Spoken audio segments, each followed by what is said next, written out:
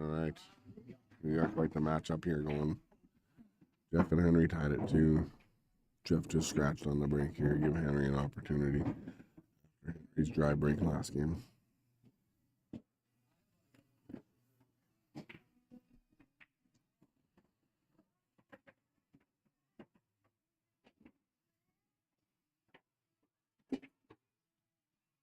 Oh, that was an uncharacteristic miss from Henry.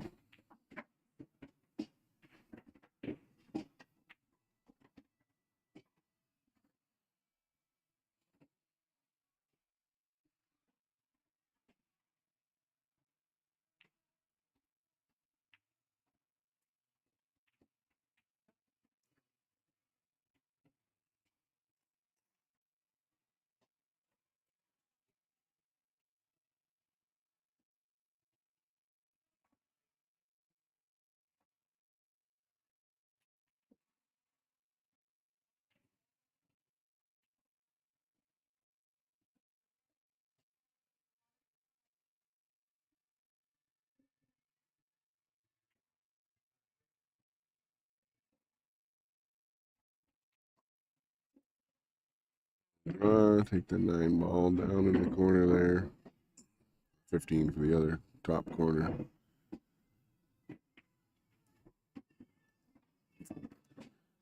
Well, good out by Jeff. Fortunate for Henry. Jeff will take the 3-2 lead.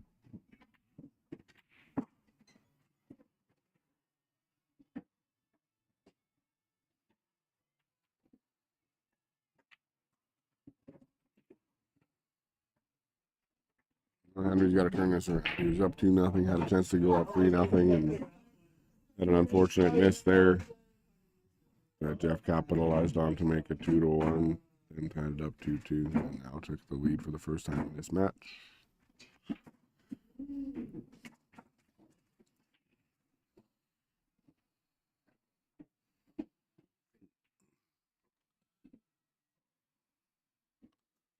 Top table there, we have Emmanuel Tronco versus Lee Malcolm. I'm not sure what the score is up there, but last time I checked, I believe it was 1-1.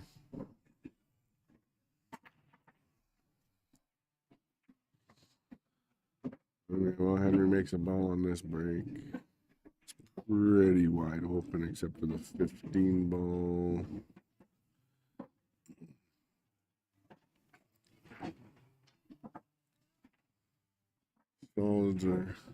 Solids are pretty juicy. The 6 balls might have to get broken out, or not really broken out, but onto.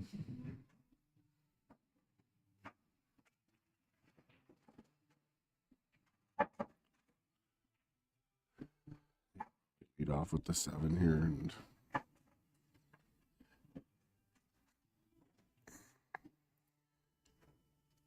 leave himself the 3 ball. Give himself options. He might try to break out this 6 ball right now, but as it stands right now, I think that 6 ball only goes to 1 pocket. Get in there. Oh, he definitely wanted that 14 ball to drop in that 6 to go a little farther. Now he's left himself a little tough. He's got to cross bank this 6 ball. Oh, just pops out and plays the safety. Smart move by Henry. Limits Jeff's options. I think he may have the combo for the 12 or the pot for the 12 in the corner.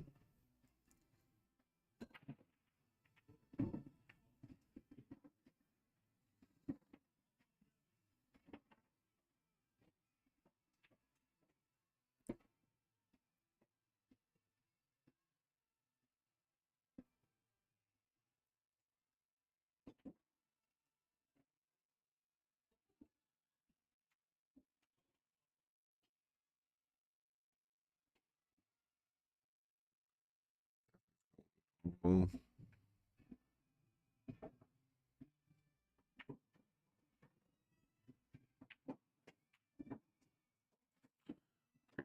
Jeff, he's got the 13 in this side as well here. That's half a pocket in the side for that 13, but he definitely would have liked it a little bit higher up on the table there so he could break out that 15 ball. He still might be able to if he can take this off.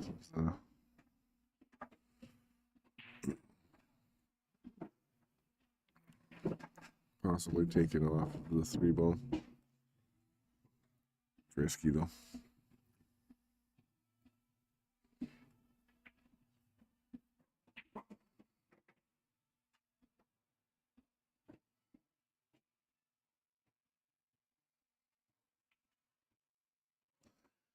Looking at the 15 off of the 3 ball on the side for a finishing ball, maybe.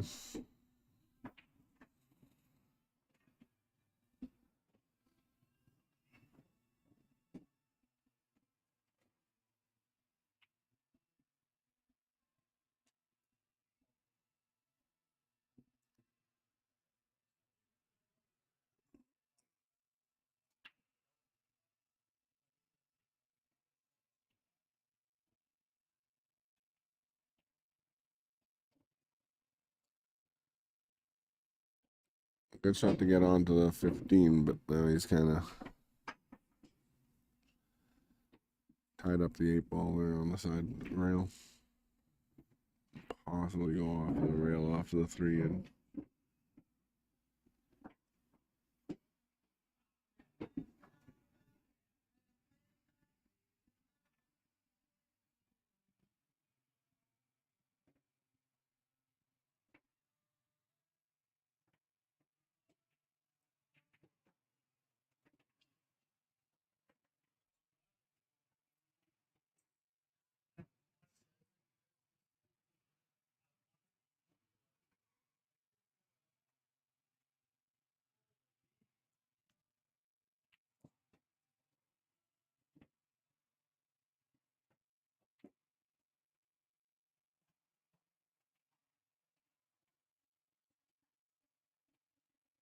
really good matches going on this morning at the 10 o'clock slot here. We've got Brian Mink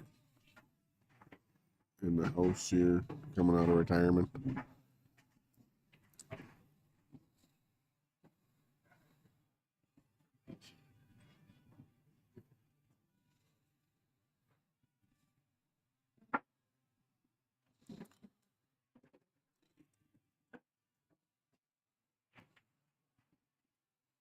I'd definitely like to have gotten a little more straight on this 9 ball into the corner pocket. To accept this and go 2 rails. Try to shorten up that rail to come around for that 13, possibly break out the 8 ball, but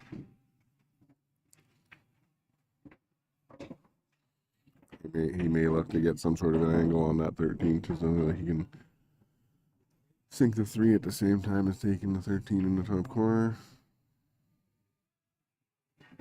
It's a pretty tough hold. Don't squeeze by that 1 ball. Okay, opportunity for Henry here. He'll be glad to just get back at this table. He should go 5, 6, 1, 3, 2.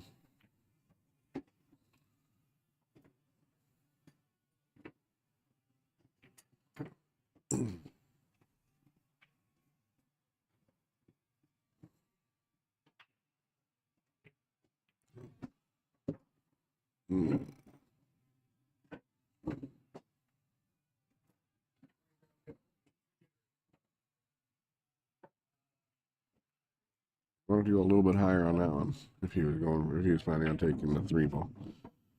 I'm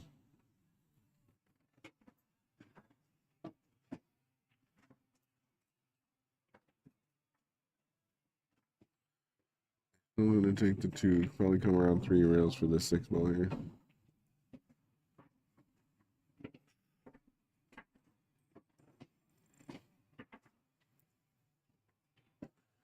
Oh, that'll work.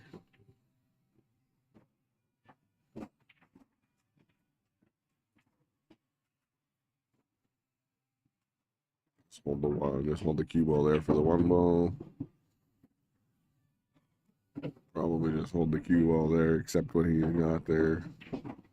Play some simple pool.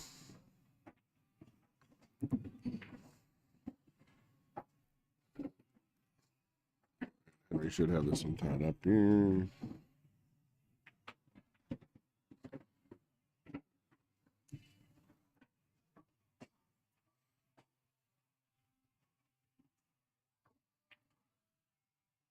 Good finish from Henry. Ties it up. His break. 3-3.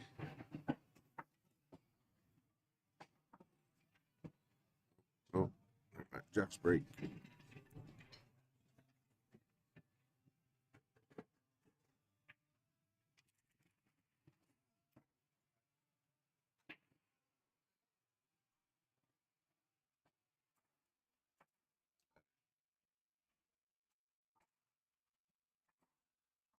Henry makes it a match again.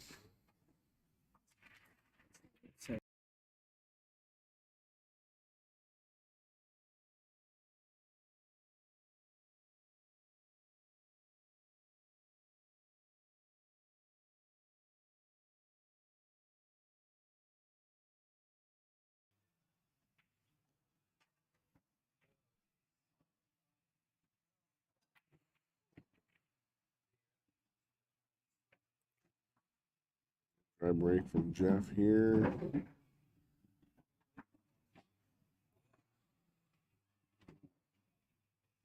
Oh, really must have gone. Sorry.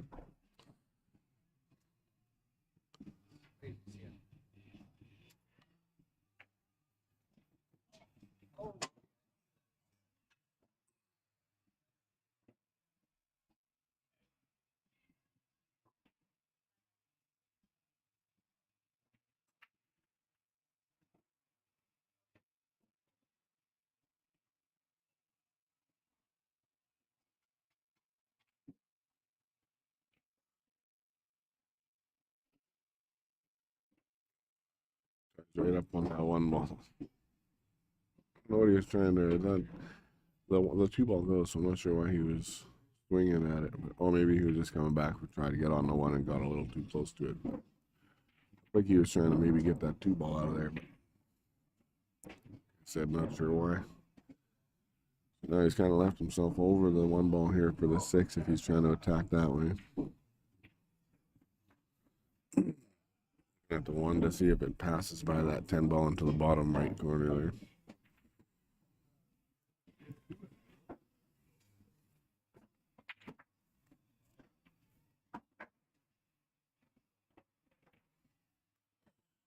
Elevating up here.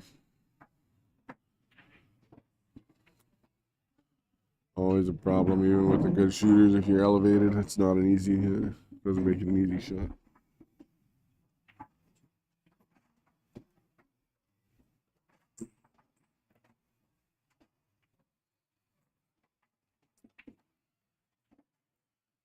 Leaves Henry a huge opportunity here to get onto the hill first.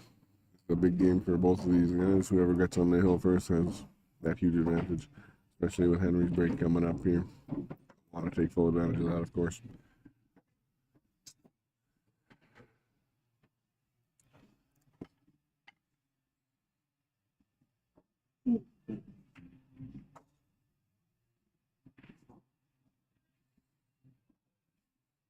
I'm not a big fan of this angle that he had.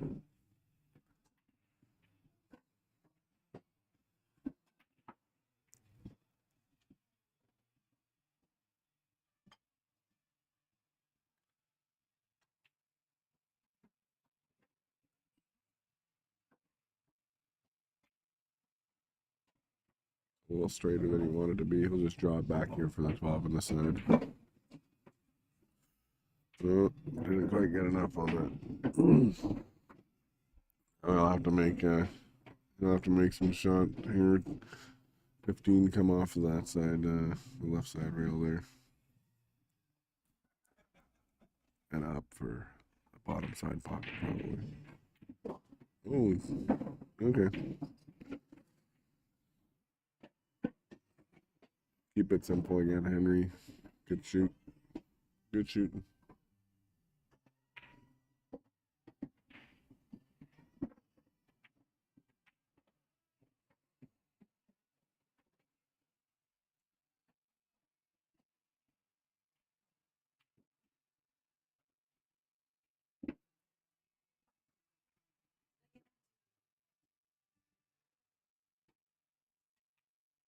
Henry sinks the 8 ball in the side pocket. Gets onto the hill first.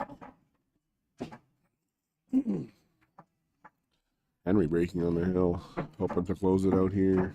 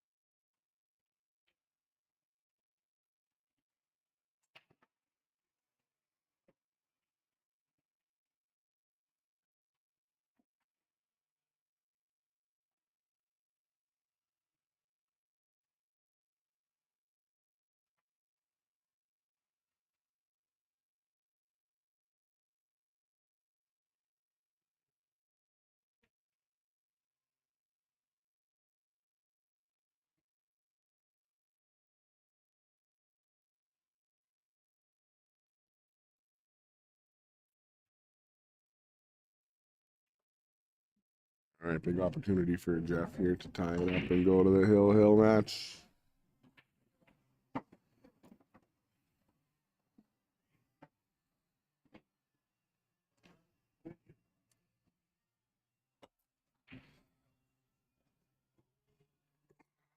Sure, I don't think that 3 ball passes the 11 to the top corner here. It's not a gimme table. It's not just tic-tac-toe, but the 11 does pass by the 1. We have to worry about getting on that 9 perfectly so we can break out that 8 ball. Or break out that 9. Then you're still worrying about where that 8 ball is going to go.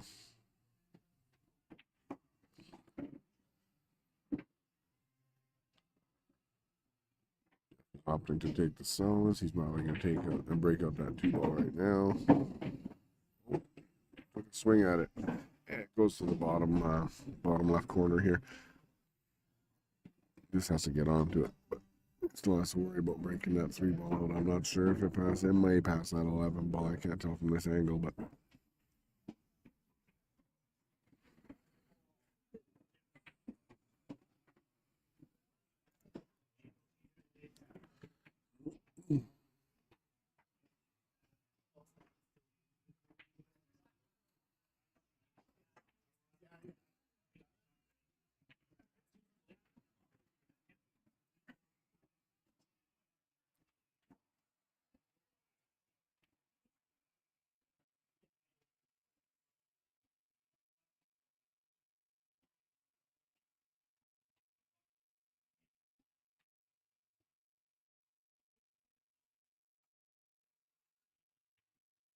gonna try to draw back for this 2 ball here.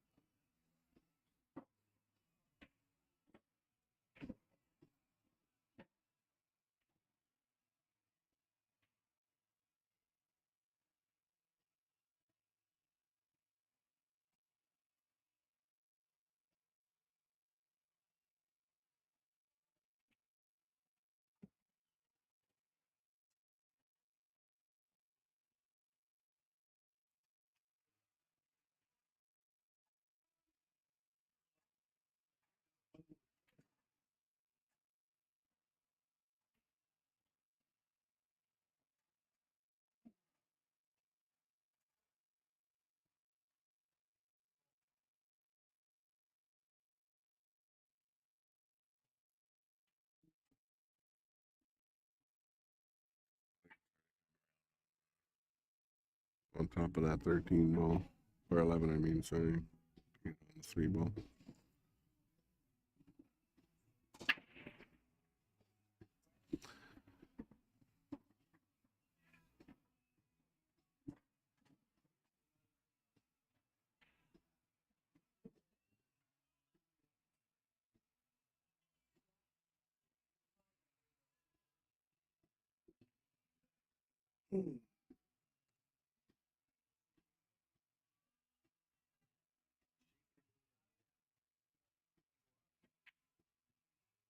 Ooh.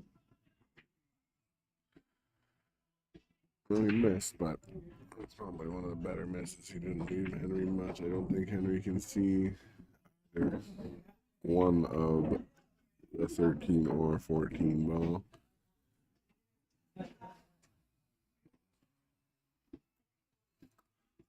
That's probably the best that Jeff could have missed there. Let's do 7th Street.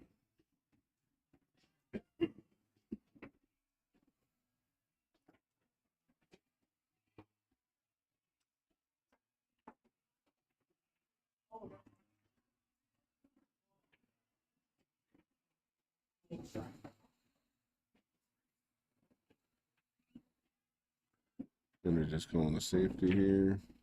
Leaving him on the top rail. It ties up that 2 ball as well.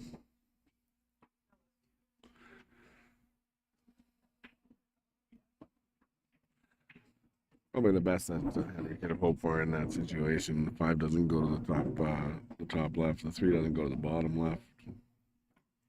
Then we'll leave my pocket for the 7 ball.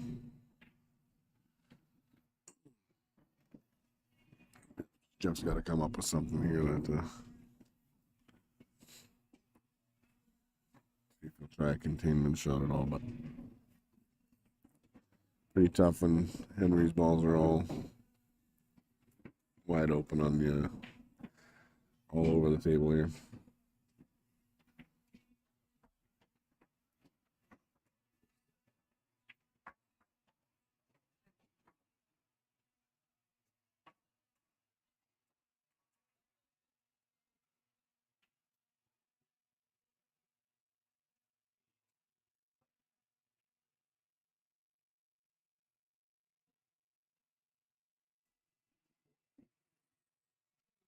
I think he left him the 13 ball.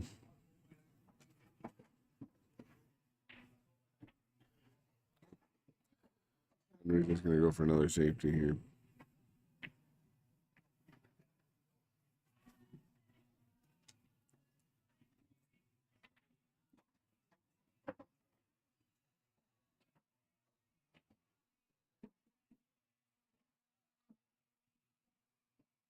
I just try to snug him right up onto this 9 ball.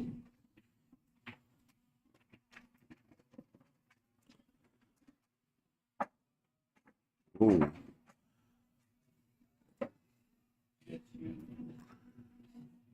Jeff just tried to open up that 2 and 3 ball so that they both go out the 11s away from there.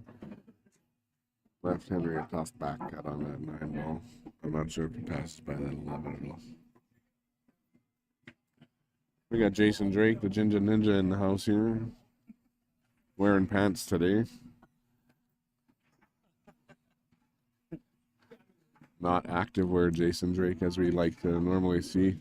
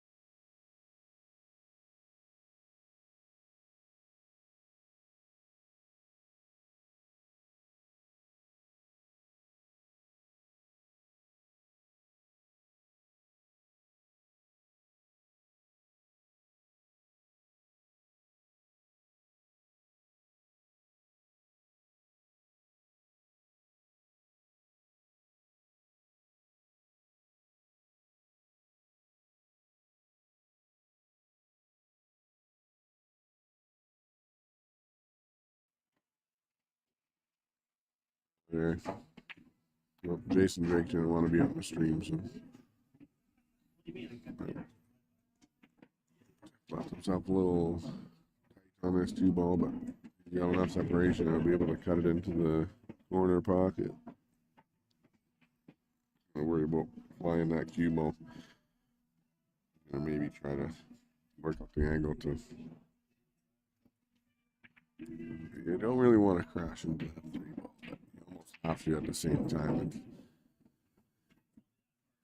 six of one, half a dozen of the other. You can hit and hope that it pretties up next to the side pocket there.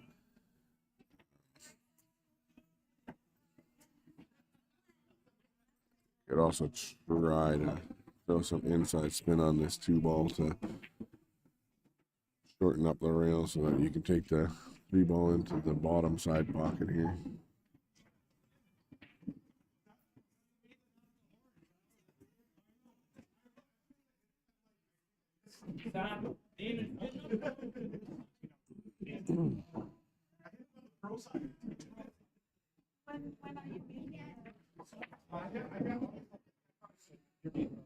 Oh, nice bank side from Lee Malcolm up on top on that top table there. Onto that 13 ball.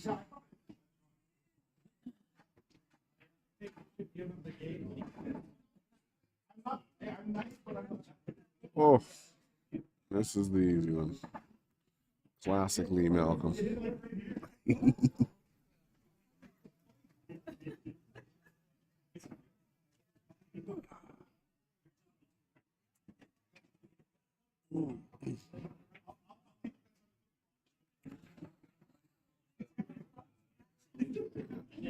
Well, Jeff playing the inside spin here. Oh, just trying to safety. You're trying to freeze him up onto that 11, I guess. He left Henry a shot here.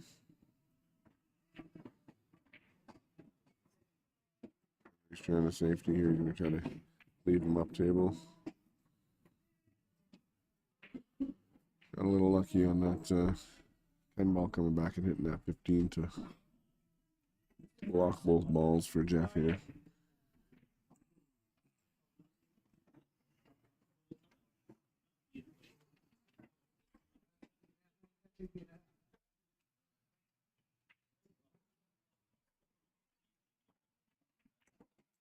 Jeff's going to try to cross bank this 2-ball. Doesn't see it full ball, so.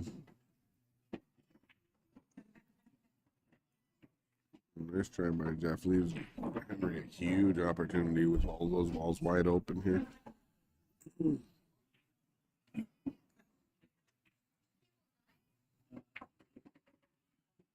Oh, a little bit far. Henry wanted to sit up for that 11 ball, but good thing we're playing 8 ball and he's got options. He can change his mind in the middle of the rack here. Settle for the 12 ball. Try to get back onto this 11. Eventually. Got a little more angle on that 15 than you wanted. I know it looks pretty straight, but.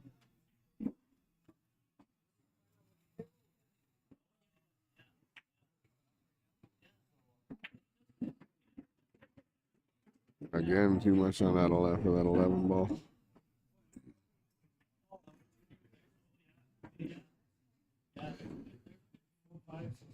Tough to hold it from that scratch if he cuts it. So, lopped out and take this 13 ball. Come around a couple of rails. And too far again for this 11 ball. This 11 is proving to be a little tricky for Henry here. We'll just accept this 9 ball and hope that he can get onto this. Left himself a nice open angle here on this 14. He should be able to just start across.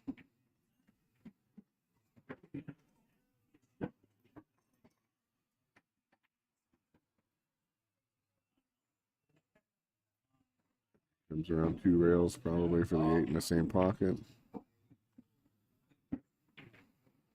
Oh, left himself a little short.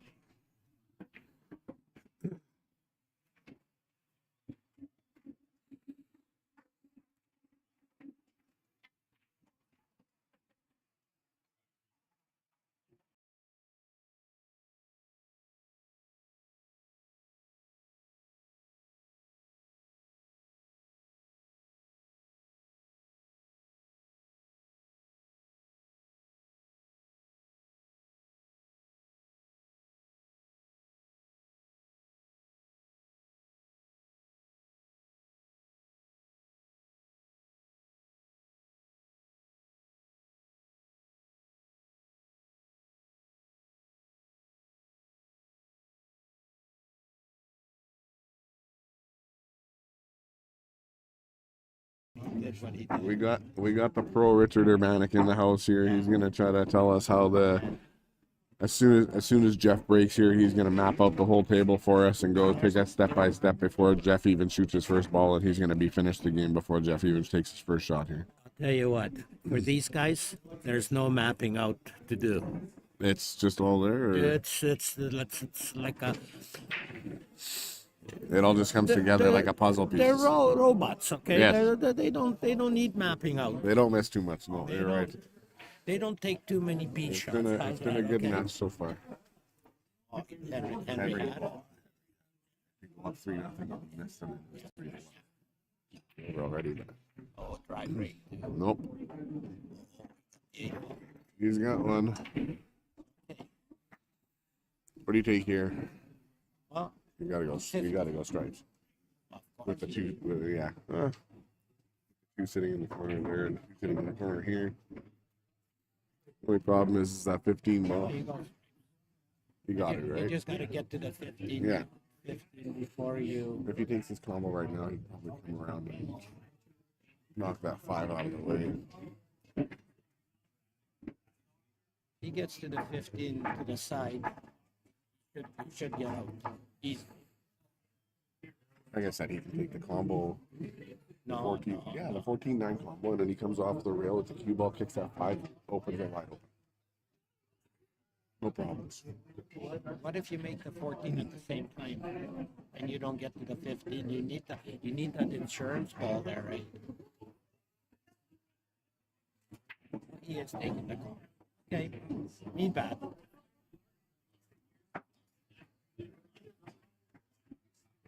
Like I said. That's perfect.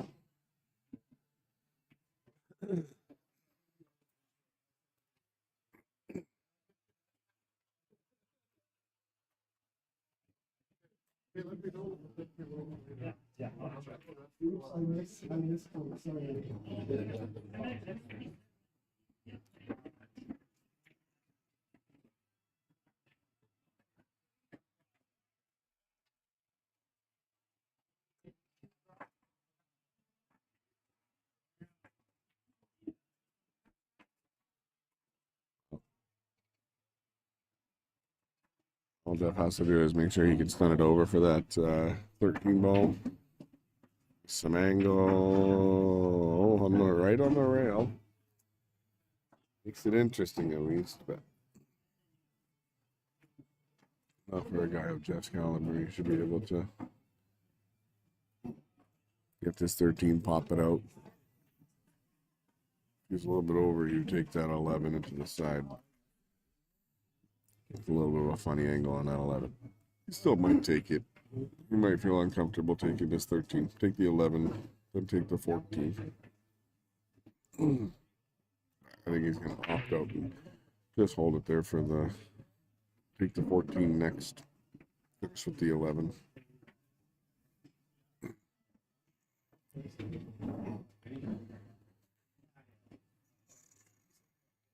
Doesn't like jacking up on it. Nobody does. Nobody likes jacking up.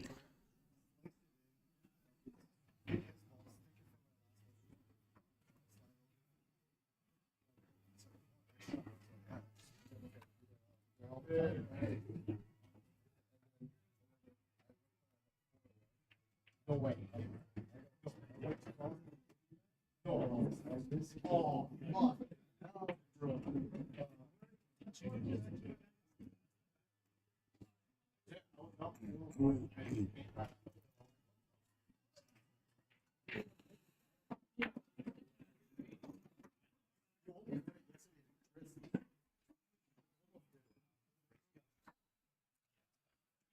At the 14 ball.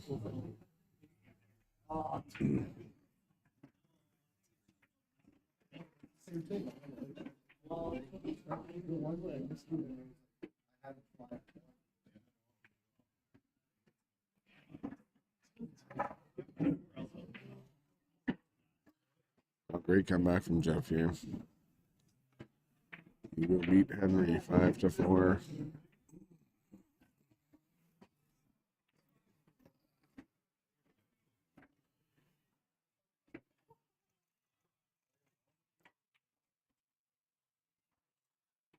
is the match, folks. Jeff Clare beats Henry Salcido 5-4 in a nail biter of a match. Both players had their opportunities to win that match, but in the end, Jeff takes it back. Now we've got Richard Urbanek teaching these guys what shots they should have taken here.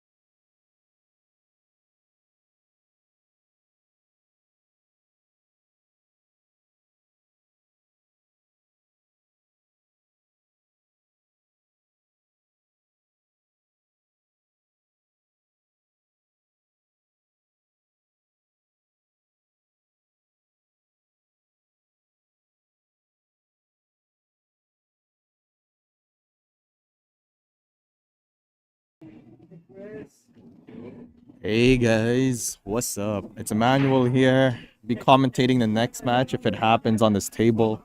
It's going to be Trent versus Mark Ravello for the 11 o'clock match. However, Mark Ravello has not shown up for his match at the moment.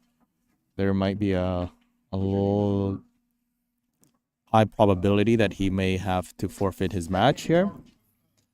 However, just to entertain you guys, why don't we go through the brackets after day one and after a couple second round, technically third rounds of A side and first rounds of B side. You guys can follow in the brackets here the www.thericecup.com. Again, we're going to go into the open brackets here. The link will send us over to Challenge, is where the tournament director Marvin Quambao has elected to utilize the brackets here. So why don't we go over some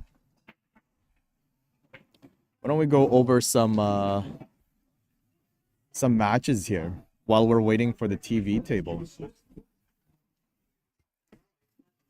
So yesterday's matches, we've got over here Larry Hunter versus Dwayne Williams. I was fortunate enough to commentate on Dwayne and April's match on the second round of A side. I wasn't really familiar with Dwayne. He came in with a house cue against April. I'm assuming he just forgot his equipment at home, or he was coming home from work, whatever the case may be. But today he comes in with his whole equipment on board and faced up Kerry Hafner in the semifinals on the A side. Or third round of the A side. So first round we got here Larry Hunter. Dwayne wins 5-4. First round of A side we got Wendy Doyle with Henderson Salcedo. He wins 5-0. Filipino representation, Asian representation. This whole Rice Cup tournament has been once before in its infancy tailored to the Asian community, hence the tournament name the Rice Cup. Eventually a lot of players wanted to participate outside of that demographics, and Marvin graciously opened up the tournament to all players alike. You call it what it is, but this tournament has been one of the biggest tournaments here in Winnipeg with regards to the singles event. We have 95 players that showed up. Huge player pool with a wide range of skill level, all the way from beginners and all the way to a master player. There's no handicaps in this tournament. It is A side race to 5, B side race to 4. The only advantage lower level players has are the entry fees that are prorated based on their ranking or their skill level. So the lower your skill level, at the very bottom, you're paying a $10 entry fee for a chance to win $1,800 for first place, from my understanding. I could be wrong, don't quote me. And all the way to a Masters division, you're paying a $100 entry fee. Let's go down here on round 1. We've got Tom Hamelinik versus Ryan Kozak, wins 5-2. Sorry if I butcher these names, I apologize. We have Mike Handy winning 5-0 versus Johnny Koshen. We have Richie Monkman winning 5-4 versus Kurt Craig. Mr. Arden Smoke himself, one of the owners, along with his wife. I don't know if he considers himself as an owner or he's just someone in the background. But we all know this establishment here at Crazy 8 Billiards is the Smokes establishment. Arden Smoke wins 5-3 versus Jonathan McKinney. Go for it. Yeah. Richie and Andrew are playing a set for money, so we're going to put them here to fill the time. Okay. Sounds good.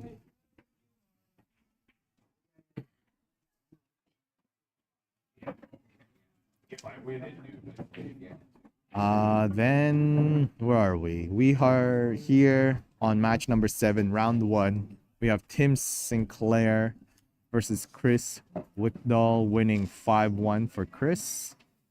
Lee Malcolm winning 5-4 versus Elmer de Guzman. Here myself, Emmanuel Tronco is 5-4 versus Grant Sinclair. Hey Marvin, you're putting this on cargo rating, right? You have to put mine as Emmanuel Tronco, not Eman. Okay, yeah. Because I want my robustness to go to 200 so I could go with Zach.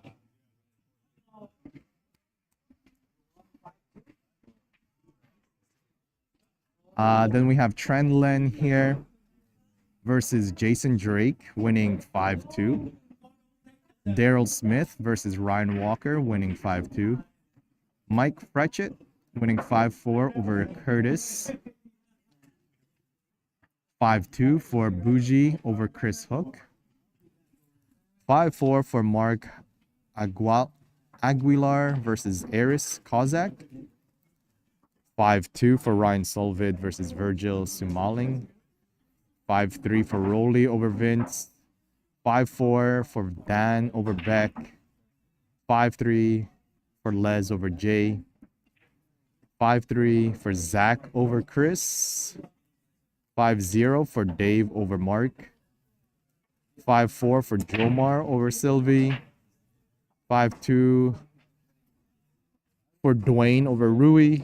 5-4 for Tyrone over Matt. Hill. This was an interesting match because Matt, according to Matt, he was on the 8-ball twice while he was on the hill, and he ended up losing, or he ended up miscuing both his 8 balls while on the hill, giving Tyrone a chance back at the table to win it 5-4 at Hill. That's what Matt said anyways. 5-1 for JC over Xander. There was a no-show by Mike McKinney from my understanding here. Tom Laforni, 5-0 over Trevor. My teammate, Huey Chung, my teammate here in Vegas, in the Vegas League, Huey Chung loses Hill 5-4. Huey also mentioned that he was up 4-2 or 4-1 against Jason Newbert, and he was not able to close it out, losing at a Hill match at 5-4. Marvin Quimbao, your tournament director, winning 5-0. A lot of colluding here with regards to sweeping his opponent. I'm just joking. Sherry Smoke, here is the person that runs the behind the scenes along with Arden, mostly the running mate of Crazy 8 Billiards, proud owner of Crazy 8 Billiards, Sherry Smoke, winning 5-1 over Jeff Martin. Jeff Martin was actually telling me how his match with Sherry was actually went up 3-0 from my understanding from Jeff's story.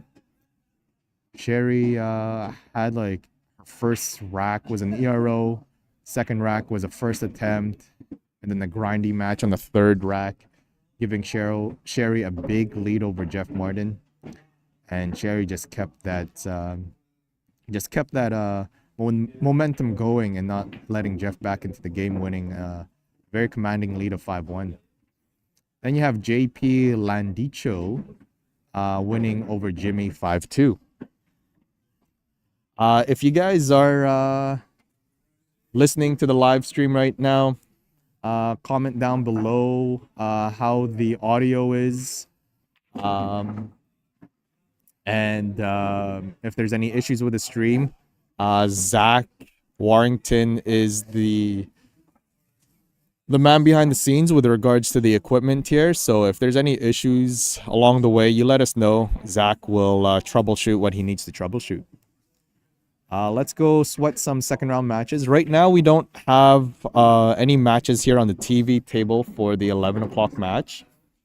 Unfortunately, the 11 o'clock match that was supposed to occur, one of the players had a no-show.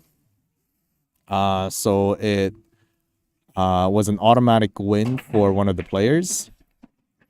So the scheduled match had to be pushed on for most likely a 12 o'clock match. But there is a friendly match that's occurring here right now that I'll show you in a bit. But we'll continue and sweat some matches here with regards to scoreboard. We'll go down to round 2. So this was all happening on Friday night. So we'll just go sweat some Friday night matches. I believe if we scroll down to the losers bracket, let me know if I'm going a little too fast here. But if we scroll down to the loser brackets, all of the first round loser brackets are Saturday matches. So yeah, there were Saturday matches here. So we'll sweat just the Friday matches, and then we'll swing back again later to see where we'll sweat the Friday matches, and then we'll swing back later to do all the Saturday matches as well. Dwayne Williams, which I had the opportunity to commentate, wins 5-2 over April Stevenson. If you guys haven't seen this match, you could always go back to youtube.com. The channel is on Zach, Z-A-C-H, Warrington's YouTube channel. So you guys can click on his profile, go to the tabs that says live, and you'll be able to rewatch the April Stevenson versus Dwayne match here. You had Kerry Hafner coming in for his first match of the night versus Charlene Maines, winning 5-2. Henderson Salcedo, everyone calls him by Henry, winning 5-1 over John. Jeff Clare, a Masters player, winning 5-1 over Tom Hamelinick. Mike Handy winning 5-4 over James Bartlett. Looks like it came to a hill. Another Masters player, Mike Delgado, 5-0 over Richie Monkman.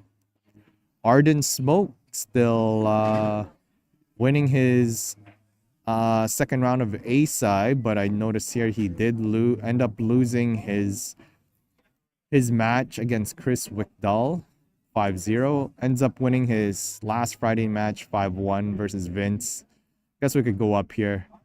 Kerry Hafner. You have Kerry Hafner versus Jeff Clare for the A-side finals to make it out to the finals bracket here. I guess we could just sweat all the matches while we're here, actually. Henry Salcedo versus Jeff Clare this morning. This was also on the TV table. If you guys, this was about an hour ago, back at 10 o'clock, so you'll be able to watch this match. Went to Hill. I wasn't able to watch it. I think you were able to see my match because I was playing a 10 o'clock match. My match was the table just behind the TV table, so you might have been able to see some of my matches there as well. Mike Delgado beating Richie Monkman 5-0. Ends up playing Mike Handy first thing in the morning today, winning 5-3. Arden Smoke, the lesser of the smokes. Just kidding, Arden. Winning 5-1 versus Vince. Ended up losing 5-0 to Chris. Giving winners or a finals bracket qualification match with Mike Delgado versus Chris Wickdahl. Mike Orvis loses Hill versus Chris. Gets knocked down to the B-side today. Lee Malcolm winning 5-0 versus Jennifer Short. And then myself on my last match last night, I ended up winning 5-3 versus Richard Urbanik. And then me and Lee Malcolm ended up matching up. First thing in the morning, I ended up winning 5-0. We'll see the matchups here. Trent Len last night ended up getting swept by Brian Mink. Daryl Smith winning against Amarinder Man, winning 5-2. Brian Mink versus Daryl Smith. Brian comes out on top. I'll be facing up against Brian Mink at 5 o'clock today for the winner's qualification match. Sean Monkman, one of the top players here in Vegas or in the Premier League, ranked Masters, huge accolades, wins 5-3 over Mike Fretchett. Bougie wins 5-3 over Ted. Sean ends up sweeping Bougie at the oh, they actually played right away unless Bougie had a no-show today, but Sean ended up coming out 5-0 over Bougie. It's not 12 o'clock yet, so my assumption is Bougie had a no-show first thing in the morning, or won't be able to make his morning match. Then over here we have Mark versus Don. Mark moves on. Ryan Solved wins 5-2 over Andrew Maines. Ryan Solved ends up winning 5-1 over Mark. So you have a winner's qualification match. Sean Monkman versus Ryan. And we're going to go down here. We've got Rowley winning 5-1 over Diane. John Vincent 5-2 over Muggs. You got Les winning 5-4 over Elijah. Joey winning a sweep over Dan. 5-2 over Rowley for John. 5-2 for Les over Joey. Then you have a winner's qualification here. Les versus John at 5 p.m. We're going to go over here for the next group. Zach Warrington winning over Blair 5-2. Ends up losing to Frank 5-4. Frank wins 5-1 over Dave Lee in the second round. Johnny Baptiste, another Masters player, wins 5-0 over Jomar. 5-2 over Dwayne. Dwayne ends up winning his first round 1 and round 2.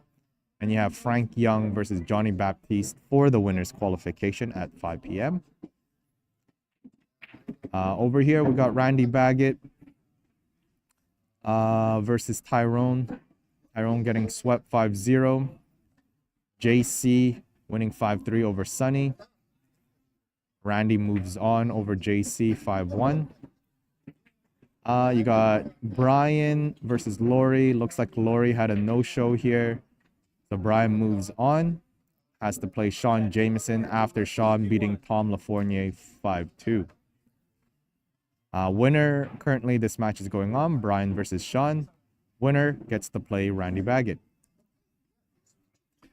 You've got Ricky Roulette winning over Jason Newbert 5-4.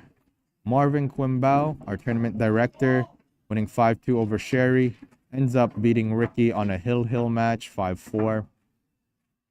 Another one of our top players here in Winnipeg, another Masters player, Junior, also known as Cornell McLean Jr., wins 5-0 over Sherry Smoke. Sherry Smoke ends up losing last night to Junior 5-0. JP winning over Eileen 5-2. And Junior ends up gentleman sweeping JP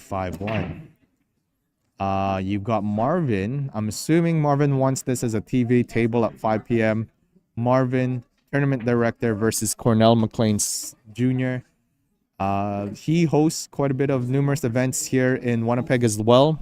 One notable event that he hosts every year is the Wally McLean Teams event. That usually happens every November of every calendar year. His team ends up winning the entire tournament last week. It was a great match to watch. He ended up, I believe, B-side. He got knocked down to B-side during the A-side finals, wins the B-side finals, and had to double dip the winner of the winner. His team had to double dip the A-side finals twice. it was a great match to watch. Lots of highlights, lots of drama with regards to comeback wins or crazy runouts and outs on those racks. If you haven't got a chance to watch that tournament that happened last week, it would be on Rod Adriaga's, sorry if I pronounce your last name wrong, channel on YouTube or on Facebook Live. And he has all those matches that you could rewatch if you'd like on his channel.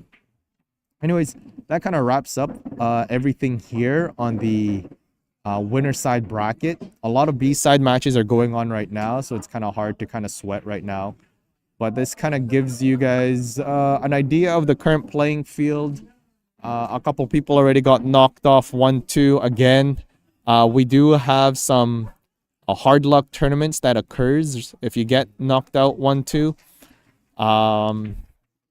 With the opportunity to win some decent prize pool. I believe Marvin says hard luck tournament first place will be like $200 to $300. So you're not out of the woods yet if you ended up losing both your matches on the main event. Other than that, I'm gonna log out here for a bit. There's a match that's going on here. That you guys can watch. I believe they're playing a little friendly set here that you guys can go ahead and watch. This name is irrelevant at the moment, but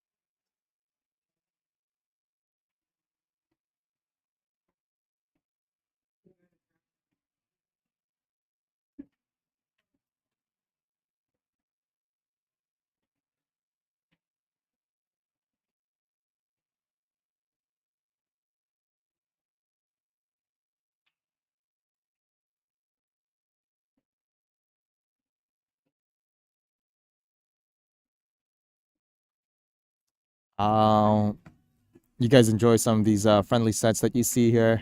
And we'll be back for more commentating.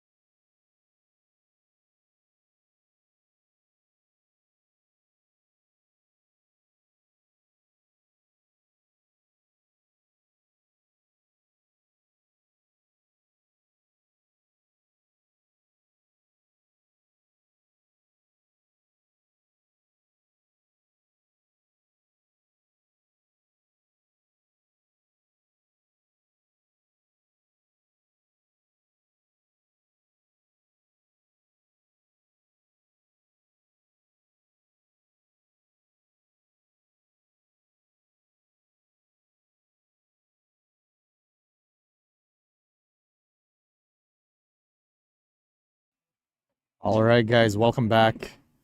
We've got Ted versus Beck. Beck is our current juniors champion from last weekend, who took it all the way and winning the junior event for the Rice Cup Championship. He's taking his talents here in the open main event. This is a B-side match.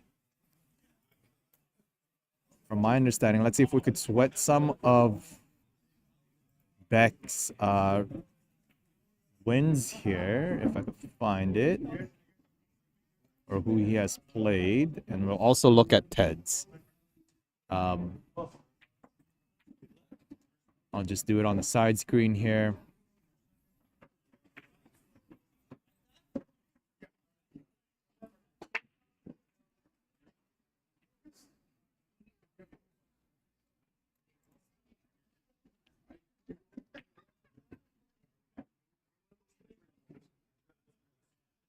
So Beck had his Friday night match against Dan Thorasi.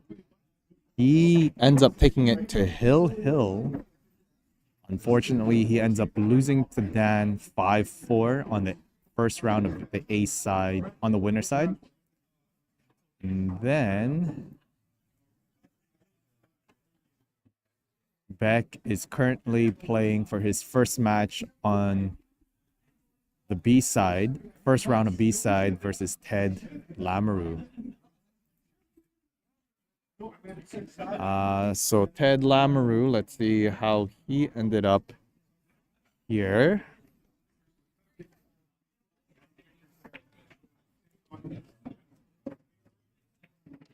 Ted Lamoureux had a bye for the first round of A side on the winner side. Ends up losing to Bougie 5-3 on the second round of the winner's bracket.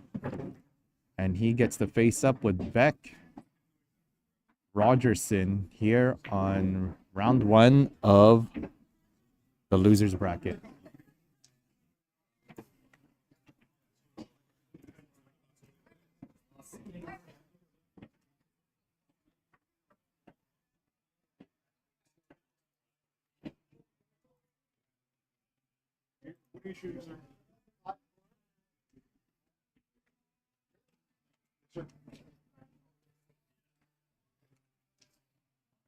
You.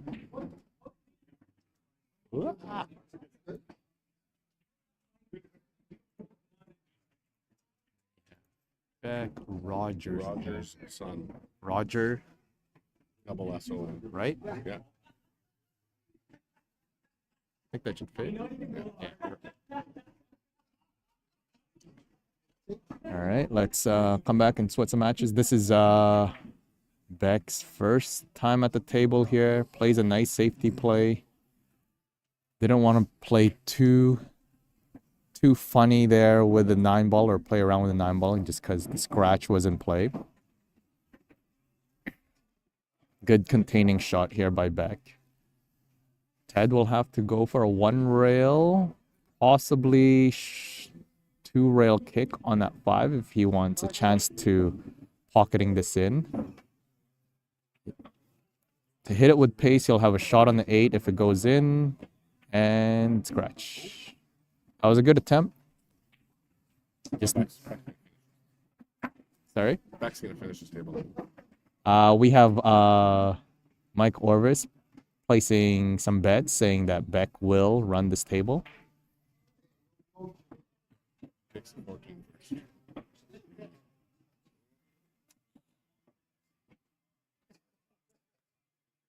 This kid, I've seen him around, seen him in streams before, never seen him live. He's an upcoming junior player here in Winnipeg, Manitoba. I believe I purchased a ticket here. Here's my ticket. If you guys want to support, is that, you have it there? I don't know where I put mine. So we have a fundraiser here for the juniors to go out to the junior championship in Las Vegas. It's $20 a ticket to help support them. It's a Hooters Help fundraiser. For $20, you would save $15 on your next visit. So you get a $5 discount to Hooters if you purchase one of the fundraiser tickets here. In order to obtain one of these tickets, contact the tournament director, Marvin Quimbao. I don't know if he's able to do it outside of this tournament. I'm sure he is. But if you guys are interested in sending our junior players out to Las Vegas for the junior championship, Oh, I don't care about that. this is happening at January 20. Oh, yeah, this is happening next year. You guys can reach out on chat or reach out to Marvin Quimbao to see how you could get a hold of one of these tickets. Again, it's only $20 for the fundraiser. Gives you a voucher, a $15 voucher to Hooters. So it's equivalent to a $5 discount to help the kids make it out all the way to Las Vegas to participate in the junior championship. Well, that's the thing, you can't. Back to the action, though. Back to the action, though. We have coming back on the table here with an unfortunate miss on the 11. I didn't get to see the rest of the rack there, but long pot on the 9. Misses, but gives a long pot on that 8 ball. You're almost back cutting this 8 ball with a possible scratch. Exactly. So you may want to play this with level Q, just level top spin. But it is very missable. I think with that speed and everything, if he would have made it, he would have scratched. Oh, yeah. Get the middle ball.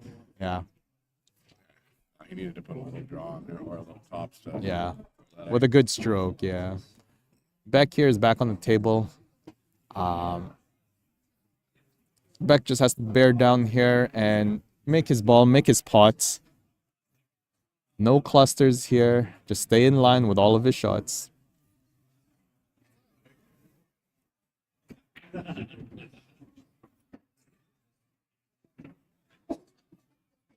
Nice stroke there by Beck. He is reaching, however.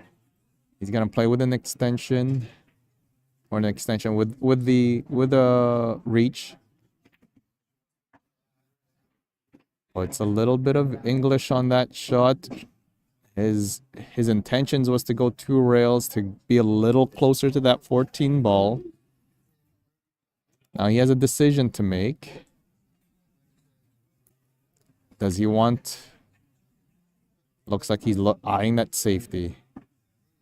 He's just gotta stop his cue ball right there. I wonder if he called that shot. Oh. A little bit of a rookie mistake there. Beck, in any other situation, you would want to call that shot. So it is a 2-for-1 because you still have a shot on the 14, but it was a very, very good safety, but you got some coaching on the background there. Someone mentioning to Beck that it was a good safety, but you should be calling that shot in the event that you have a position on that 14. It is a 2-for-1, but Beck gets rewarded for his safety, irregardless. And Beck, our current reigning Rice Cup Junior champion, takes first blood over Ted Lamoureux.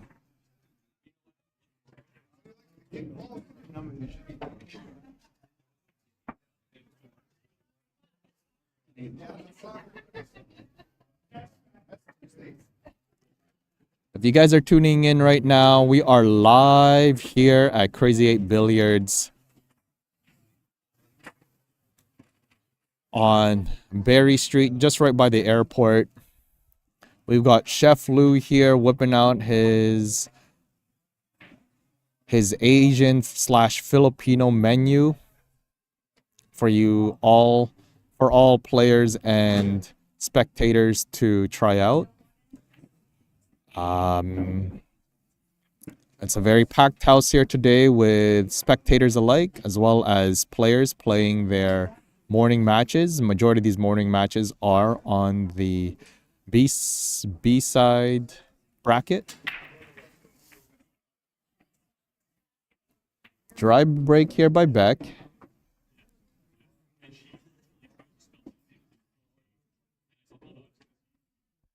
This table still needs some work. Just kind of looking down the rest of the tables here. We got a pretty sweet setup. We've got a total of 10 tables here that's being played right now, or 11. I want to say 11. All full, all packed, all matches going on right now.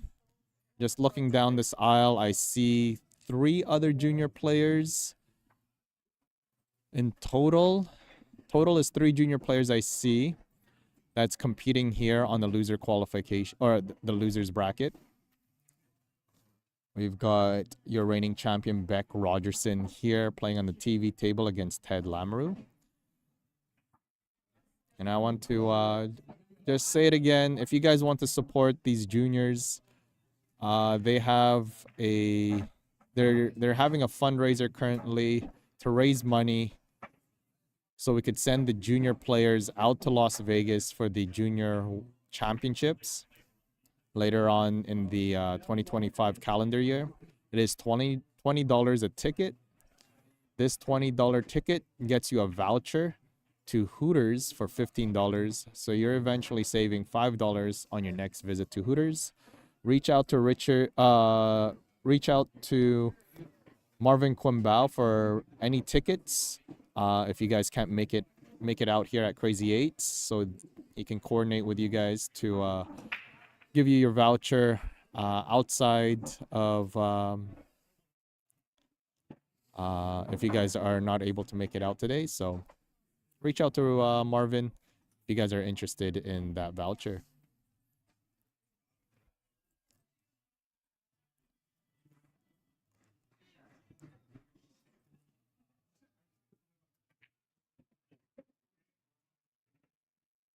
Nice stroke here by Beck. Probably wanted that shot on the 2-ball. He may be forced to play the combo. Side pocket is a chance, but he may be forced to play the combo. I think he's trying to line it up right now. Yeah. He's gonna play the combo here. Nicely struck. Nicely struck, Beck. He may have to play another combo here to get good position and not get out of line on the 4-5 combo after taking the 3-ball.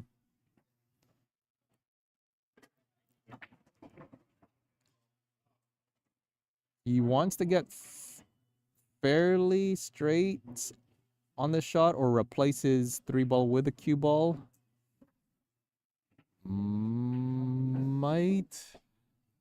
He might have it, I believe. Or else he can decide to just reset. He chose the reset.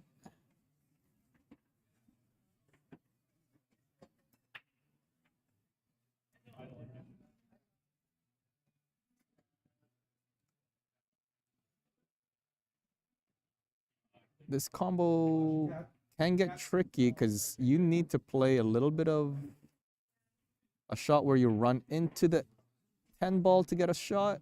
Oh, he just bobbled it. He just bobbled it. He would have had a shot on the 4-ball as well. And then the 1-ball just is a hanger at that side pocket. He would have had his out. Oh, no. Ted ends up missing his shot. This one is no gimme by any means. Beck will have to decide whether or not he wants to play the combo or play a little high on that 5 ball. So you can go 1-2 rails, playing a 1 pocket kind of style game. This one here is a little bit tougher to play 1 pocket. You're generating too much of a stroke, so you could easily lose your cue ball.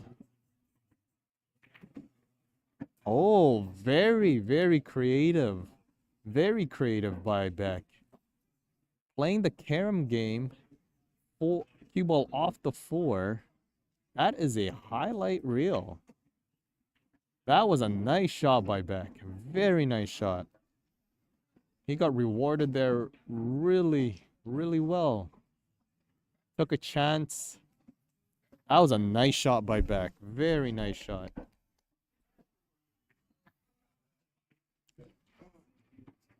A lot could have gone wrong with that shot where you carom off the cue ball. You don't, or carom off that 4 ball. You don't hit your 5 ball, like you hit it too thick. Your cue ball ends up sitting near the pocket. Your 4 ball could have banked into the rail and got tied up with one of your opponent's ball. Great stroke, great confidence, well judged by Beck to take a lead 2-0 over Ted. I consider that as a very advanced shot. It's a very hard shot to judge because there's so many factors that are because there are so many factors that you have to consider when making that shot, especially when there's a lot of traffic. Good break by Ted, I believe. Unless it was, I believe it's a good break. Nope. Take it back. It's dry.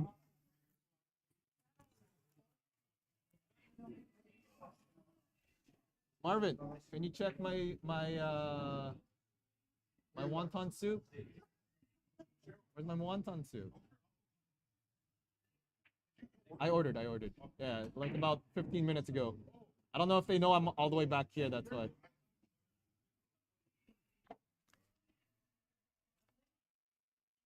Playing a more defensive first shot here. Lots of clusters. You're forcing your opponent to make the decision and forcing your opponent to develop the table.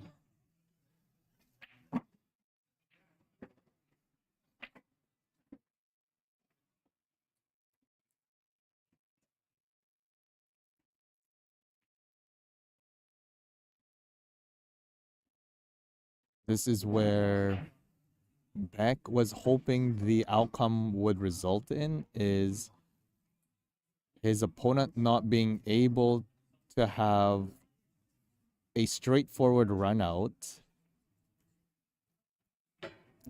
giving Beck an opportunity to come back to the table with minimal traffic.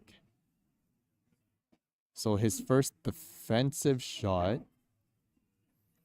wouldn't say it was defensive, but more of a tactical decision to give up the table to his opponent on a very, very difficult rack or a difficult potential run out. Gives him back a chance at the table where he's able to shoot his set of balls with less traffic. So be a nice shot. He's gonna call the combo.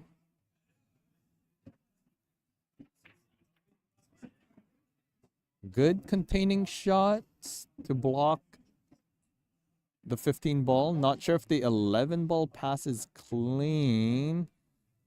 Ted would have to slop this in a little bit. There's that little slop. Hits the point of the horn and into the pocket. You gotta play a little bit of tops or running English to get a good bump. This one's a little bit difficult here where you are cueing your cue ball on the rail away from your next ball on your 15. So you want to play good tops. You hit the 8, not hook. There you go.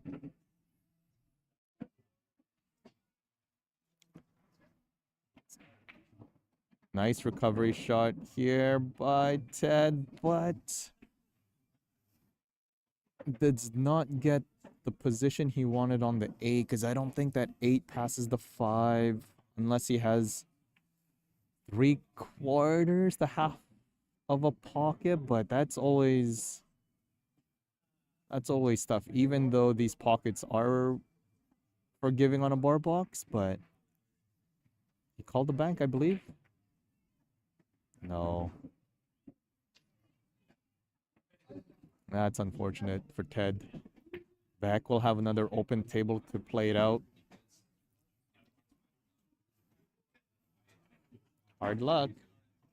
Hard luck. I have a better chance at hard luck. $20 is mine.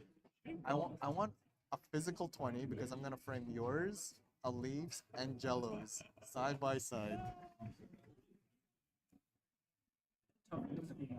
Good. No one missed. Good. I ran on a table. I ran on a table. Good.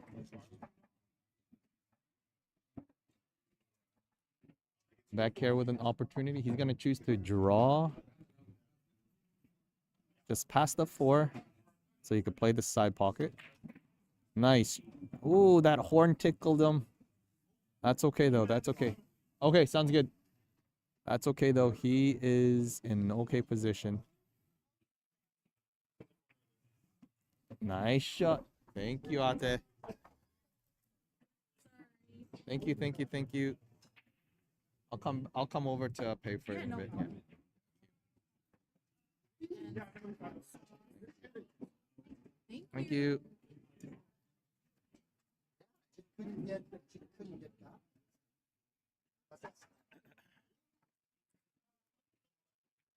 Beck ends up taking that game, leading a commanding lead of 3 racks to 0. I'm actually enjoying some food here from the pop-up chef Richie Liu. I'm having a wonton soup with brisket. It's a cold day outside. Nice warm soup. Kind of keep the tummy happy. If you guys want to try out some of his menu here, he is here all day today and I believe Sunday, cooking for all the guests and players who comes out. If you're interested at tasting some Filipino cuisine, come out to Crazy 8 Billiards here on Berry Street, right by the airport, and try out some of Richie Liu's menu here. He's got a variety of food from platters to individual appetizers.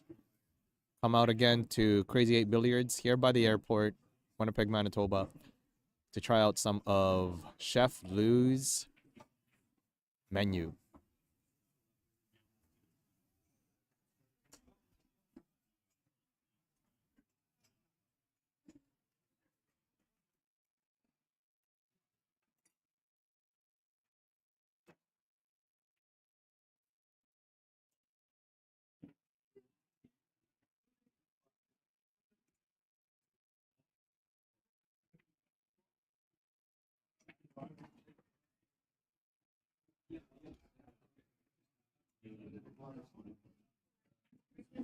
The green onion and the garlic. Oh, thank you. Thank you. Thank you.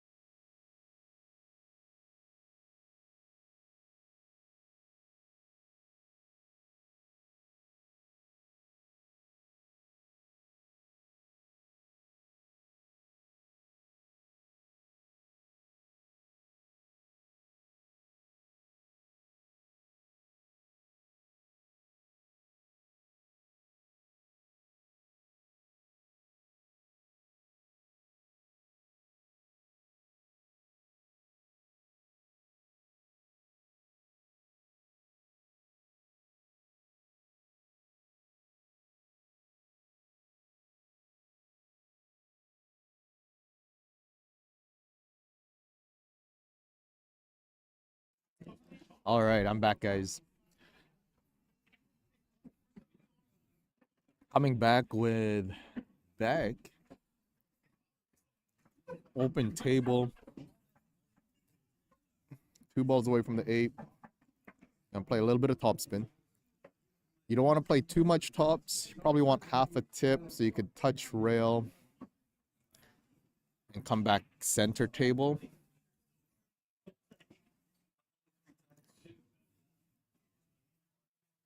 You want to play it more on the right side of the pocket and less to the left side.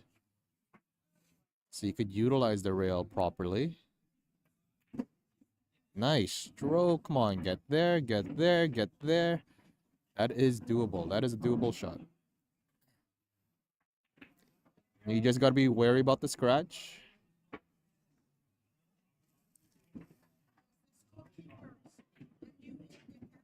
Using inside English to take care of it.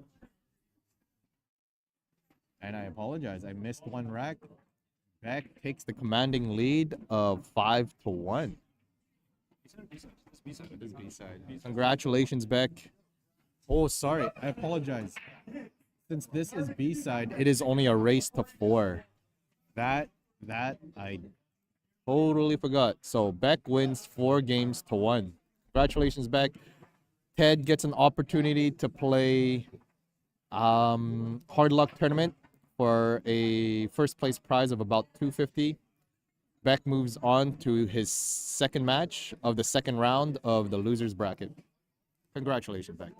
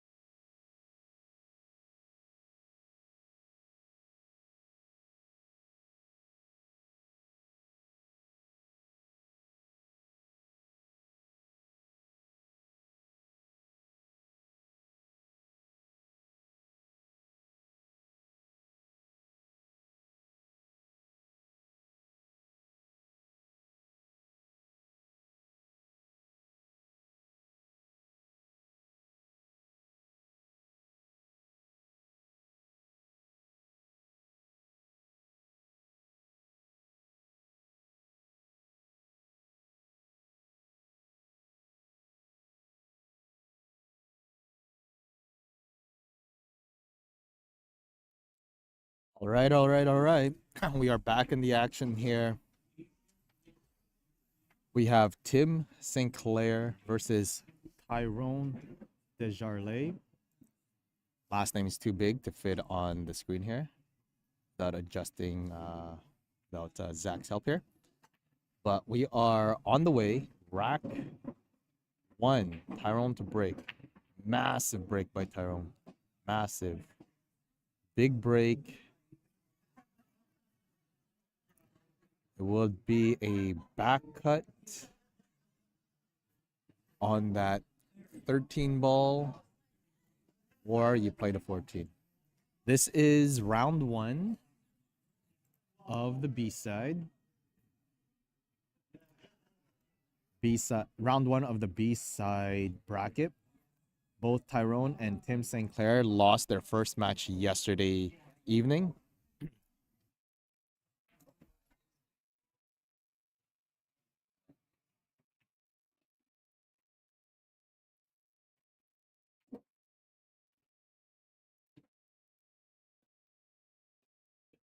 Tim lost last night on his first round of the winners bracket against Chris Wickdahl, 5-1.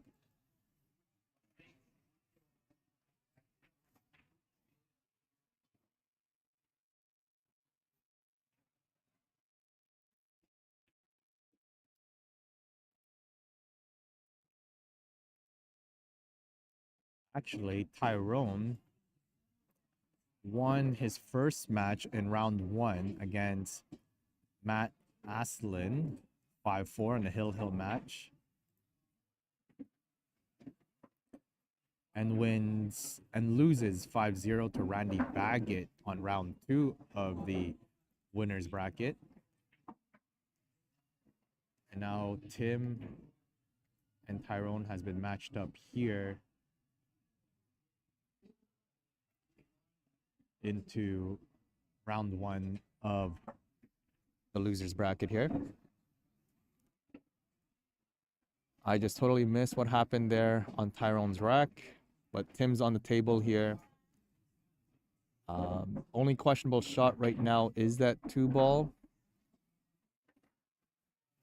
It's kind of at the point where you are very close to the point of that horn, so having proper cue ball positioning and control is it's very up in the air unless you're able to avoid that point.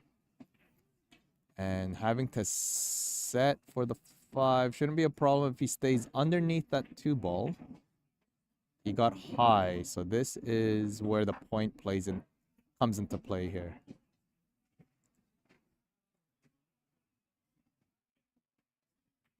There's the point. Well judged. He avoided that point with topspin.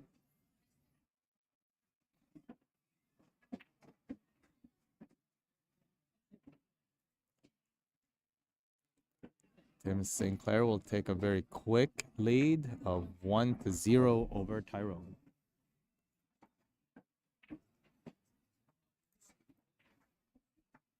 Again, since this is a B-side match, it is only a race to 4. Race to 4. Alternate break. Tim versus Tyrone.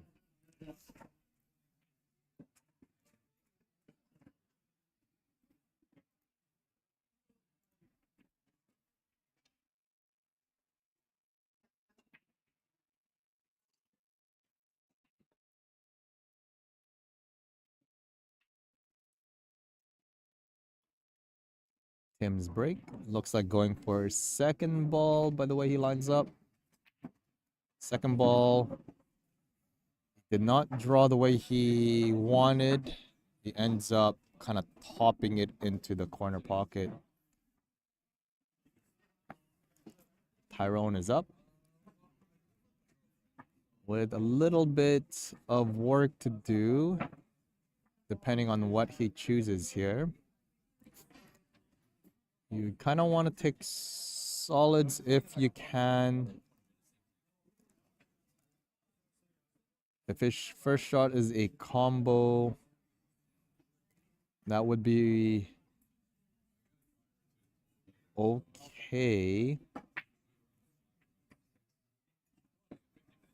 But it's always a chance and from that distance to control object ball and cue ball after the fact. So he's just gonna settle with a 3.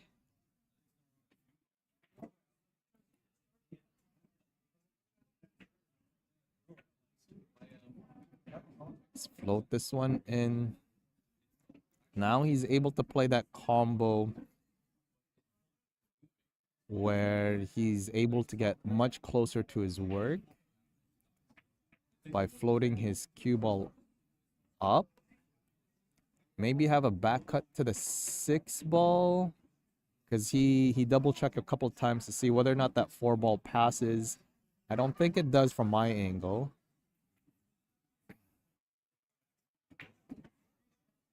Oh, so the combo didn't go because he had to play it to break it out.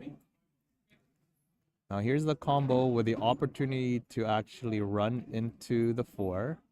They're very close, so just finesse it in. Oh, he would have had a shot on the 4, possible shot on the 6, and he would have been out if that 5 ball went down. But now Tim is also still in a tough spot. 2 corner pockets on the left side of the table is blocked up.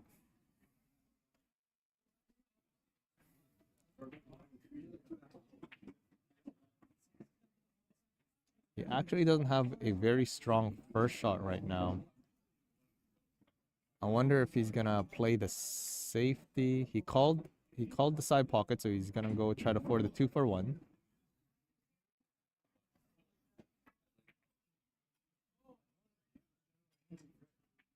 Well, I thought he pointed to the side. I thought he was gonna play the safety there. He tried to knock the 5 ball in. Still a decent leave. Tyrone will have to manipulate his cue ball around that 13 ball. Unless he sees the 4. He might be able to cheat the 4 more to the top side of that pocket. He's jacked up, so I don't think he sees it fully. I don't think he's massing around. There's the masse. Don't float in. Nice shot by Tyrone. Well judged. Was always tough to get position on the 6 in that position for the combo, but he's got a duck ball up there for insurance. Doesn't have to hit this too wild. He's good there. Come back center table, and then 8 is in the wide open. That was a nice mass save by Tyrone.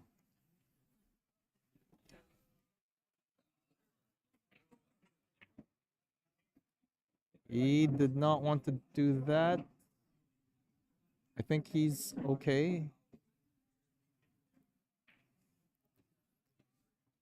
Always playing with fire when you run into the balls like that, but he found the gap.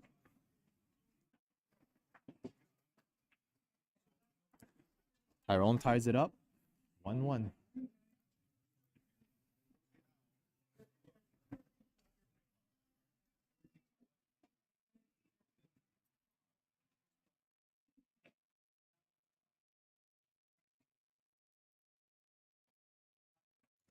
Tyrone had a massive break on his first rack, on rack number 1.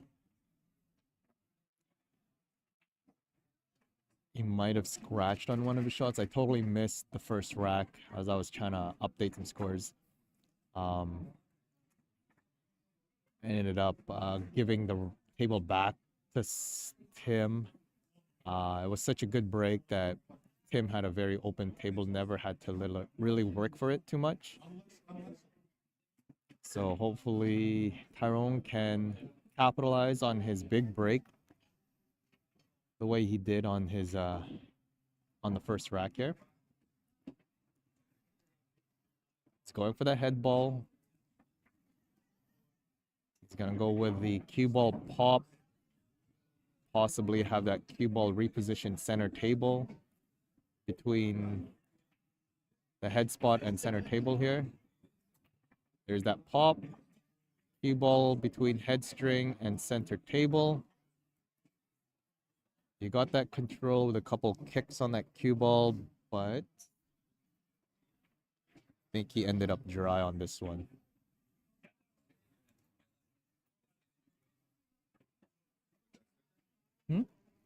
Oh yeah.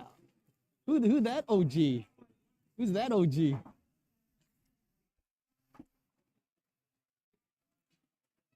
Tim gonna go for the back cut, open up his 11-13.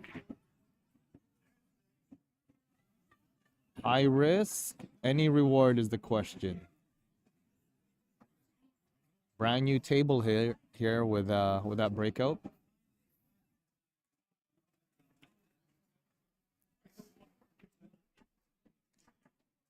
It's a percentage shot that Tim was happy to take because I believe he has that 9 ball as a duck.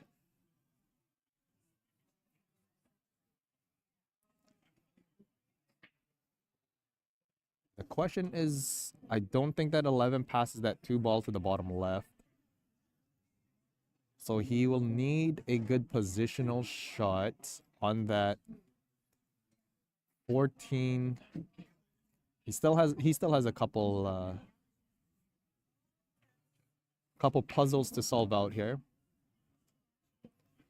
Even though he has a shot on that 9, he still has to figure out the 14-15.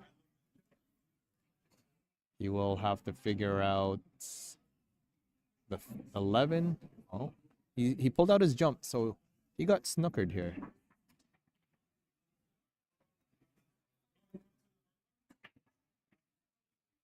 So that high risk breakout that Tim attempted, he got very unfortunate getting hooked behind that 2 ball, forcing him to jump. Did not see that 9 ball clean. Tyrone has the opportunity back in his hands to solve this table. He could stun over so he could play the 4 in the same pocket.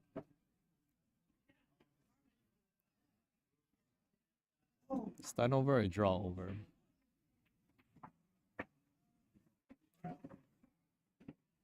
Might be a little too much for his liking, but I think this should be okay because he still has the 2 ball. He could reset for that 4 with the 1 ball. He also still needs to figure out a good position on that 5 where he has a shot after the fact. So he tried to go for the 5, did not get lucky with the 5. Now it gets a little bit more trickier.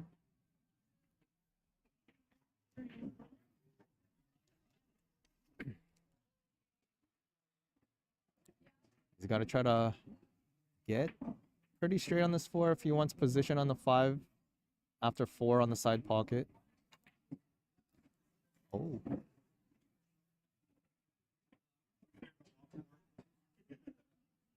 He wanted to go early for that 5. Don't think he has a potting angle. It will have to be a bank.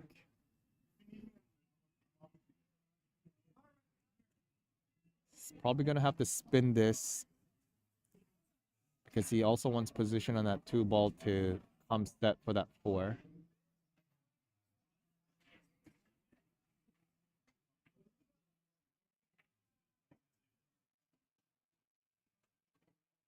No, he missed wide. That was always a tough table to kind of figure out. He had a lot of, a couple puzzles to solve out. Was unfortunate with that draw shot that hit the 14 instead of the 15, because if he had that if his cue ball hit that 15 on the way in from his draw, he would have had the ability to take that 5 ball early. Now he got himself into a little bit of trouble with regards to positional play. But St. Clair Tim should have an opportunity to open this 15 up unless he's comfortable with the combo here. Because I don't think the 11 goes past. I want to say the 11 doesn't go past cleanly anyways. So the combo is what he may have to elect to do. I think that's what he's playing. Don't think you have to worry about where that 11 ball goes. You have to control that cue ball. You may want to get probably halfway between, like, you kind of want to be between diamonds 2 on the short rail and diamonds 3 on the long rail. So you have 2 opportunities to either take the 14 or the 9. It's all about the cue ball control. After the shot, he drew it. Well, very pat. I'm not too sure if he got kicked on the way out, and that's why he lost position, or if he added unwanted side spin that caused him to really swing out like that. But he still has a shot here. Just a recovery shot by Tim. Nice recovery shot. He needs to see that 11. It's hard to tell from my angle, but based on his body language right now, I don't think he sees it. That was very unfortunate. He's looking at just the one rail kick to flick it in. Object ball being that close to the pocket makes it quite forgiving, and you could slop it in. You just need to control your cue ball speed so you have position on that 14. There's the slop. You hit rail first, and then 11 hit the top horn and in. Tim gets the cue ball control to play the 14 on the side. Very good recovery shot by Tim.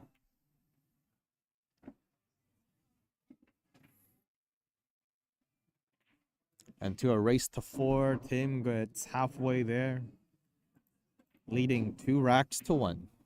It is Tim's break.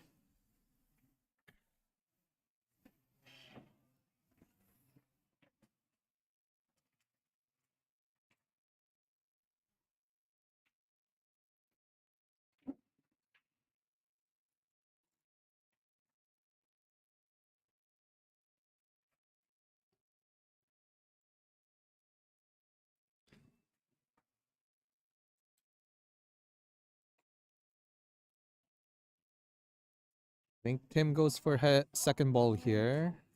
So far, 2 for 2 of his first break was second ball. He ended up scratching to the top left corner pocket. Let's see if he makes any adjustments. He broke from the top side of the rail.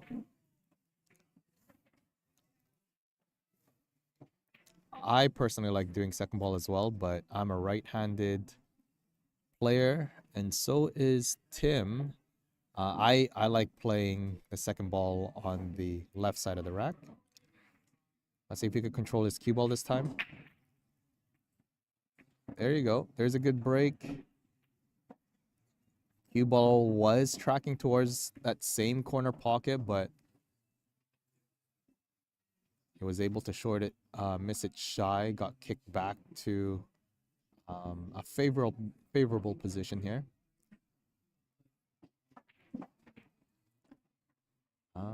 Either ball is fine. There's no real issues with stripes either, but he's gonna call the combo, which is also fine. You got lots of ducks to work with.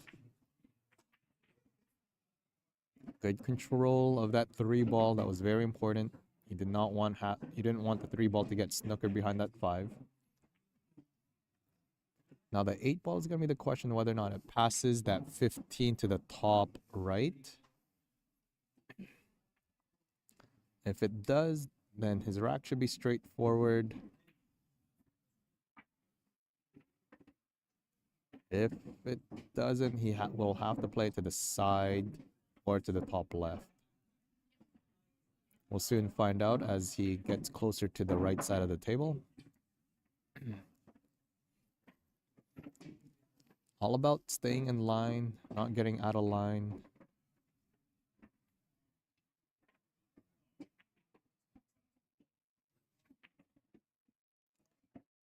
This one you got. You're okay here because you could just either float it up because you still have that 5 ball.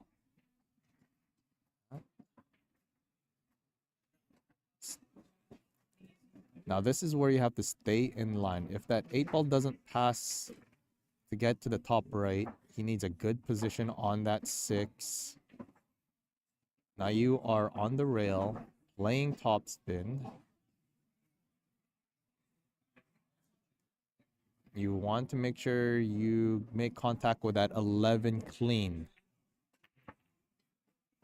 Nice and clean. Very nice shot.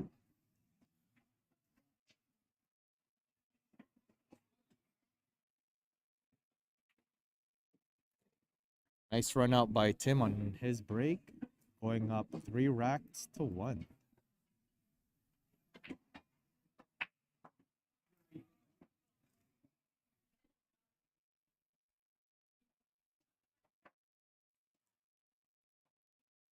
Well executed by Tim there.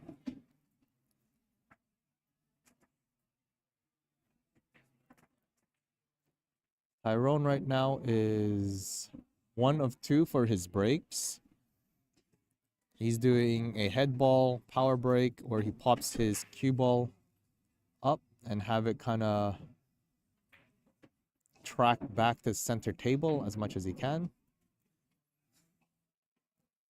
It was dry on his second attempt. Let's see if he makes any adjustments here. Will he pull back or will he add more power?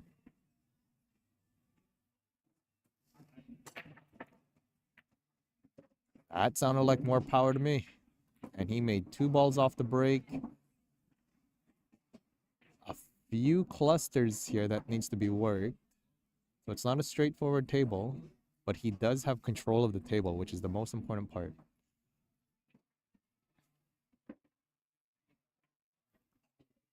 He's calling the 6, so it's a triple combo for his first shot here for Tyrone.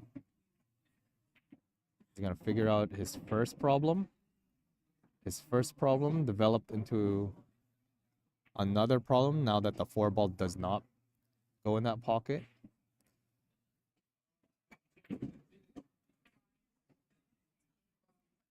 Looks like he tried to set for that 4 ball on the short side. I wonder if Tyrone will decide to play a safety here. You're going to try maybe carom off the 4 ball, pot his 15. You're going to see if that 10 ball, 12 ball is wired. If it's wired, he may not want to play the safety. He may want to go aggressive. But if it's not wired, he's going to think about the safety onto that 15 ball. He's calling the safety, so I'm assuming it's not wired enough. He's going to carom off the 4, pot the 15, and give the table back to Tim to play the combo if he wishes.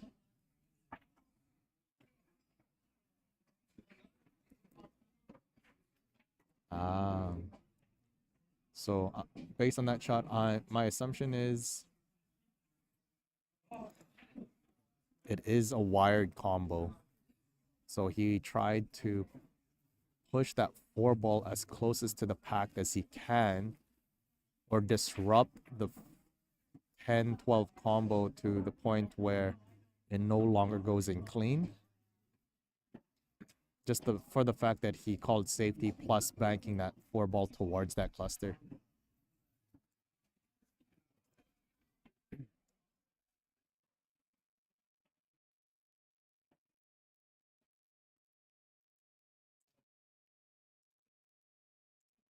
We'll soon find out if it goes nice and clean. The question is also, does the 11 go clean to the top left? Or does he have to develop it? He's not looking at the combo, so he knows that I'm assuming he knows it goes cleanly. Yeah, he knows it goes cleanly because he's checking. He's checking. I think he missed his opportunity for that 14. I'm assuming that 11 doesn't go clean, so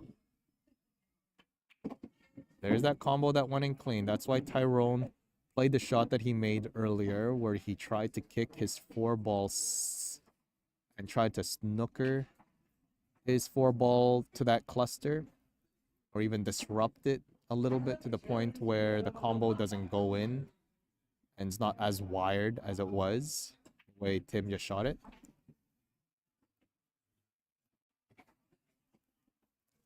From my perspective, I'm not too sure how that 11 plays right now, so we'll see.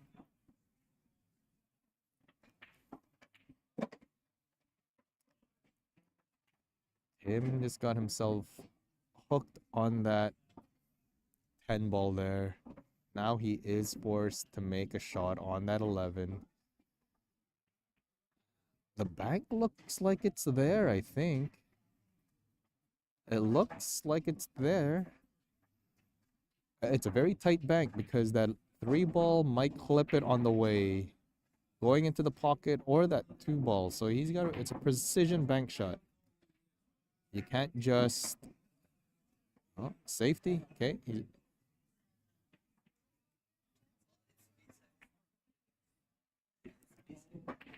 I don't think that's gonna do it for Tim there. There's a shot on the 3-ball.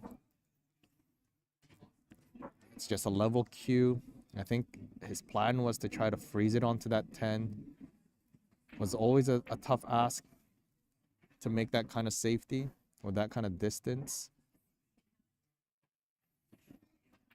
And the 10 ball being that close to the rail, but it was a good attempt. Tyrone just needed a level cue here to float up.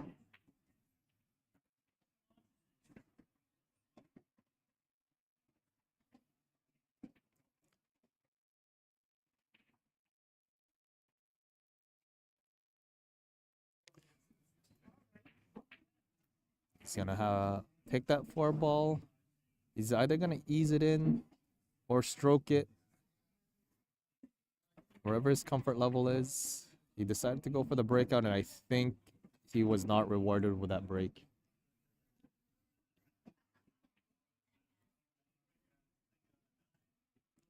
That was an unfortunate gamble on that breakout, just for the fact that he took what the table gave him on that 3-ball, so he had to stay on a longer shot and a sharper shot on that 4. Couldn't get straight on it either. He's calling the kick. This has to be a good kick. Has to be a good rub. I think that's a good rub. That's enough of a good rub where Tim still needs to develop that 8 without hooking himself on the 11. I'd want to rub off on the top side of that 7 ball. So you have a long positional shot on that 11. Because if you clip the 7 ball on the underside, the 2 and the 5 will play a factor and you may get hooked. So you just check that angle there, showing that he wants to clip top side of that 7. Just a clip. Oh, I think he was worried about position as well. He wanted a position on the 11 ball where he's a little closer and not having to take a tough long shot. He didn't want to settle for a long shot, and he wanted to get closer to his work. He ended up, it looked like he jumped the cue ball above the cluster. Yeah, it looked like it hopped. A lot of cue ball action.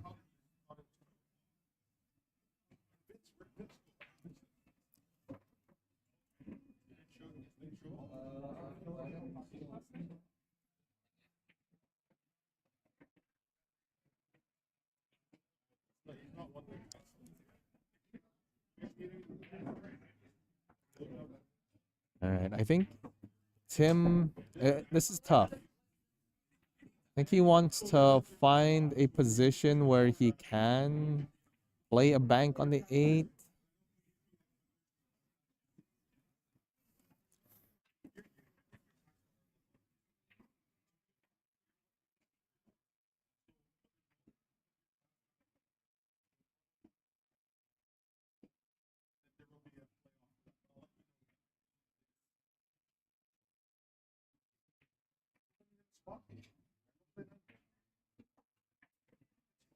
Safety shot. Let's give back the table back to Tyrone. See if Tyrone can make something happen, but Tyrone will have opportunities to play the safety at some point. Oh, 7 does go. Well, that changes a lot of Tyrone's decision here. I think Tim has misjudged that situation. I think he didn't realize the 7 goes in clean. Because if this goes in clean, then that was safety error by Tim. Oh, that was also not in his favor as well. He caught the underside of that 11, slowed down his cue ball quite a bit. Now he's on the rail, hooked behind the 8. He's got to go for a jump.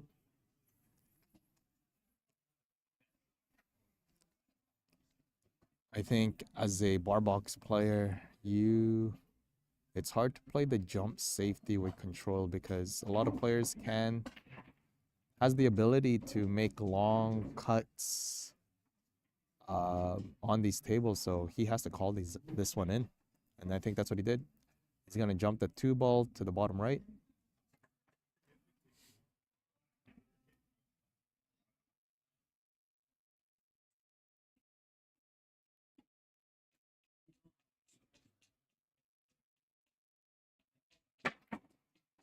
Nice attempt, giving Tim that back cut. But again, on these bar box at this level, a lot of players has the ability to play the back cut. Just nice level cue, find that contact point on your object ball. Tim actually is electing to go for the bank, I believe. Or maybe he was just eyeing the bank. Nope, going for the cut. That's the right shot. Just level cue, stroke, nice and straight. Oh, he missed. He missed.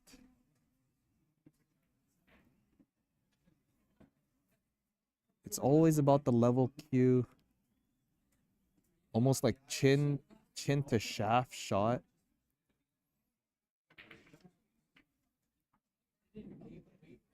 The question is, yeah, it is a ball in hand. It's always a chin to shaft shot because if you're elevated, it's always a little bit of masse or deflection on your cue. With that thin of a cut, you're playing with percentages there.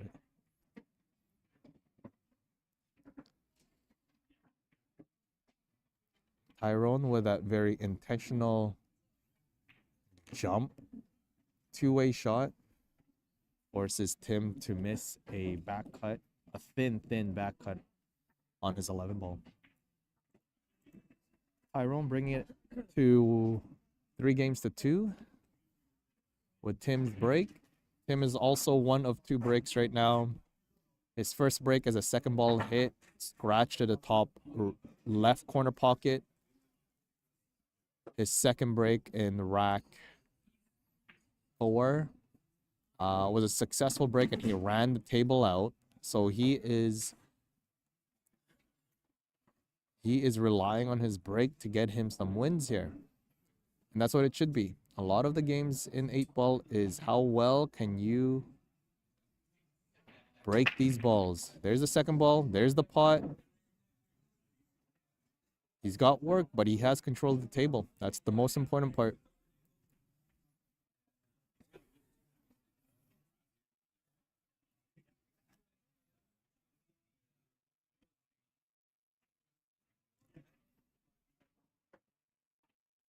This is for Tim's match point.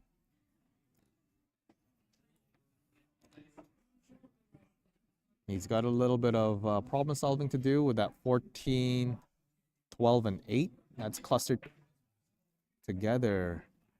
He just hit that 4 ball by accident.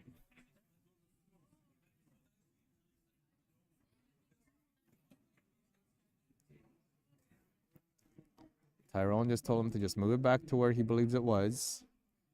It is only cue ball fouls only. This is no professional tournament by any means. Cue ball fouls only, as well as other specific cue ball fouls that I won't get into. I'll let the ref make those calls and make those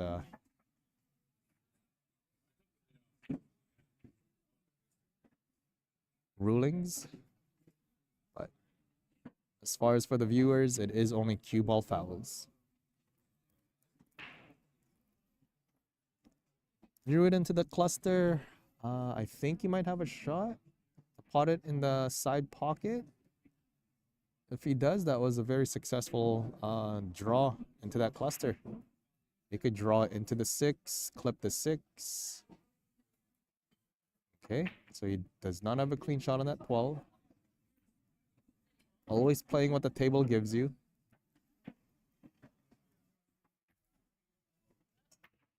Now, he's going to clear these 2 balls right now. So the question is, how is he going to develop that 8? The 6 ball might be far in front enough of the 8 where the 8 does not go in clean to the top left corner pocket. And attempting to break it out will lead to positional play on his 13-15 ball. So I think he's just going to settle here. Okay, he's going to change of plans, take what the table gives you, play that 13 ball.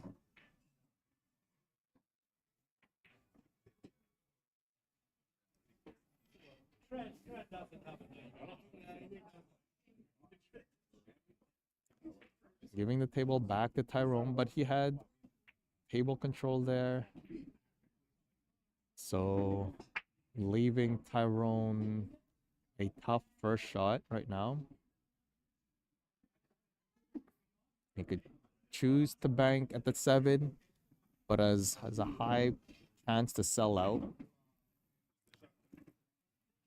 He's going to call the safety.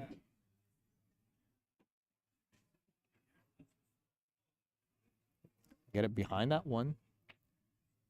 Get it behind the 1. Nice shot. Very well paced.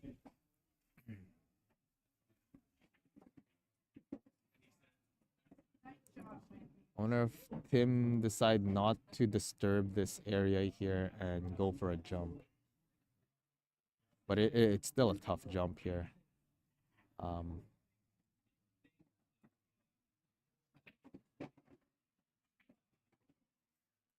Not too sure what he's calling. Tim has an extension on his cue. He was hitting the wall here at Crazy Eights. Popped his extension out so he has a better... He's still hitting that wall. He's got a very long cue.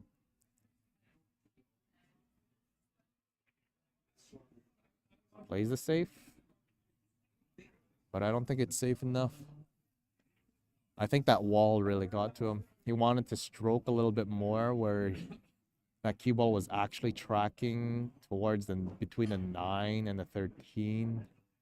Maybe get lucky and get the cue ball snookered by that 13 ball. But he was constantly hitting that back wall there that you see on the left side of your screen. Couldn't get a good stroke in it. Sells out on this shot. Open table for Tyrone.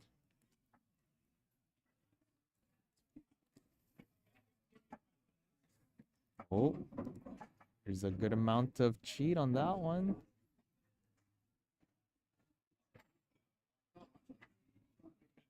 That's okay though, because he still has a shot on that 4.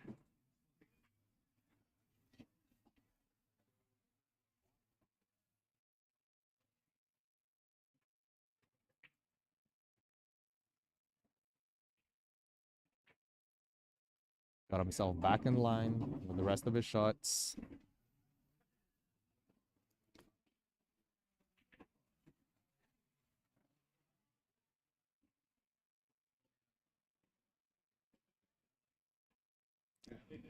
Trailing 3 games to 2. Tyrone's taking his time here now to make sure. He wants to make sure he gets his line right, his decisions in check. Make it as easy as possible.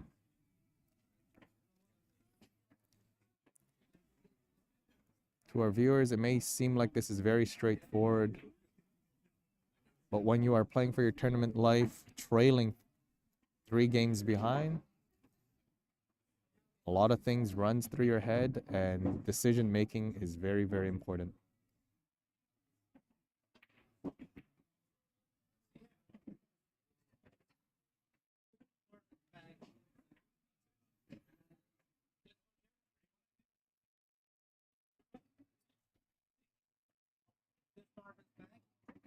Yeah, that's yours, right? This is mine.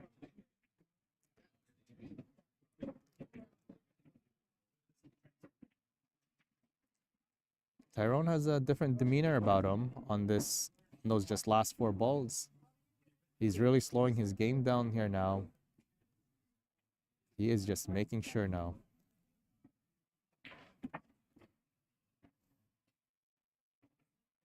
Ah.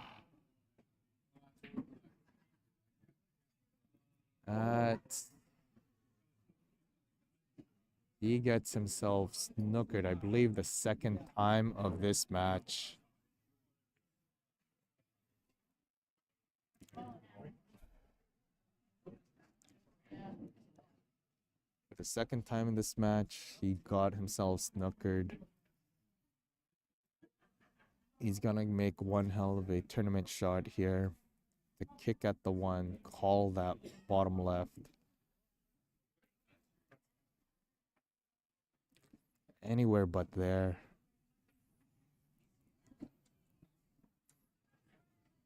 Here's the shot.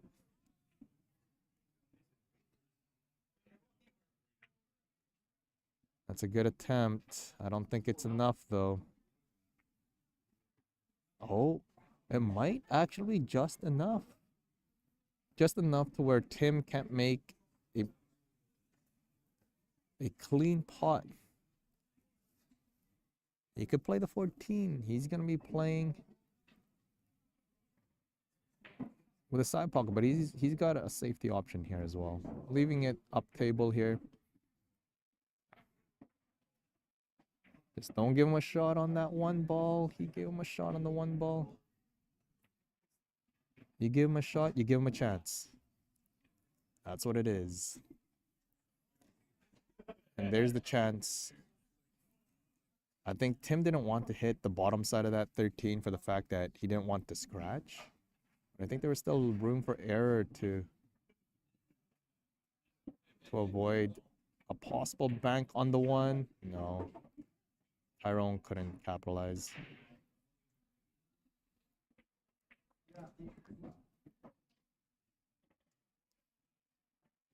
Always tough to gauge those ones, especially when that object ball is close to the rail. You just don't want to get out of line with any of your shots. This one's fine because both 14 and 15 goes in clean.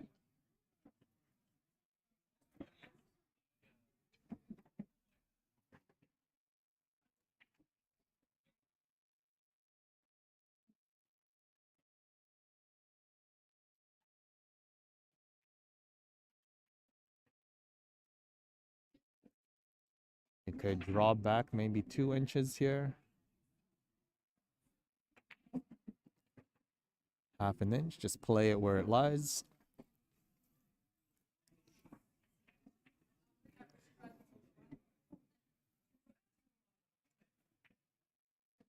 And And that will do it. Tim takes it 4-2.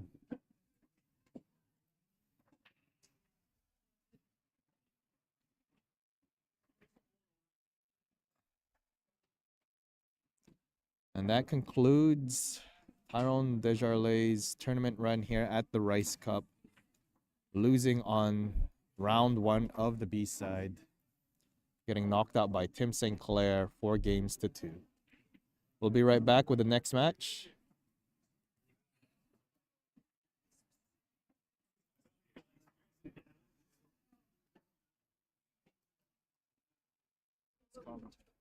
Yeah. Stuff I would do differently. Stuff they would do differently.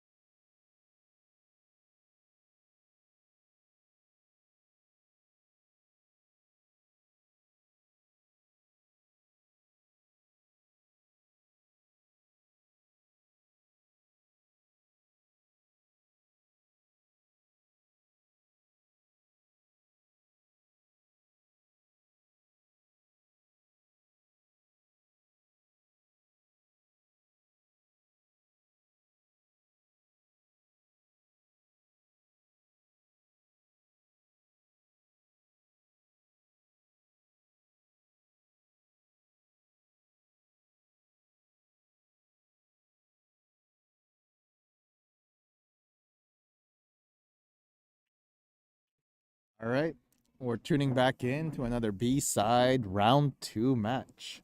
Dave Lee versus Ryan Walker. For all those tuning in, this is the 2024 Rice Cup Championship presented by CanCentral Sports and Memorabilia here at Crazy 8 Billiards. If you guys want to sweat some matches live, come out to Crazy 8 Billiards. We have some food here by Chef Lou, whipping up his menu here for all of you guys to taste the Filipino cuisine. We've got some raffles going on, 50-50. We've got some fundraisers going on with sending out the junior pool players here in Winnipeg out to Vegas in 2025. That fundraiser is $20 a ticket, which gives you a voucher to Hooters for $15. So you are essentially saving $5 off of a Hooters meal.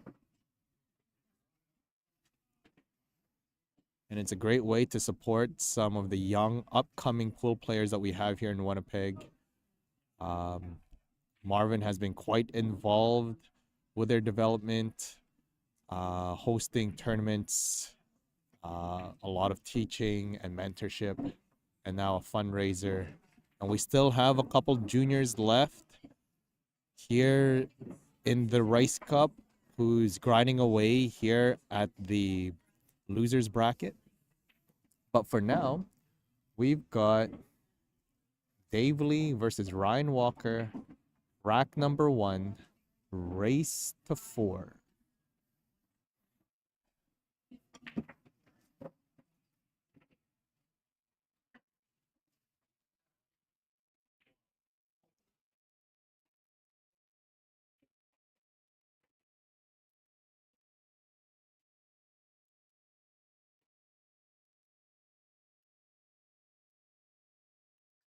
Again, guys, if you have any issues with the stream with regards to quality or sound quality, please comment down below so we can get Zach Warrington to make any necessary changes that we have to do.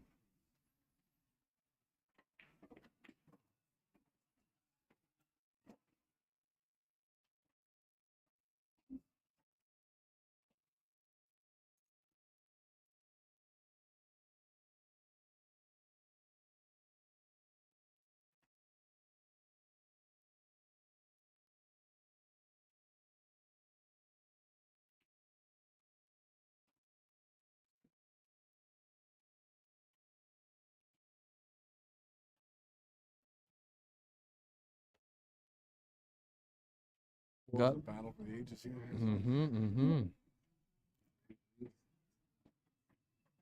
Lee just floating it up. Should be okay to just stun it over to play the 8 ball to the top right corner pocket.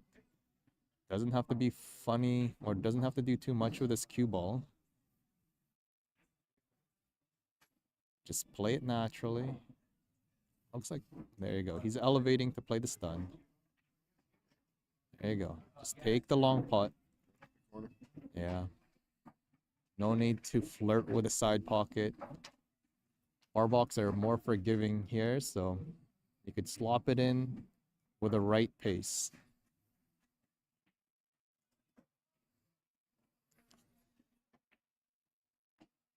There's the slop. You hit. He's the second best Korean player in Winnipeg, I think. Mike Orver says Dave Lee is the second best Korean player here in Winnipeg.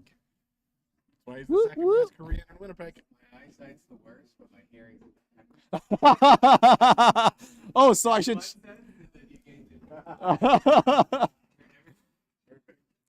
That's hilarious. Let it go to your head, Dave Lee takes first blood here, 1-0 against Ryan Walker. We'll see what Dave does here with regards to the break. There's been a mixture of head ball, second ball. I haven't seen any cut breaks on bar boxes on the TV table yet. So we'll see what his style of break is for Dave. The way he's racking, He's making the top balls very tight. He's looking for a tight couple balls. I'm assuming it's head ball. That's just my assumption. Let's see if I have some betting odds on me. Head ball, seng ball. Moving that cue ball around, and it is a second ball break. Hit the 5-ball square, draw the cue ball to that second diamond. Usually the goal. Cue ball, second diamond. Does he get friends? No friends. No friends for Dave. No friends. It was a good spread, good cue ball control. He did draw that cue ball to that second diamond. That's always the goal of the second ball, so you have a good positional shot after the break, or a good position on your cue ball after break, so you have options to work with. He's got unfortunate with his break. I believe usually the wing ball, the opposite wing ball, tends to go to that corner pocket to the top left when he's hitting on the bottom rail. I think he just missed it by a tad bit. So there might be adjustments that Dave has to do on this table when he gets to break in rack number 4 and rack number 6.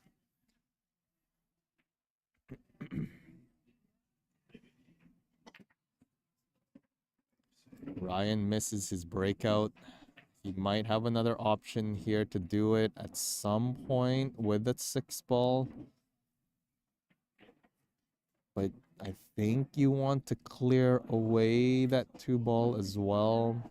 Clear away this 1 and 7. There was no friendly bump there. He needed a friendly bump on that 15 to get on the 7. See him shaking his head, knowing that's what he wanted.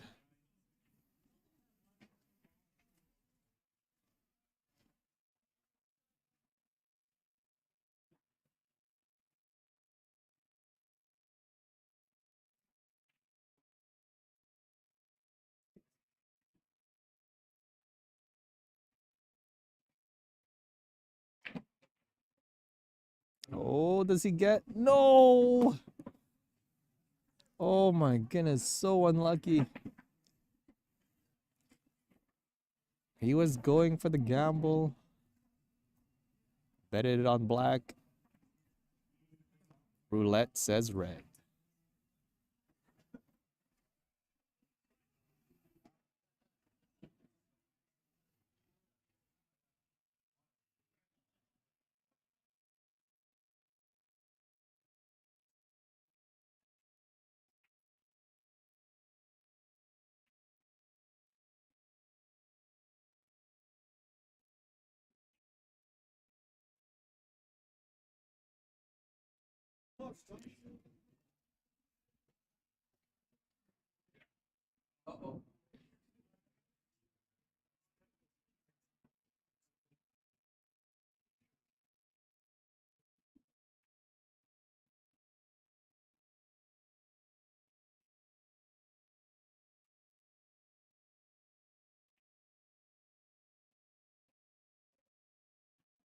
Dave taking his only problem ball out of the equation.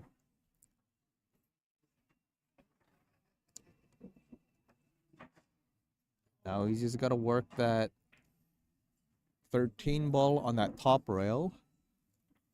That should be okay, because he'll have position with it on the 9 ball.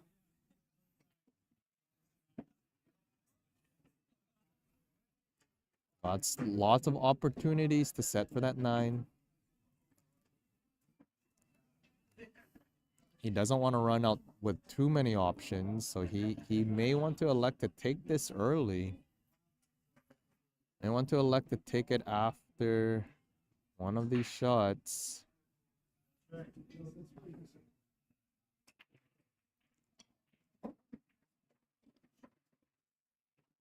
Okay, I think he's forced to play the 11. He might be forced to play the 11. And he needs quite a angle on that 9 ball where it's running to the 8 or a little straighter. 8 ball's hovering around the side pocket, so I don't think that should be an issue, even if his 13 ball is the last ball.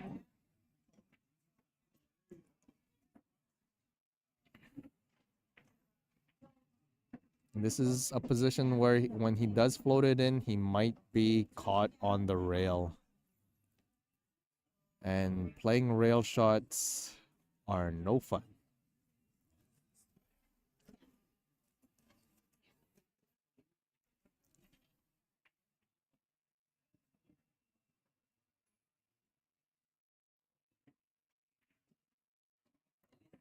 Oh, he had enough less of an angle than I thought he did.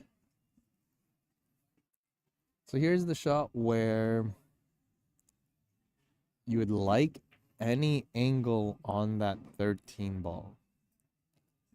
I mean, if it's straight, it makes a positional shot to the 8 a little tougher, but if any angle on that 13, you'll be able to pot the 8 to the same side pocket there. I think he's okay.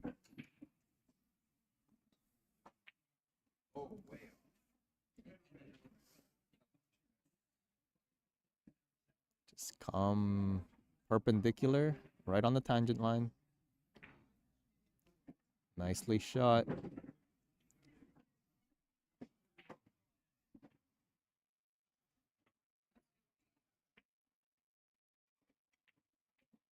Well done, Lee. Takes a lead 2-0 against Walker.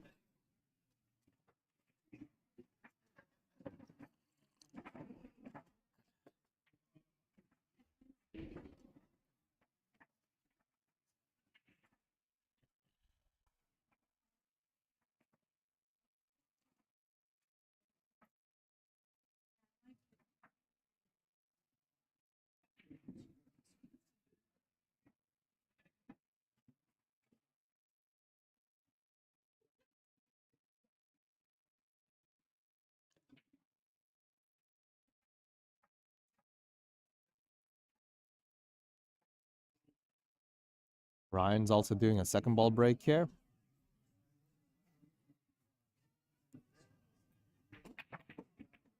Nice break by Ryan. Cue ball got kicked up table, but he does have a shot.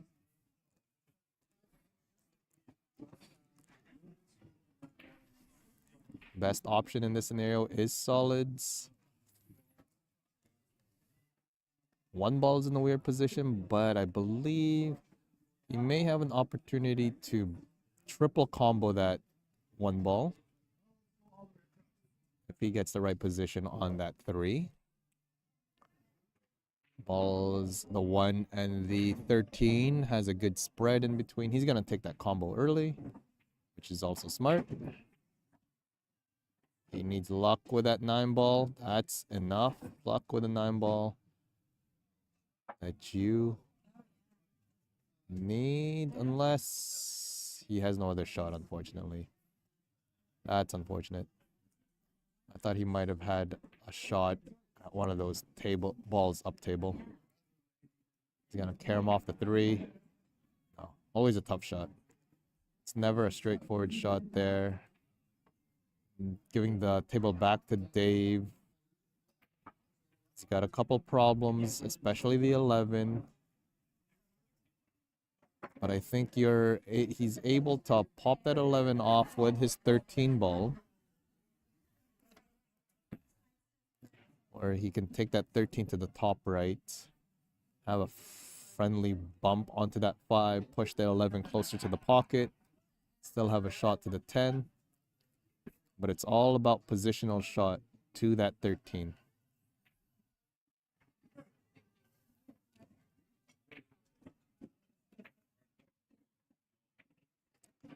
He might get there right now.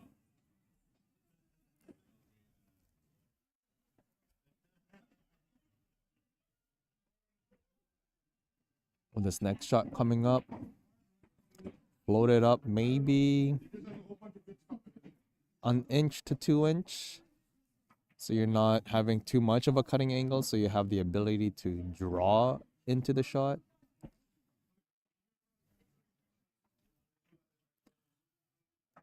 Playing short side on the 11 is what he was also looking at. Always a tough shot or tough play just because you don't have any more rails to work with. Especially where the 3 is there, the 5 is there.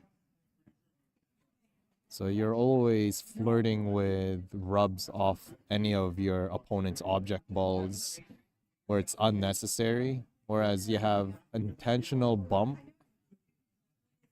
to the 5 when you play that 13 to the top right instead to develop the 11 to a better position. Oh, he tried it.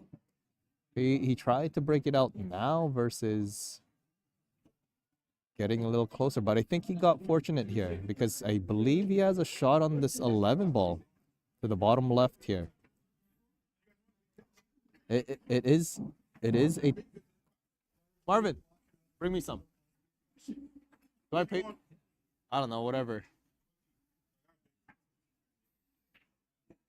Thanks.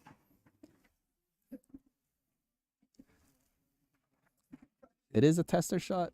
It will be a good recovery shot if he can pull this off and draw to the top rail and back to hopefully have a shot on the 13. Top rail and back, shot on the 13. That's pretty decent. I think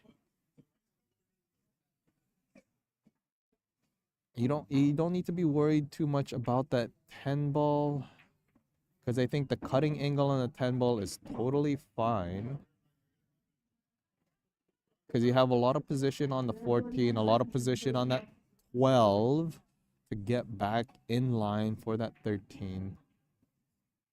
Or in line for that 10, but he's electing to play the combo. So he's going to draw back on the 10 here. On the 12, sorry, to get position on the 10-13 combo. And he hooked himself. Ah. That was always a risk. When you're not used to the table speed, especially coming from rack or table to table, every table will play a little differently.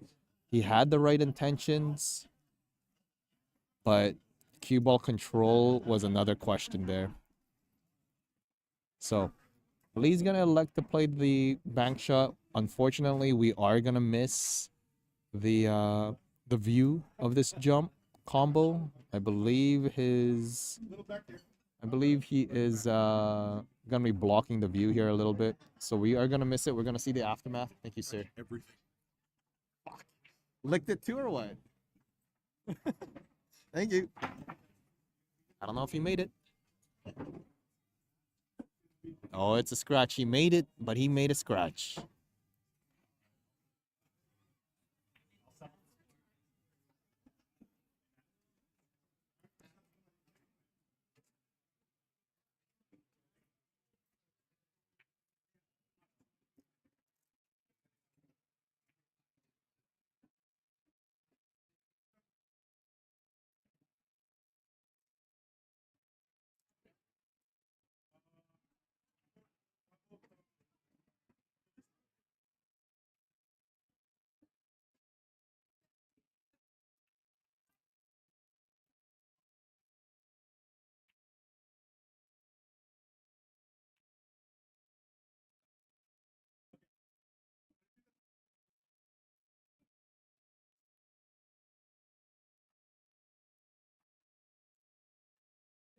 A little sharper angle on this 5 than he wanted, but I think he's okay.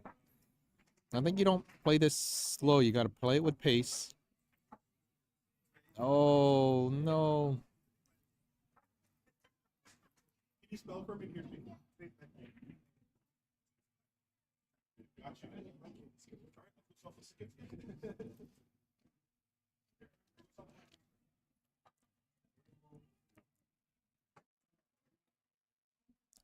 That's the unfortunate part. When you play it at that speed, you're trying to roll it in, drag comes into play, throw comes into play. You had the right alignment, table conditions just throws that object ball to weird position. But when you play with a little bit more speed, you kind of limit, but not eliminate those kind of factors. So your object ball plays a little bit more true to the line, but it just means you lose a little bit of your cue ball control. But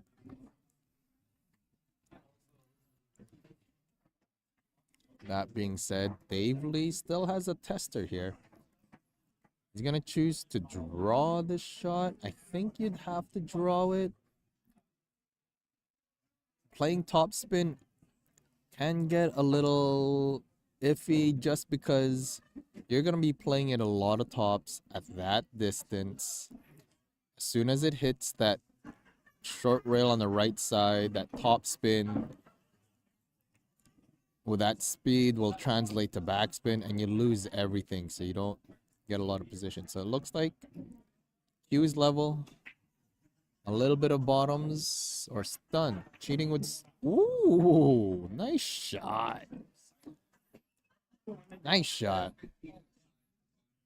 Decides to go with the rail first shot and perfect ball speed. Perfect ball speed.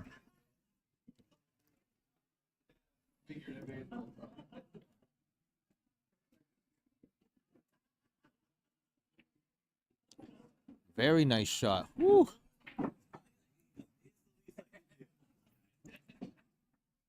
Why'd you get so straight? I know, that's what I was saying. It's either a power draw or you make a finicky top spin. Yeah, Do is rely on me to misplay shape by about a foot and a half.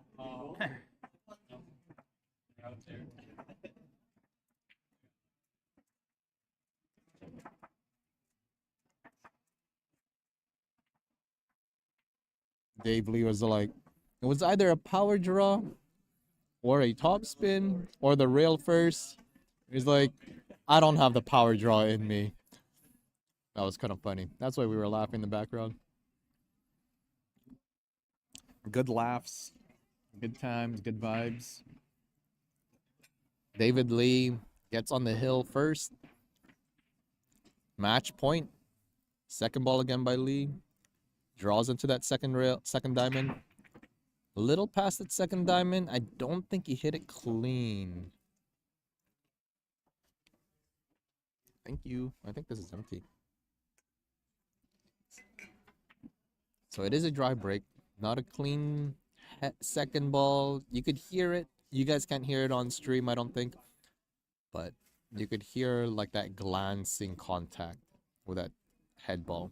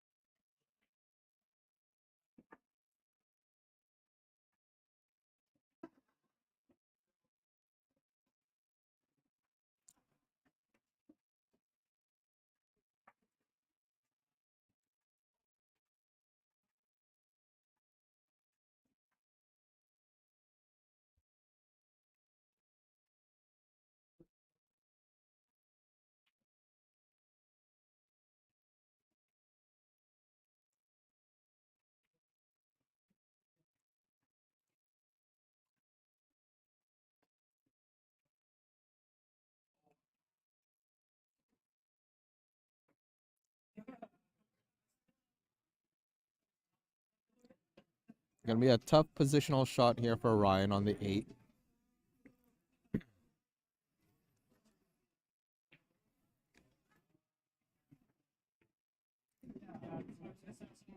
Spun his ball, lost position on that 15.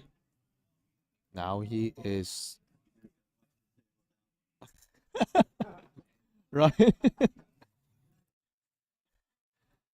Ryan got himself hooked on that one. That's so unfortunate. He had that out.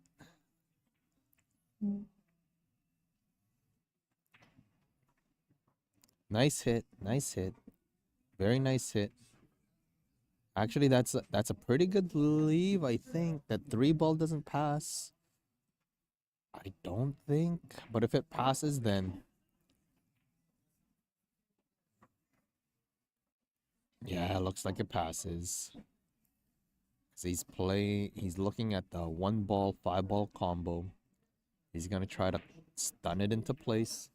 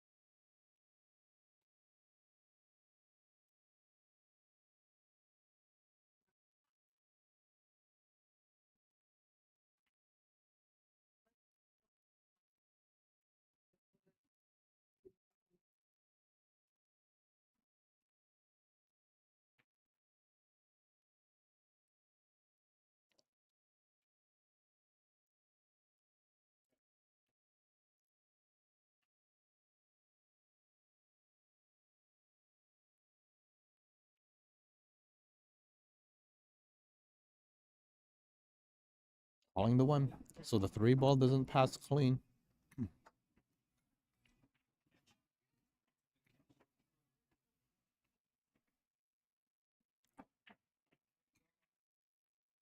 Hmm. I wonder if he chose the 1 instead for the fact that he has no way to develop it appropriately, as well as having the ability to shoot the 6 to the same pocket.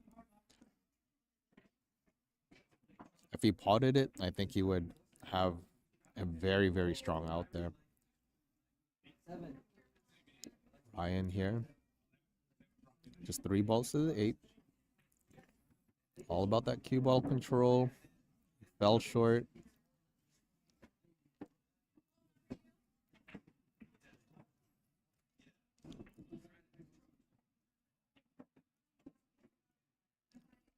I'm gonna play the bank. He's gonna try to swing that cue ball all the way around or play the window. Ooh, nice try.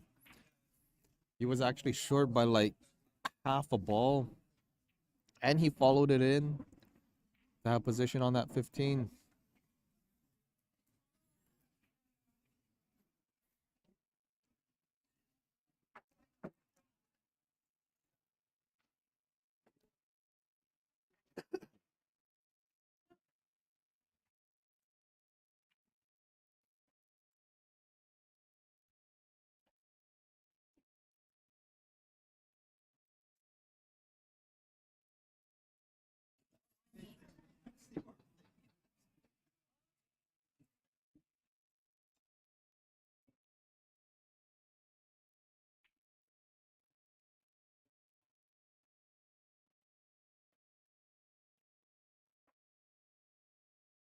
Dave Lee's gonna try to find the outs here.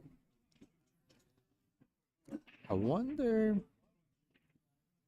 The 1-2 is in a very awkward position unless he can pot the 2 ball from here. Because if he can pot the 2 ball from here, that's what he's looking at.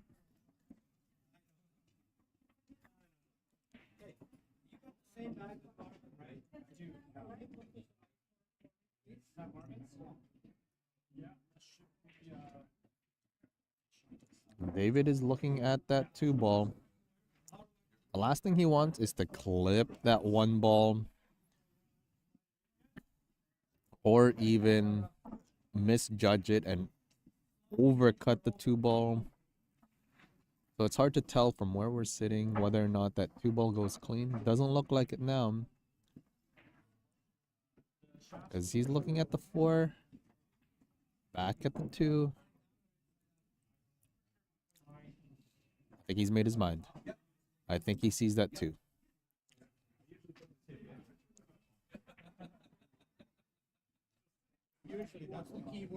He's adjusting. Oh, he hit it clean. It was clean the whole time. It's clean the whole time.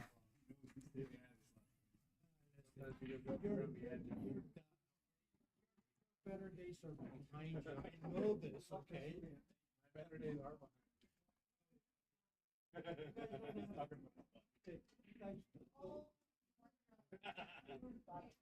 Don't look at my ass, Richard.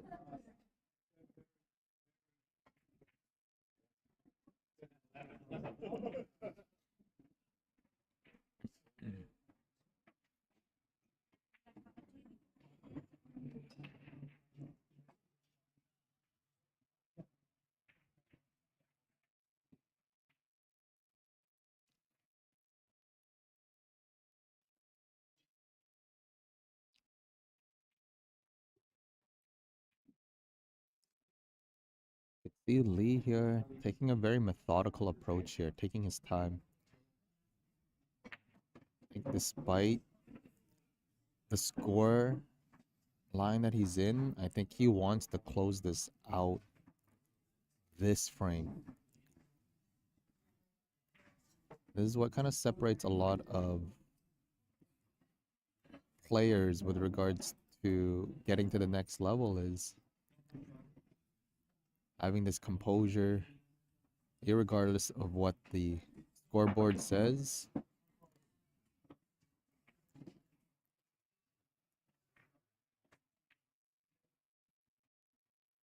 You want to play as perfect pool as you can with your known abilities.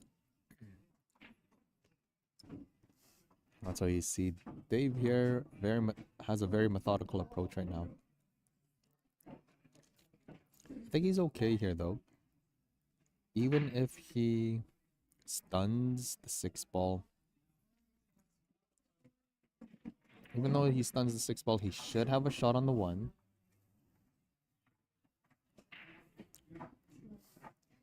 Last thing you want is to top and you're on the underside of that 1 ball. Unless you get past the 5, but that's asking for a lot. You stun. There's the stun. You get underside the 1 ball. Maybe just maybe he understroke it. That's the only thing I could think of, because that cue ball straightened out quite a bit on that side rail. Straightened out to the fact where cue ball, like I mentioned, was tracking underside of that 1 ball versus sharp on the 1 rail, 2 rail, and have the option of the 1 ball to the side or the corner pocket.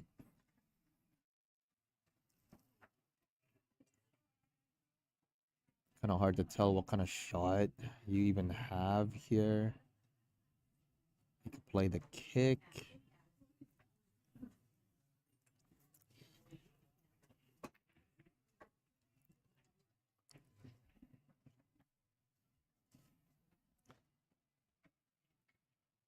One rail kick. See how lucky you could get. Yeah. That's all you could ask for. 1 rail kick. See your luck. I think it's better if you 1 rail kick, long rail. Because even if you miss, as long as you make contact with that 1 ball on the left side, you'll have that snooker. Unless he doesn't have the option for the 1 rail kick. Maybe the 1 ball is blocking it too much. So now he waved his hand, I think. No, I think he was eyeing the carom. 1 ball off the 8 to the side.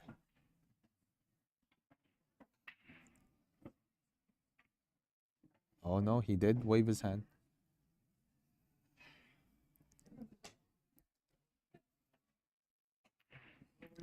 Frustration sets in.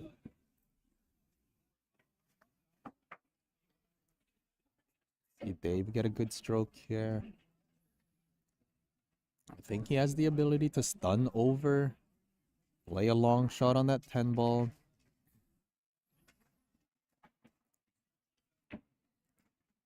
Oh, not follow it in. I think he wanted to stun it in. I think he wanted to stun it in, not follow it in. Mental lapse there by Ryan. Very unfortunate.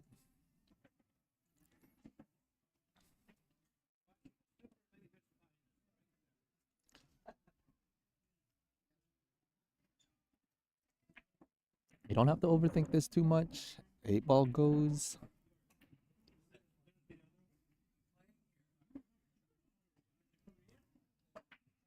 Dave.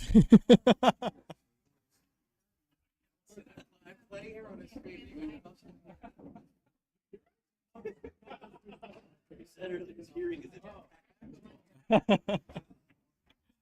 There's a little bit of friendly trash talk.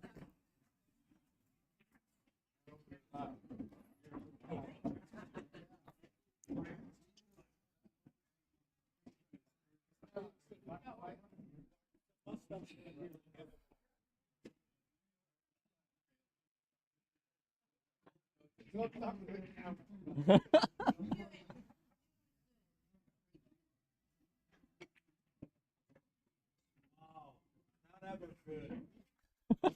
Second best. Best for Ian. Oh! Oh my god! That's the TSN turning point, sir. TSN turning point right there. Dave Lee was being sharked the whole time. Sharked the whole time. Every spectator was just sharking Dave on his final shot. Oh my god. That's why I'm just laughing. Oh!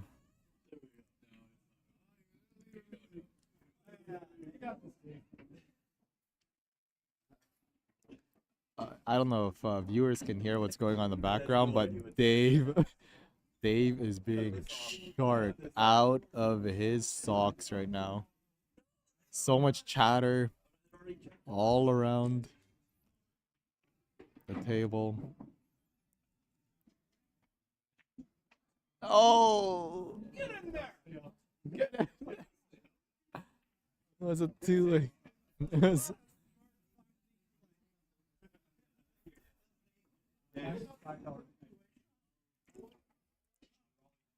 Hey, if you guys have a chance to come out to Crazy 8 Billiards live here, showing the 2024 Rice Cup Championship, there's some good vibes, good laughs in the background here.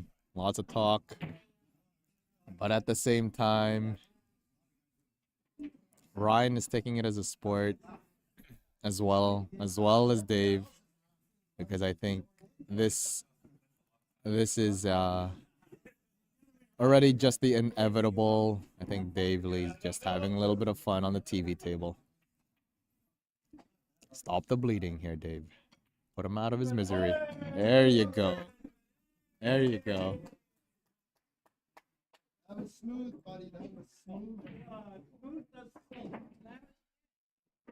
Dave waves his hand. Dave waves his hand for apology to the live stream. Well, we're back for more action here on the next match coming on. We'll be right back, guys.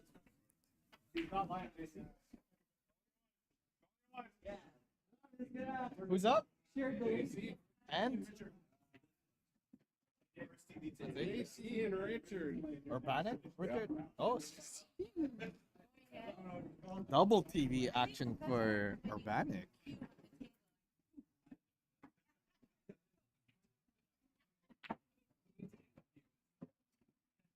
Hard luck.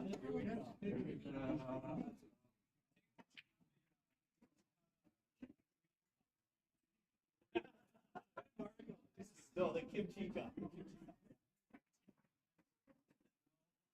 Just two people.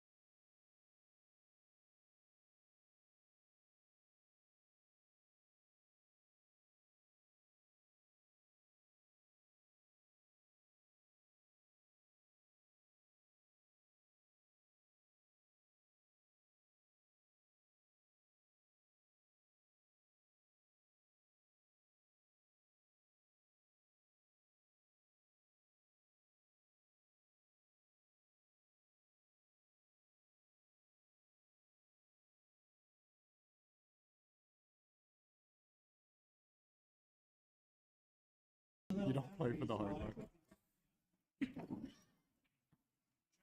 Sarah and I are the same. There's the ball. Oh, you went out? All right. We've got JC versus Richard Urbanic. I don't know what JC's last name is. I'm gonna just pull it up here right now.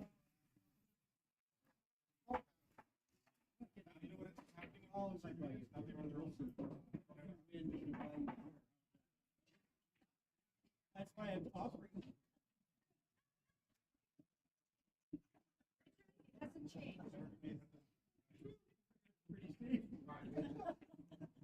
Richard Landico. I got him shook up. Oh God, I'm so nervous. I'm so nervous. Hey, Dick. Hey, Dick. You played a match? Hey, Dick. Score some of us. Shut up.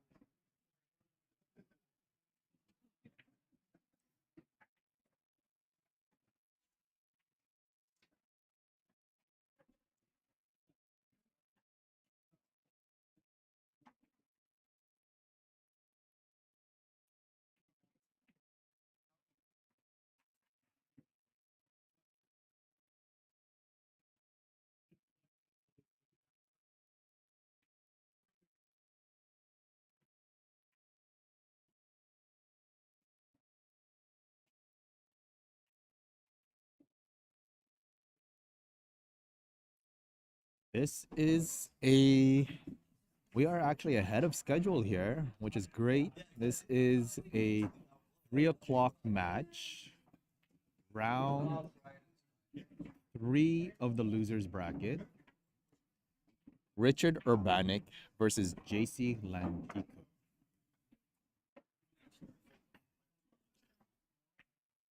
I just played Richard Urbanic on the ace side, winner side, round 2.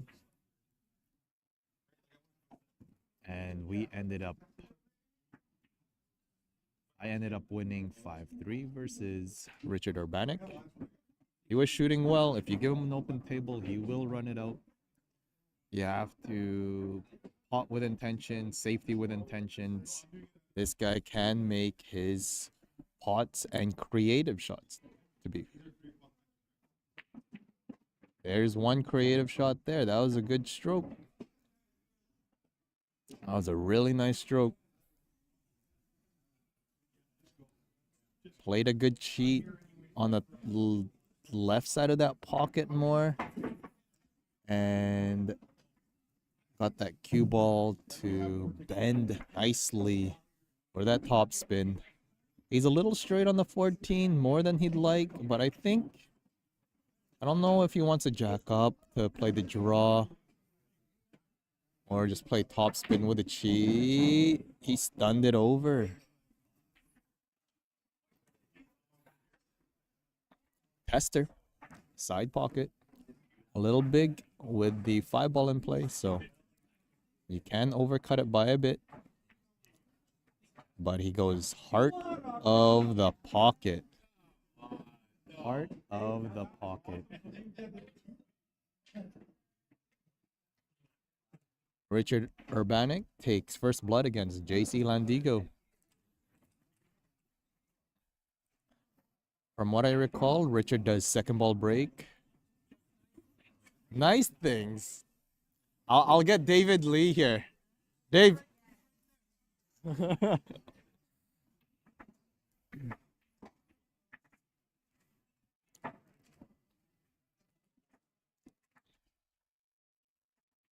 From what I recall from our match last night, Richard does second ball break. I think he ended up dry a couple times. I wonder if he's able to adjust. This is his second time on the TV table. So I wonder if he's adjusting to head ball or if he's sticking to second. We'll see. He has switched to head ball break. He's going to try to get a pop. Control that cue ball center table. No pop. It was more of a cut break. It was more of a cut break that he did. You kind of see the cut break as it goes towards the side rail after the hit of the held doll. Let's see, JC has a little tough shot here. I'm not sure what JC is ranked, but Richard is considered a Super Vegas player here in the rankings in Winnipeg, active coin. Still a very difficult table to puzzle out.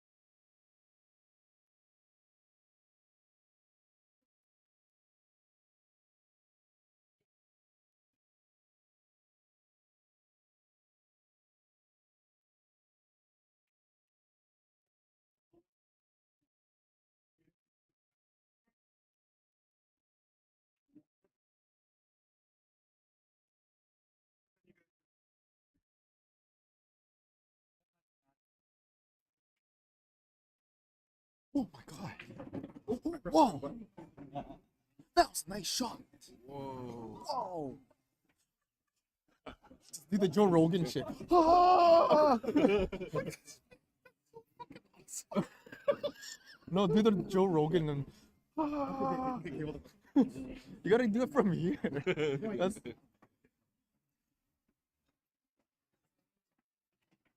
There we go. Get us on your podcast, Joe Rogan.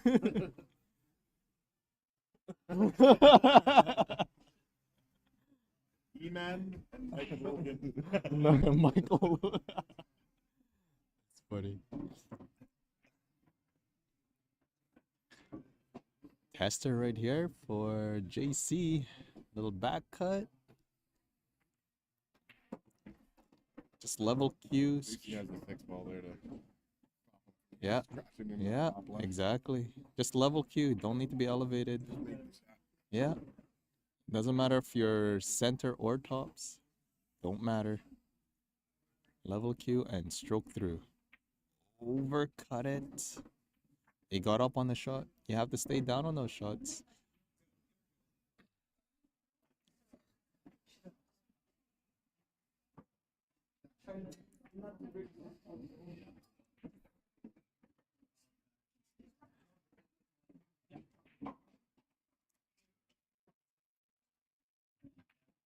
Richard does have some work to do here. He may elect to play the safety, which isn't a bad idea. He could safety here behind the 4. I think that's what he's gonna do. Behind the 4, frozen. Someone's compensating.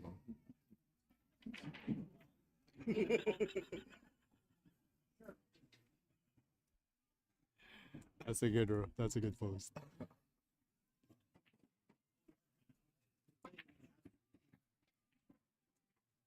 You pulling the name back? This is a 2-rail shot. 1, 2, 1, 2. Oh, so close.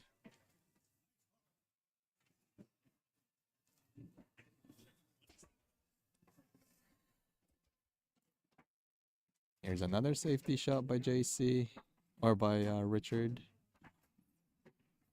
I actually wouldn't mind. I mean, it's tough. One shot would be to flick off the 2-ball, swing it, swing it to the bottom rail here, and use the 7-4 as coverage. It looks like he's going to use a 7 to break it out. He's going to draw this back, have a angle to draw. I don't think that's the angle to draw there. Now, Richard just took a pause. I don't think that's where he wanted it. That is not where he wanted it, I don't think. He's gonna play he's gonna be forced to play a bank on the 2-ball. Oh. Combo goes? Question mark? Nope, just plays the safety. Position for the safety is what he went for. Smart play. Smart play.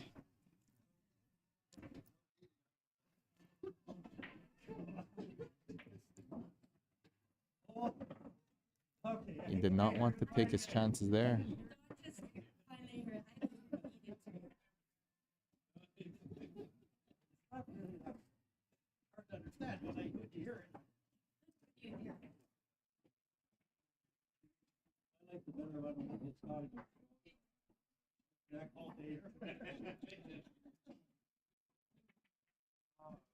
This is a tough shot. He's going for the 3 rails. This is going to be a beauty if he makes it. 1, 2, 3. No! He saw. He played the shot to make it. Yeah, that was a good try by JC. He saw the 3 rails. He just needed a little wider, but did not get there. A little bit of tic-tac-toe here for Richard. Load up. Oh. Oh, this is a little awkward. This is scratched, like double hit. No, that's good. That was good.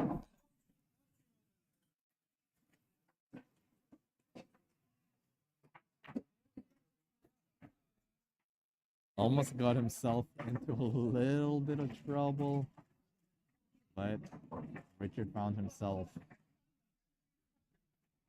out of that rack.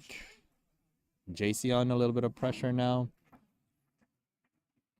He is now trailing 2 racks to 0 to a race to 4 on the B side brackets here. This is round 3 from what I recall.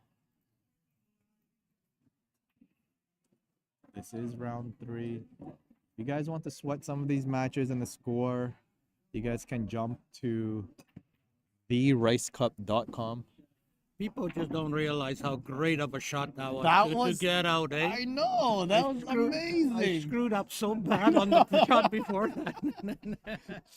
The intentional draw to play the safety that was good.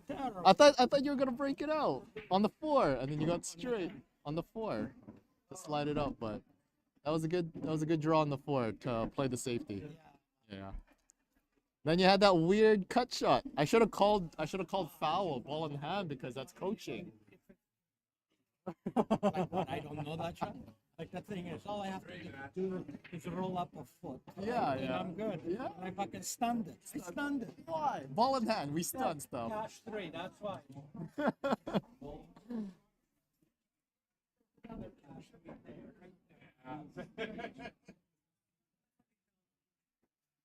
Ashler.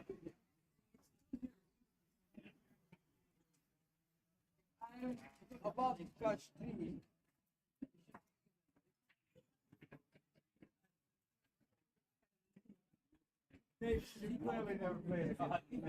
There's a couple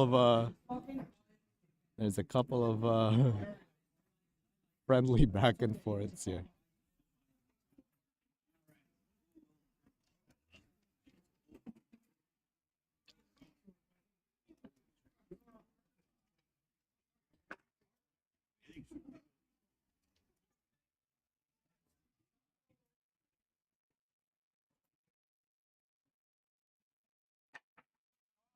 Oh.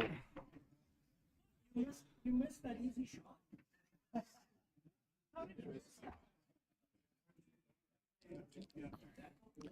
JC's just kind of feeling the wrath of Richard here. Richard's definitely a talker on the table. He's chatting with the spectators. He's chatting with me as the commentator. He's chatting with his opponent.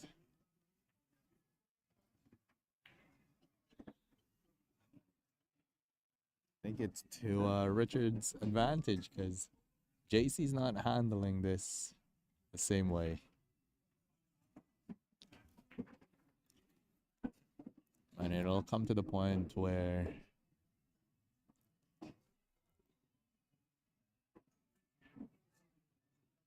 if you're his opponent, you just, like when I was facing him, you kept to yourself. You don't play to his cards. If you feel like you're being distracted on your shots, you just mention it. That's all.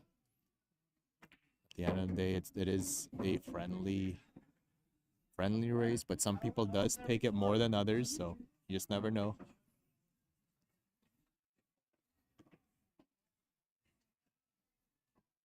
But every tournament, you're gonna run into different players with different personalities. You will have to learn how to block all the noise out to get yourself into what I call this little flow state where you're shooting automatic, just you and the table.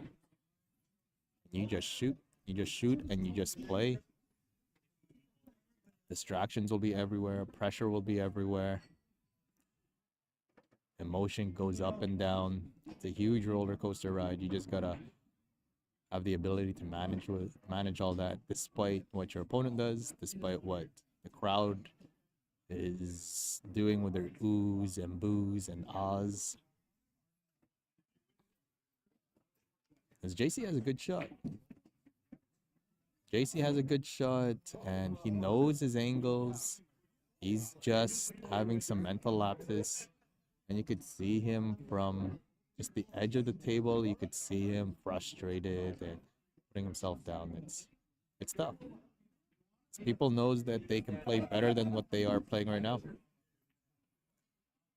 And now it's putting a lot more immense pressure on JC, while Richard takes 3-0. Did you notice how light he was on his feet? Stroking? So maybe you should have taken a picture of that.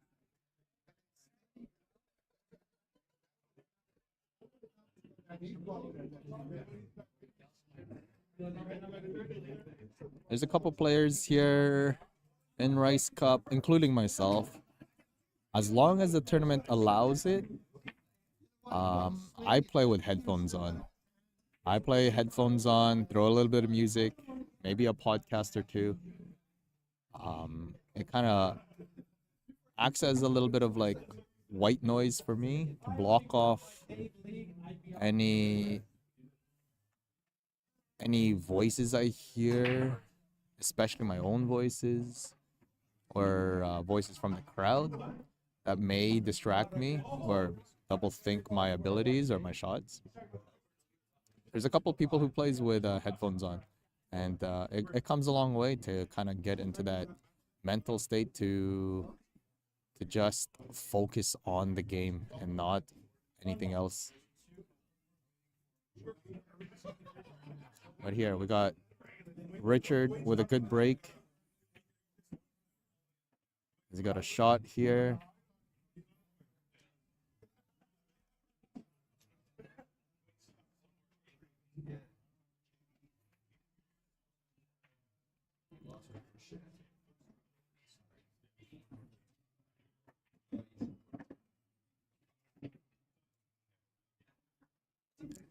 He's got a little bit of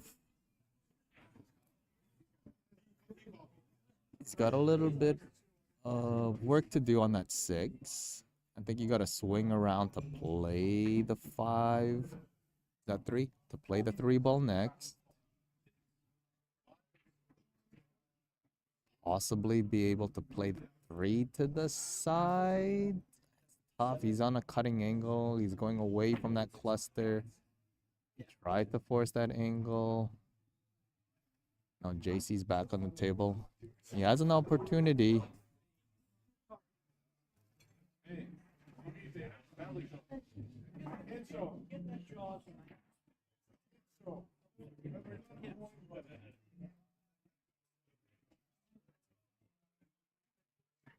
Got JC here, walking around the table.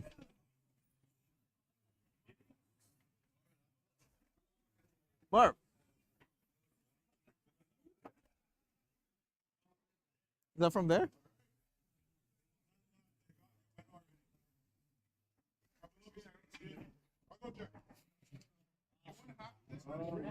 Banana cream pie, yeah. I know. Is there one over there? Yeah. I can't leave, man.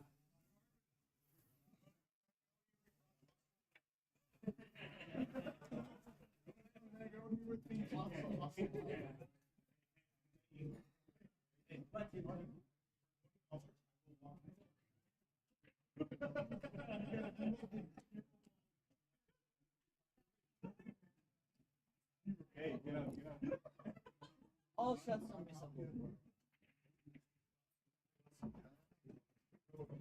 Probably just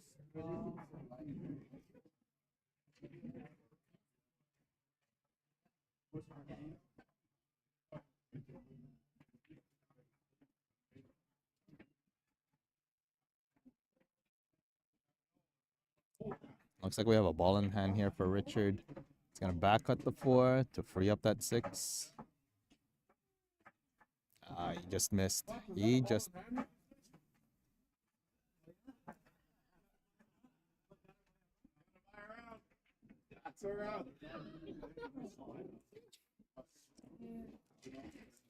Alright, JC just has to bear down here. Cue ball got a little wild there, but I think he's okay. He's got a 10 ball cut. He's got to control that cue ball more. He's going back for that position where he could have gotten it with his first shot, but that's okay. It's all about the recovery here now. Draw back just so slightly. Nice shot. Very good shot. Whichever you're comfortable with, you could do a little stun follow or stun in place, depending on what kind of angle he has. Kind of hard to tell from here. If he has a weird angle, you could always take the 10 ball, which is not a problem at all, but looks like he is. Stunning onto the rail. Now, I think he should be okay. He only has topspin to work with. He will need to come up the rail to the similar position as where he is right now.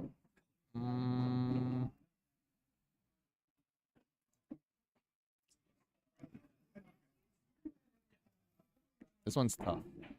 He's got another back cut that he has to make. Yeah, pointed at the back cut. He missed his last back cut. Let's see if he can nail this one in. Nice shot. Very nice shot by JC. Another back cut for him. Few more testers for him to work with.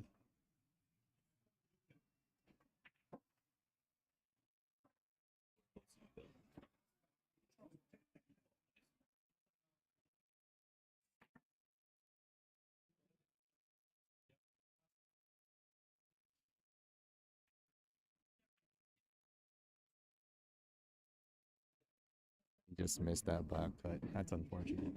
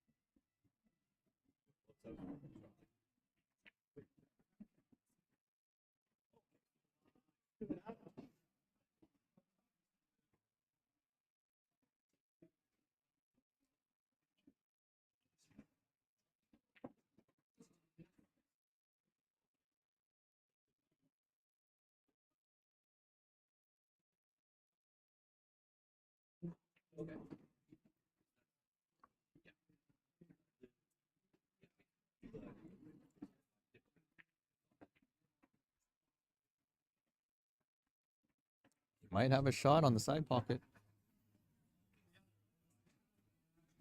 No.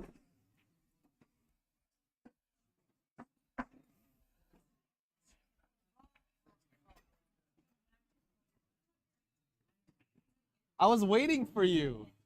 I was waiting for you. You got any tips? Did you break his leg after or no?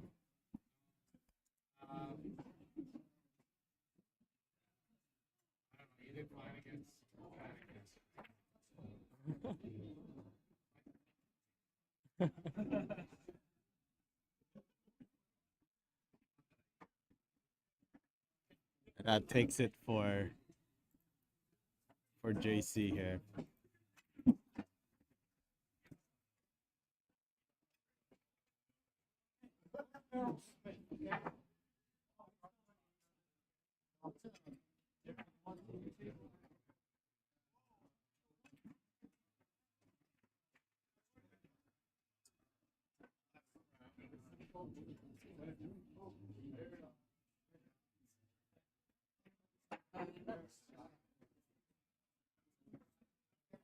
Yes, actually.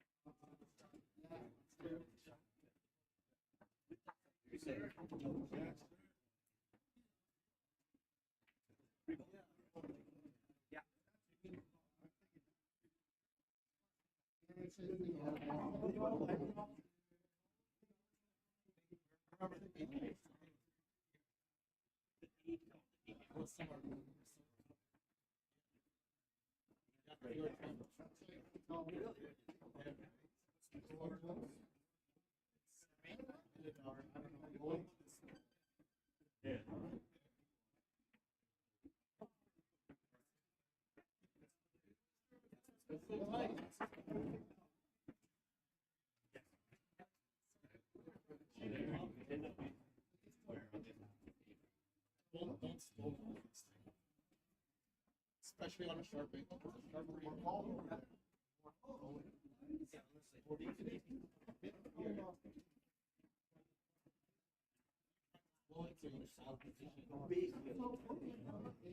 Wow.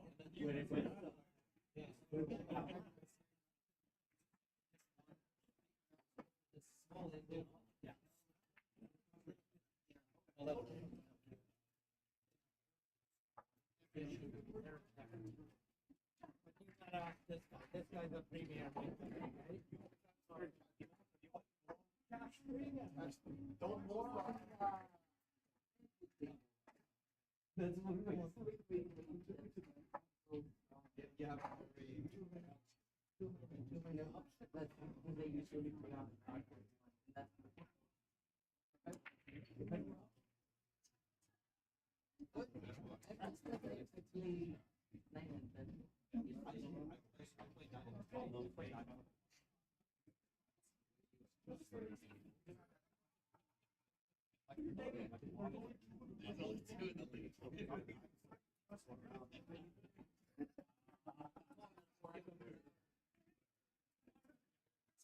Somebody that just come off the boat.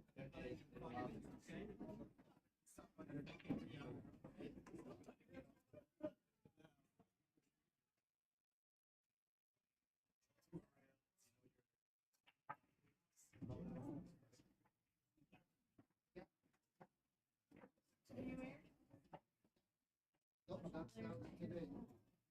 Get the last. Yep, very, very top.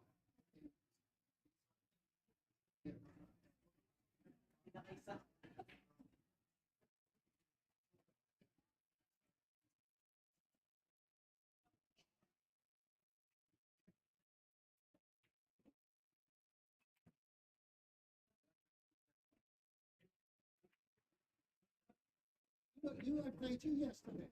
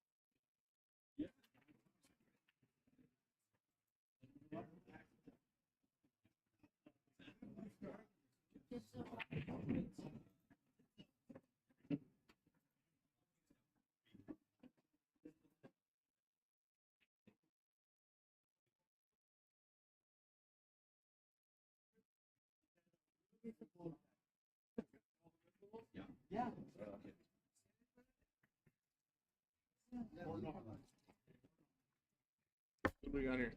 Daryl Smith Tom versus Laforney Tom and Daryl Laforney. Smith. Battle of the SV1s. SV2s? SV1s. Here's it. I don't know. I don't know. Oh, Daryl, I think is. Well, Daryl's definitely premier. He just should have taken the 9,000.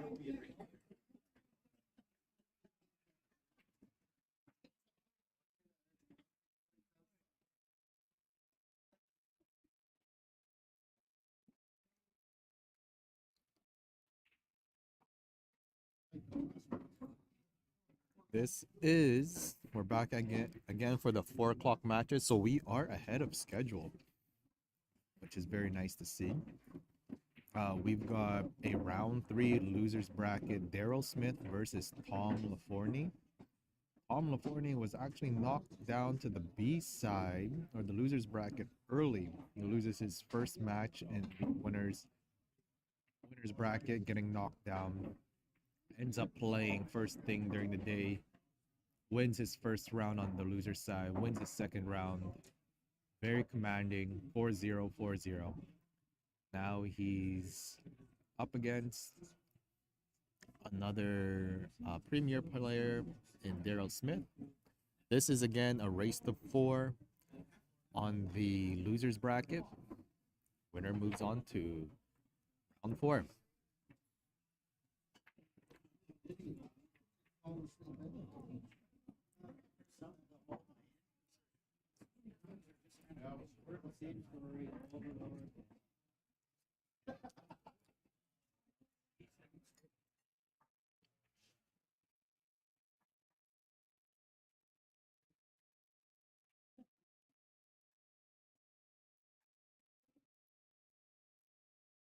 Looks like Tom will need to develop that 8 ball. The way that he has an angle to the 2 will allow him to do that.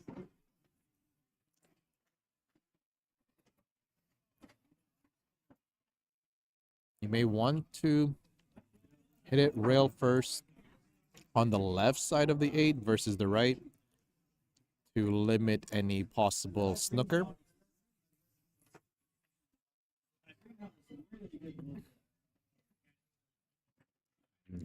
He has just elected to just play for the shot.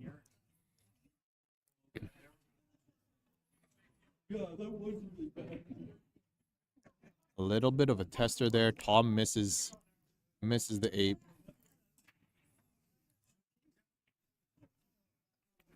Not always a straightforward way to gauge those kind of shots when they're that close together.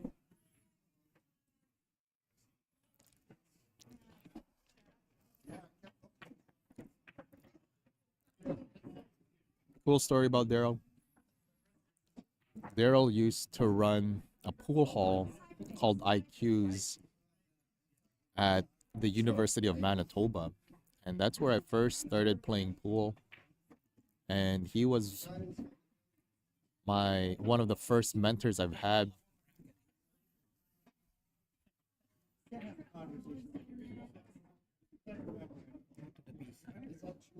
Yeah, yeah. For yourself? Yeah. I just want to see. Oh, where were you? Elmer, Henderson, Dwayne, JP, Ricky, Brian, JC, Richard. Oh, you play another cash 3. Another cash 4. We're both cash 3. You're both cash 3. Yeah, we're all cash. cash 3. What time am I game? Probably soon, actually. We get a paper. Okay.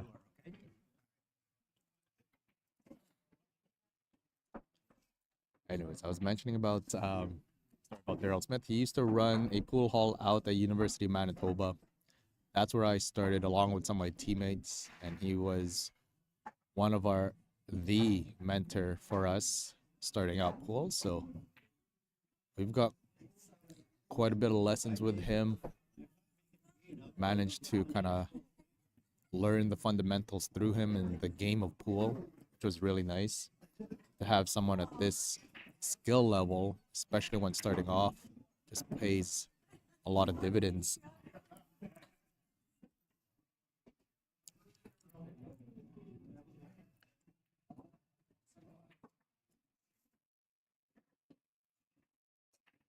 Daryl Smith with a nice safety there.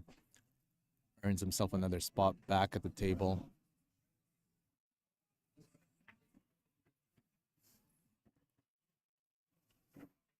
Giving Daryl first blood.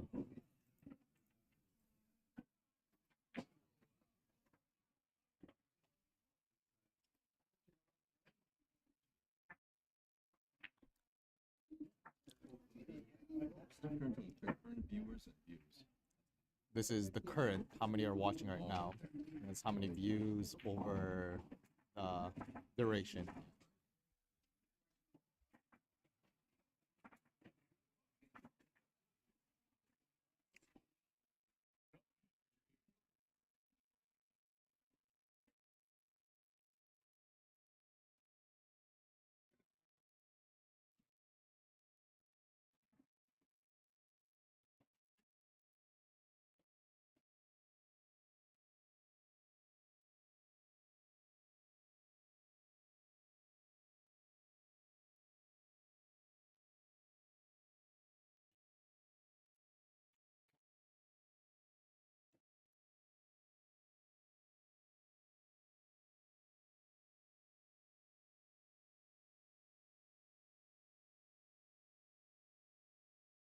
The draw's 10 anyways. You'll be here anyways. I know, that's true.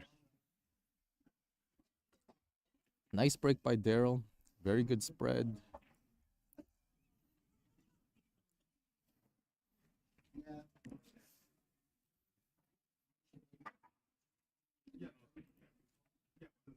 You stomped through your B side? Yeah. Nice. Haven't lost a match at B-side yet. Yeah, that's what I just saw. I was like, I swear I saw your name. Yeah, ever since the beginning. Yeah. No show? No show. No show. Who's this Arminder guy? I don't know actually. With a house queue. But I saw him. apart from a different country, just keep him here. He likes to play pool. Oh, His shape is not bad. great, Yeah, yeah. but he could make shots. Huh. But Yeah, I've, after the second game, I just kept running. Running tables, yeah. table. Because I saw him. I think he played someone over here. Or When Brian made a mistake, I ran him out all 4 games. is it Arminder? And Brian, he makes a mistake. Brian made a mistake. I just. Oh, he just kept running, eh? Yeah, you crush. Armarinder. Oh. Let's see. Oh, he was supposed to play Chris. Chris hurt his ankle. Yeah, he was mentioning that. That sucks. Oh, he lost to Daryl. 5-2. 2 games from there. Yeah.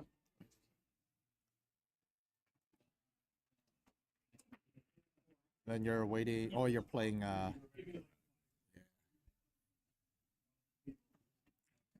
right, let's get back to the action here. Daryl with a nice break, opportunity to run it here. Six ball is a problem. He'll have to kind of swing back to it. He either draws so you can pocket the six to the bottom right. The six ball might be his last ball to the eight, unfortunately, which will always be tough. He's on the wrong side of that seven. On the wrong side of the seven, he'll be forced to be creative here, because I don't think you have the opportunity to give back the table back to Tom based on all the position of his balls here are very straightforward. So a little bit of a blunder here by Daryl. I wonder if he could kind of like draw between the 14 and the 15 with a little bit of left English. And then come 1, 2, 3 rails under the 10 ball. It's a tough ask, but I think that's what he's doing. No, oh, he caught it. He caught the 14. I think that was the right play. That was the right play, but he just caught the 15 on the way to that top rail. The 9 ball was also playing a factor. The 10 ball was playing a factor, but he had a good chance there with regards to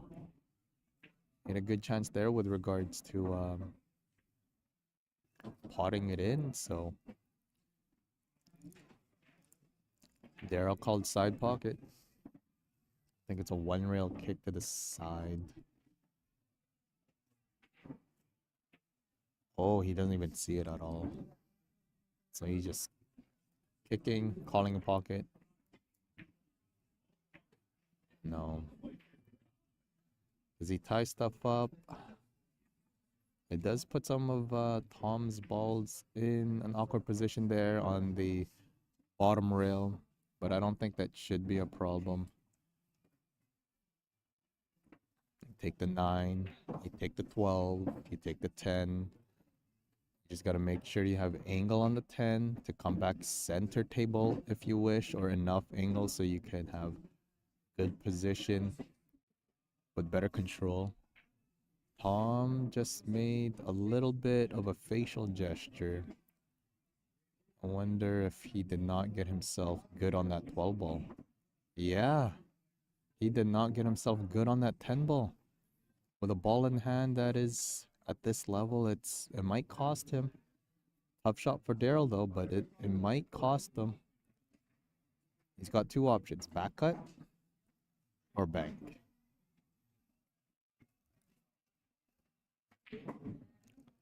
Banking would be to the bottom right.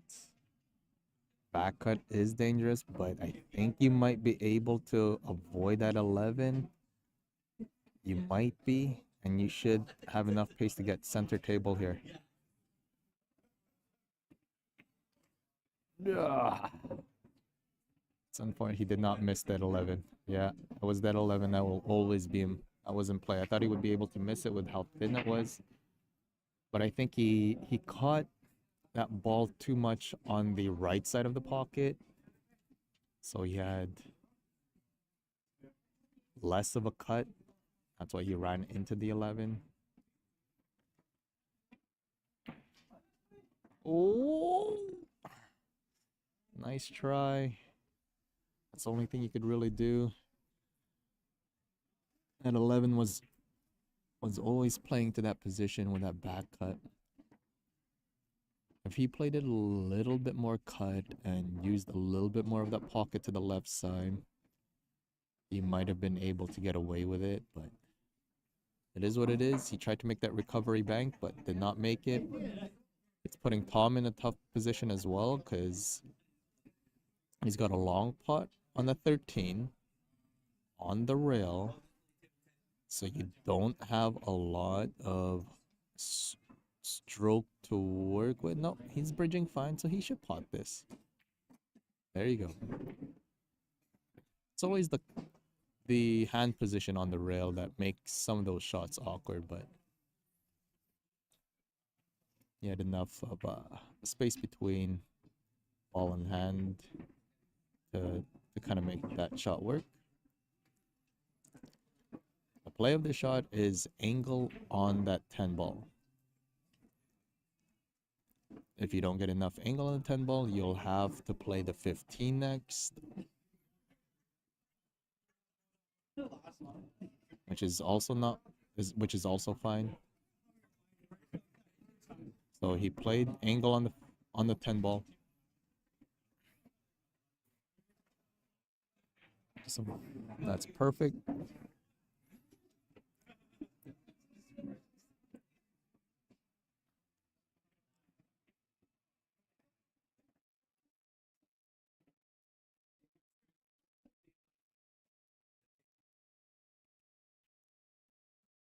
And Tom evens it up.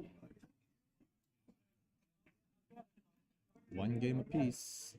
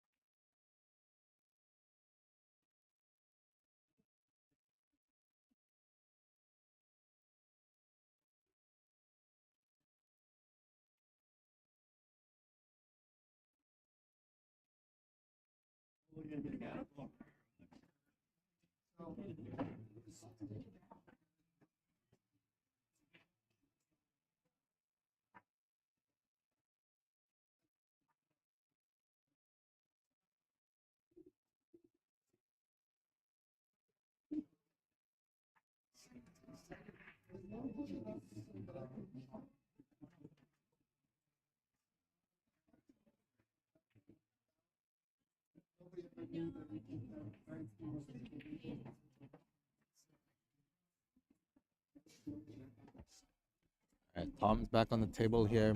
Good break, has an opportunity to run the rack here. He's looking to see if the 13 goes all the way to the top right. But I think he should be okay not having to take it just because he has the 1 ball or the 11 ball there. But we'll see what his decision is. He drew it, bumped it.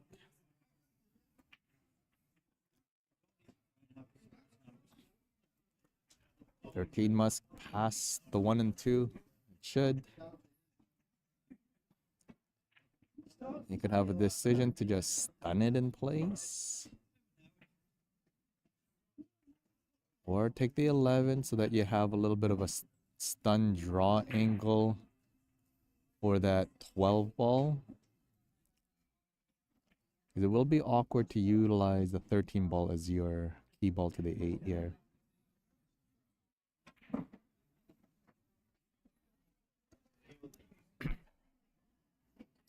Unless that 13 doesn't go clean. It's tough to say. He's going to use tops. Ooh, I thought he grazed it. It looked like it was tighter than it looked from my angle.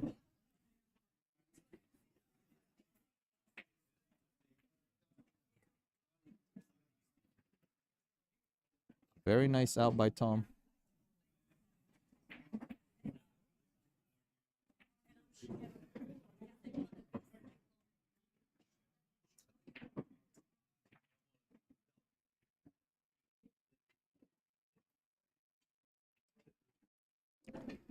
Tom takes a 1-game lead, 2-1.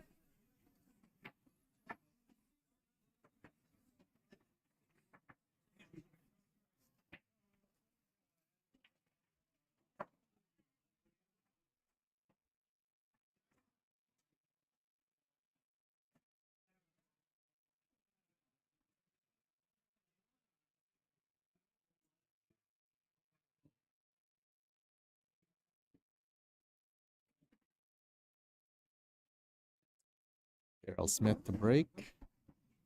It is a race to 4, so it is a short race. Anyone's game.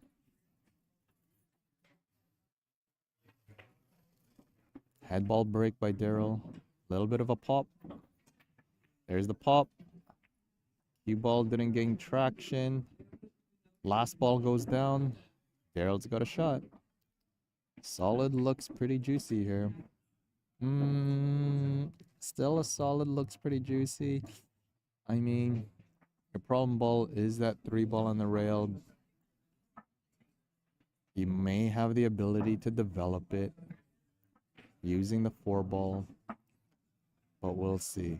He doesn't really have a good opportunity on the stripe, so he's got to try to draw this. Play the 5 next. That's okay. That still works. I'd still want to take the 5 here because getting position back on that 5 ball will always be finessey in that sense. And the way this traffic's happening and the cue ball traveling, you still have a lot of duck balls to work with. Nicely judged to go in between the pack.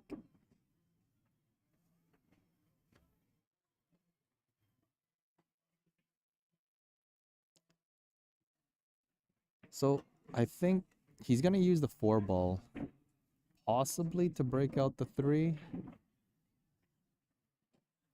Alright, he's not happy where the 2 or the 3 lies, so he's going to take the 1. I think he's going to set. Nice shot. Nice shot. I didn't even see that myself. That was a really good shot. Take what the table gives you, and he gets rewarded there.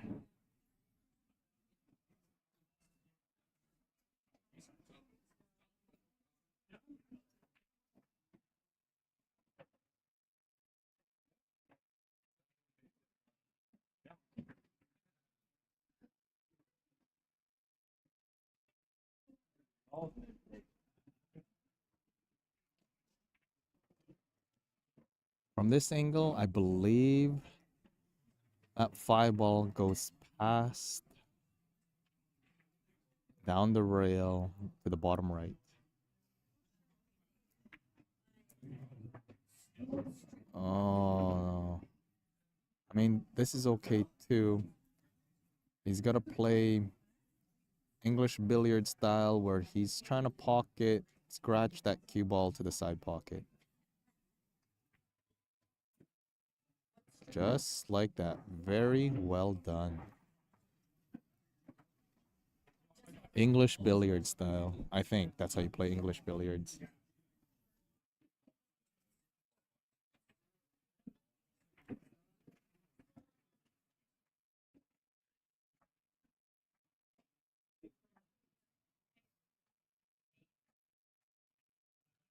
Daryl ties it up. Break and run for Daryl Smith. 4-2. It all comes down to the break. It always comes down to the break. Who can break at this level will win the tournament. Especially coming out of B-side, especially B-side, or at least first round. Just because these races are extremely short. Race to 5 A-side, race to 4 B-side. It's not until you get to the finals bracket or the final 16 where the races increases as the tournament goes on. First round of the finals bracket, you are race to 7, and it progresses all the way up to race to 9, I believe, into the finals. So more games, kind of more chances to kind of dictate the pace, dictate the game in a sense, and have yourself get like your foot on the pedal, kind of, so to speak. But Tom here with another good break. He may elect to play that 4 ball now. He's back cutting the 6. He is playing the 4. Just roll up for the 2. Draws. Come back for position. Nice shot.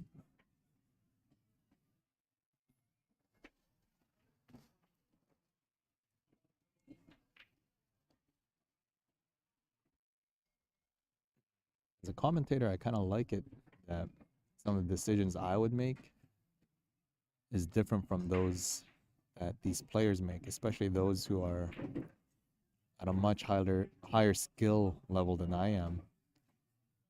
Kind of helps rehone some of my decision making in the future.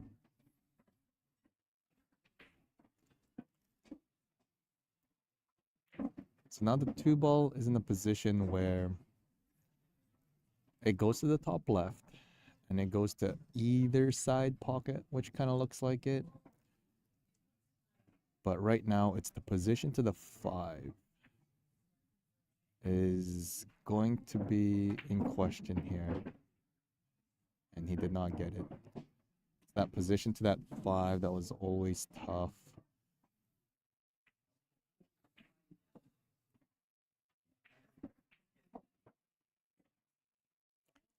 So he needs to make a good shot. He's going to try to draw it to the top rail. Maybe add a little bit of running English. So he comes 2 rails long. So he could pocket the 2 ball to the top left. It'll kind of like stun / draw into the rail with running English. You're trying to manipulate an angle here for you to manipulate angle, plus you're trying to manipulate speed, especially how these tables and rails play. They play super slow.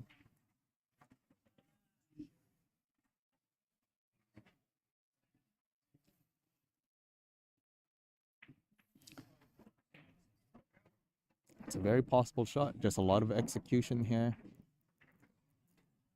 So there's the draw. He's aiming low on the cue ball. You just don't want just only draw just for the fact that naturally it's just gonna come towards just before that corner pocket on the bottom right. Your cue ball will be tracking. So by adding a little bit of running English, as you hit that top rail, you can widen your angle to go into the side rail, into position for the 2 for the top left. So here's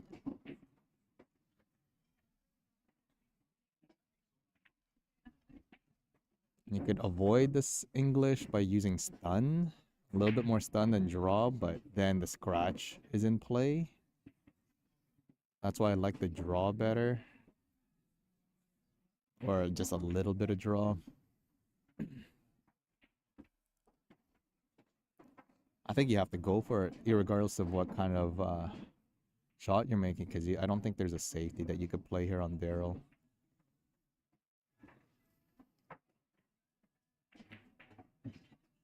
Oh, he decided to go for the safety. You see how the cue ball did the 1-2.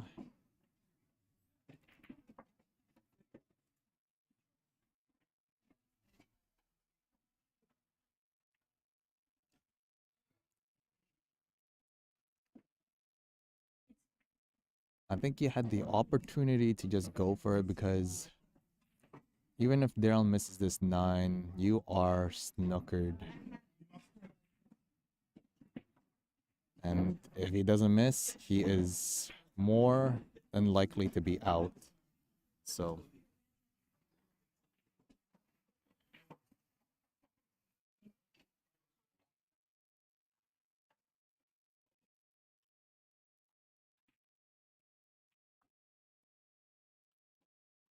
Daryl has a couple options here. He was eyeing at 13 for a second. Thinks better of it. Comes back for it later anyways. Friendly bump. He needs a friendly bump. I think that's friendly enough. But that's the last spot he wanted to put himself in.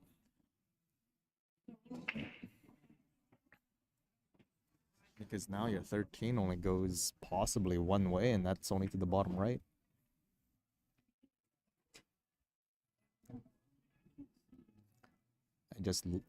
It's not a bad shot necessarily. It just limits your option, especially with all this traffic in the middle. Oh, he sees the 13 clean. Never mind. It did not put the 13 in a bad position then.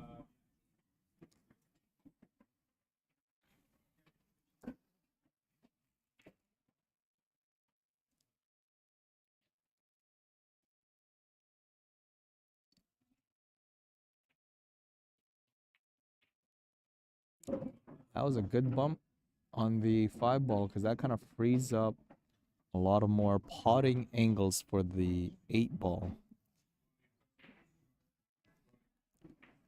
He just increases opportunity or increases his options to get out. Clever play.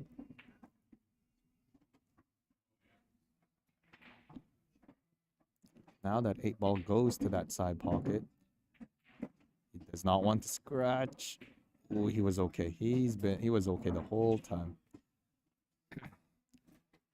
Now the awkward shot here is you have to float this up, but you still want an angle on that 11 ball so you can manipulate your cue ball the way you want it. This one should be fine. Just avoid the scratch because you're playing that top spin. I believe this cue ball is tracking to that side. So he's playing a little elevated. Playing a little elevated got him missing that shot. The only reason why he was elevated was he was trying to avoid that side pocket.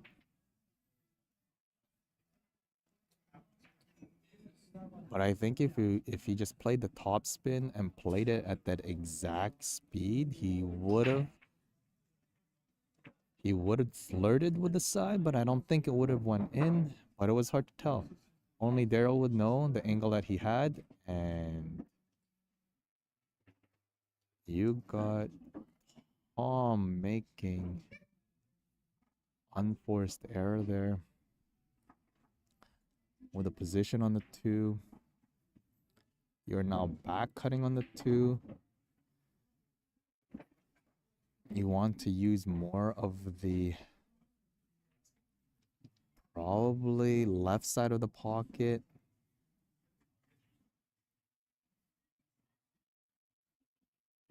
It's very tough. You might have to use left side of that pocket. Left side of the pocket avoids the scratch.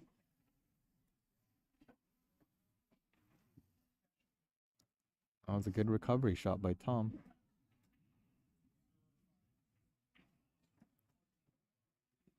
This is just comfort level. Either side or corner. Tom punishes Daryl for his miss out. Tom now takes a 1-game lead over Daryl, 3-2.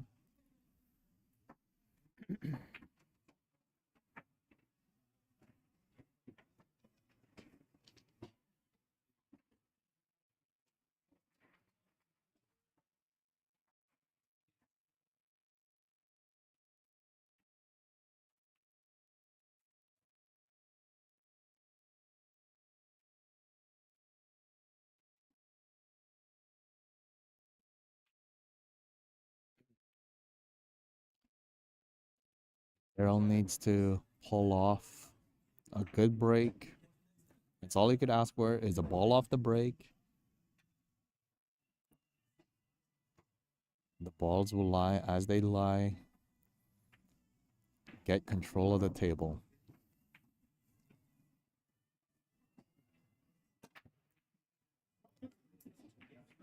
Another dry break by Daryl. Another dry break by Daryl is going to put Tom a chance to run this out, and I think the run is there. Break is just as important at this level, especially at short races, to establish and take control of the table, regardless if it's a messy table or not, but at least you had the break, or you had a shot after the break.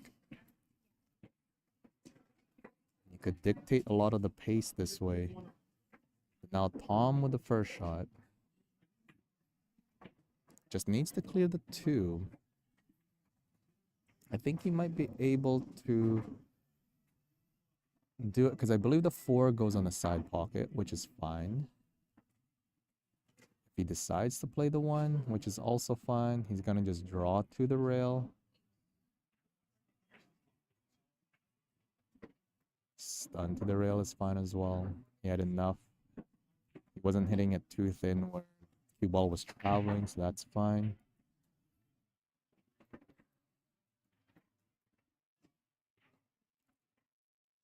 I would like to take the 4 ball to the 2 ball here, if he can. Or even the 6. Either way, have that cue ball a little bit just bounce off that top rail. Because you have a little bit of a duck ball in that 7 that goes right to the side. That he is shaking his head right now. I don't think that's what he wanted there. But I think he's still okay. Because he could still do the same shot. He's gonna take the 5. Leave the 7 there because that 2 ball is gonna be traveling. And you want to have a ball to reset for the 8. So you're gonna draw this a bit. Or stun or play a little bit of tops. Now control that cue ball to just bounce slightly off that rail. That's okay too. As long as he sees that 2. Top spin. Have an opportunity at that 7. There it is. And Tom is out. Good recovery there by Tom. Punishes Daryl on his dry break. Daryl's just going to make him shoot, and that's what you got to let your opponent do. And Daryl is out of the tournament.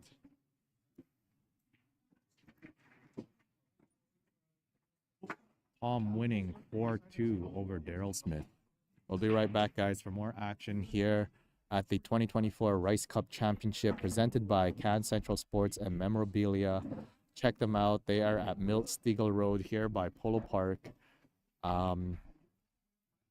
Tournament is being held at Crazy 8 Billiards by the airport on Berry Street. If you guys want to sweat some matches live, we have quite a bit of a crowd here. Lots of players still playing their matches. We have 50-50 raffles. We've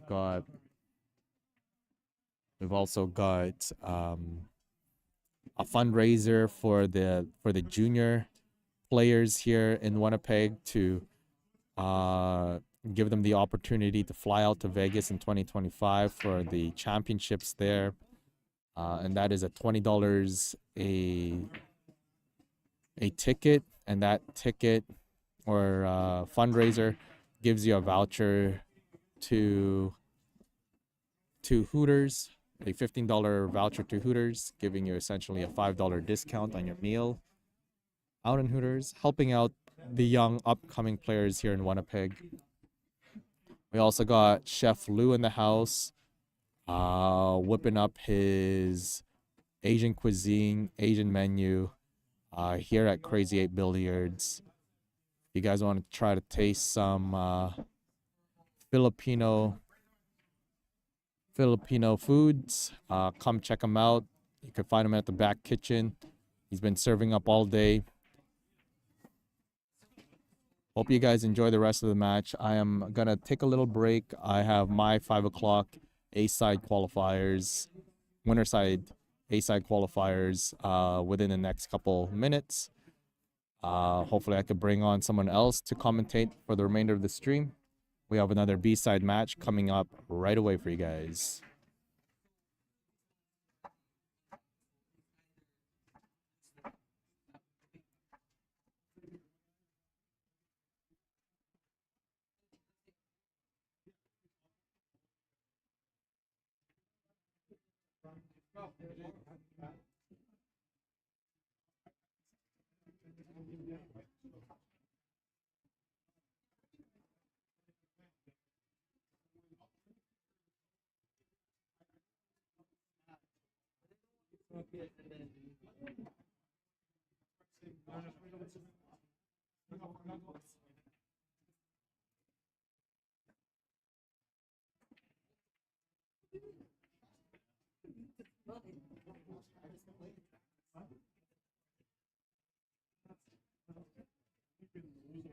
Taking up the money.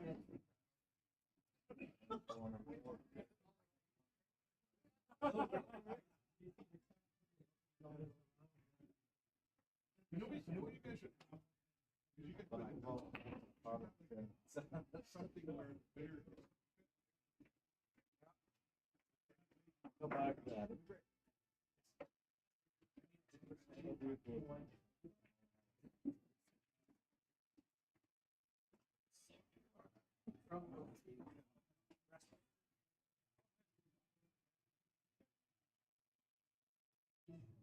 Oh, so basically you think they're on top.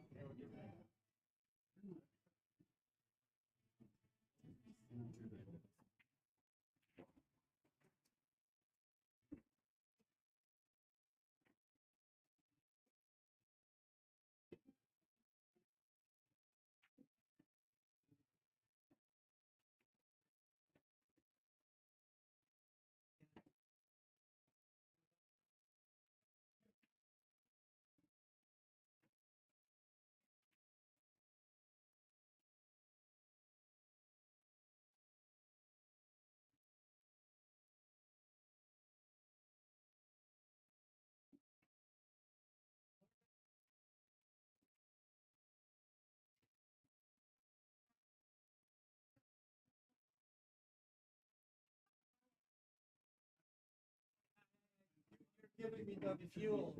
You're giving me the fuel.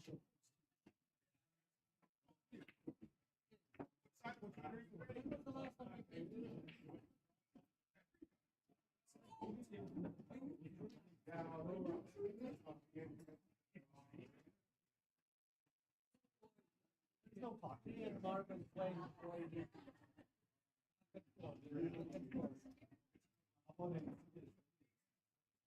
Better than the end.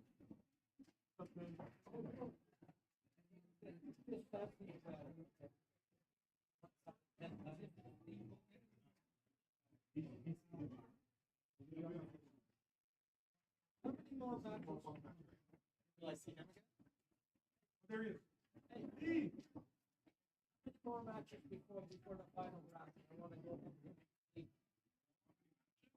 More matches before the final draft. The final record is No, I know, but how many more matches will you get there? the B side is three matches. Get there. Five. I don't know.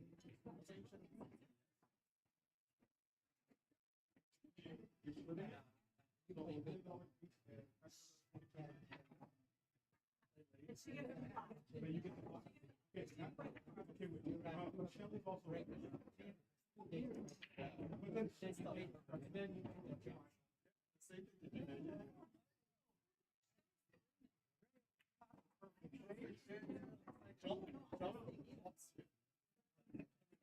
See, they agree with him, they tell Charles like that China. no, not exactly, yeah.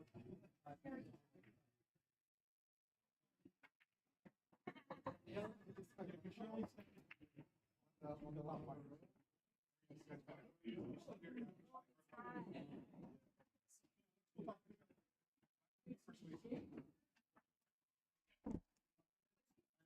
You got it on there? She's looking at the part of the video.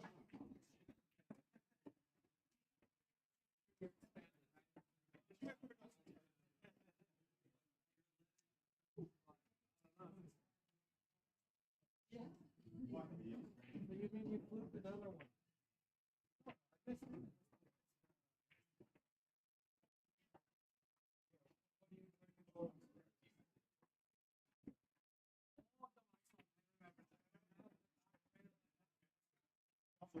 Oh, no mistake.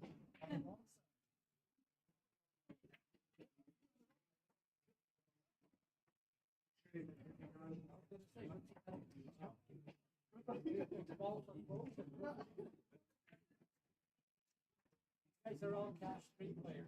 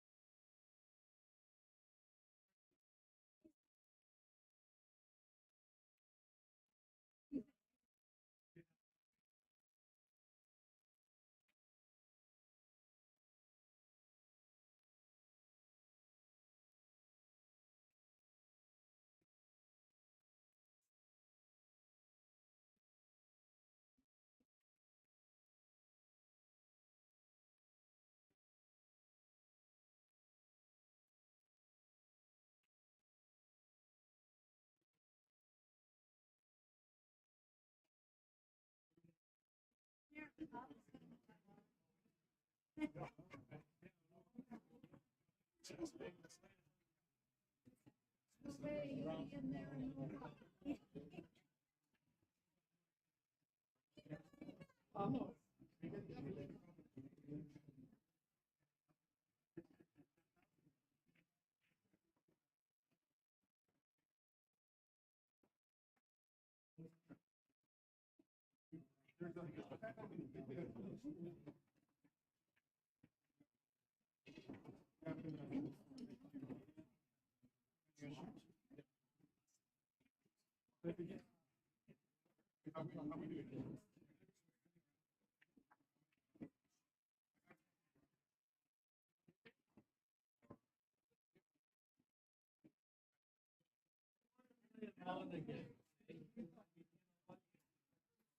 night long. You sure about that? All night long. Richard, I know the feeling.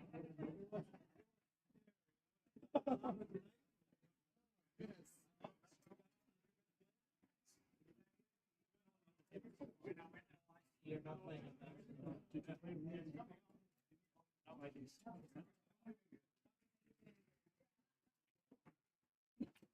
So your bets are.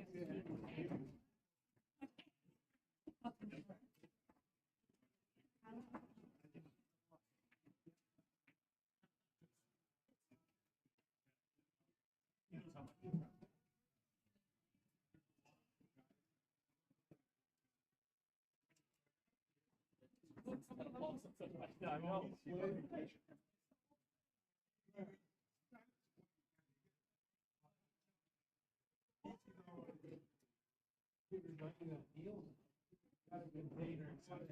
Deal.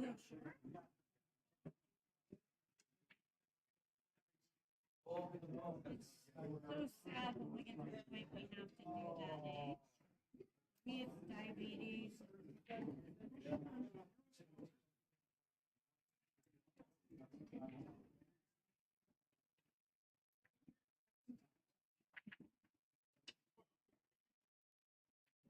Old TV table.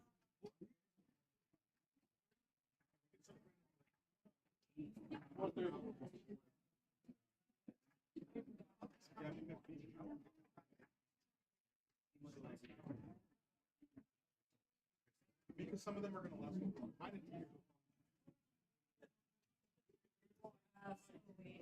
Fine, but you won't feel it. Yeah. All right.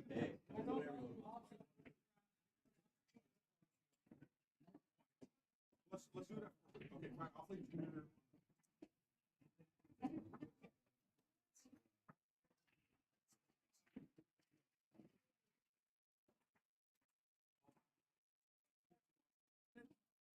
I'm gonna ask you. Okay, you go piss first. Okay, I'll just be with all for you. So you don't have that. Yeah, some of the. How far is that? I wanna be quick.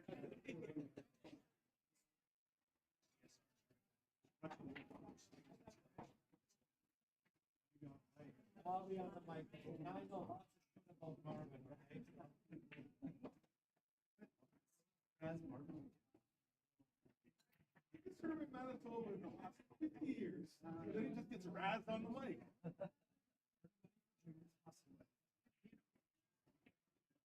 Guys. I have to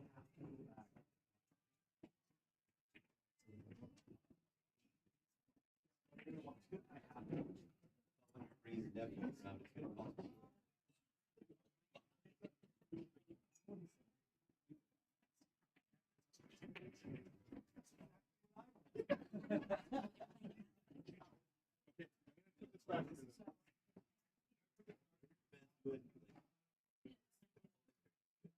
Oh,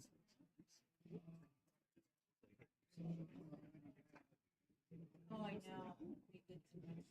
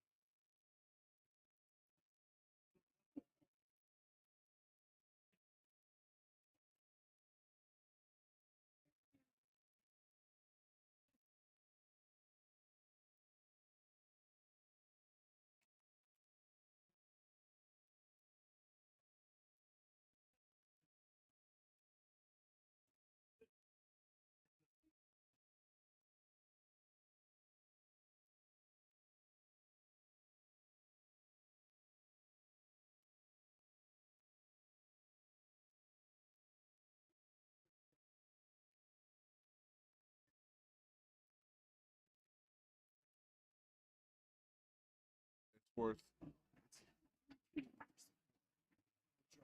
Oh, 3-3.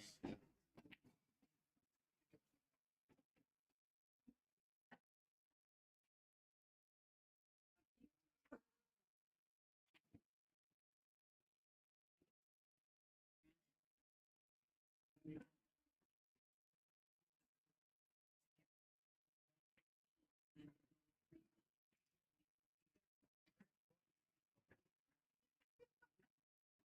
Yes, sir. Yep, give her a break.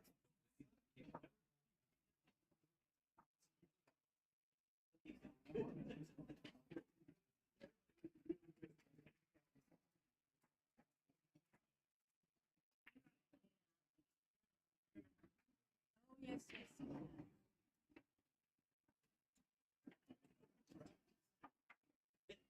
There is. Oh, He's talking about the game. You're not even talking about the game. You're talking about practice. Game. Practice.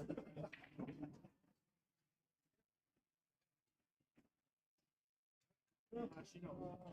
yeah. It's just that competition.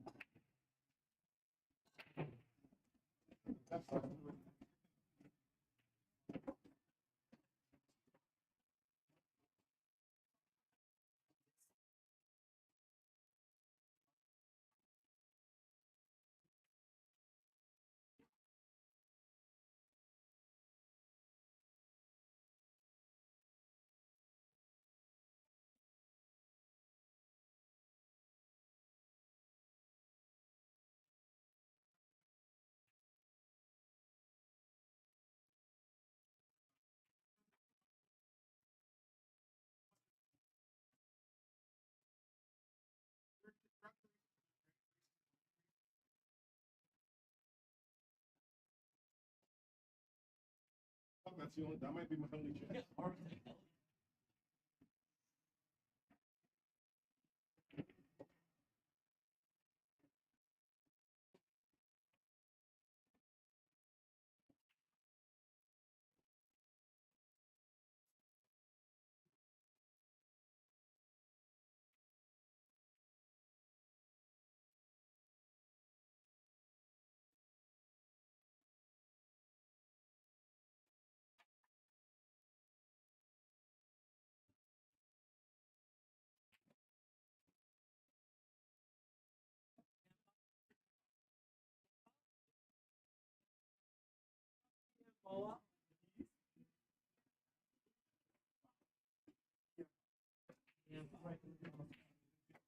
Well, could be.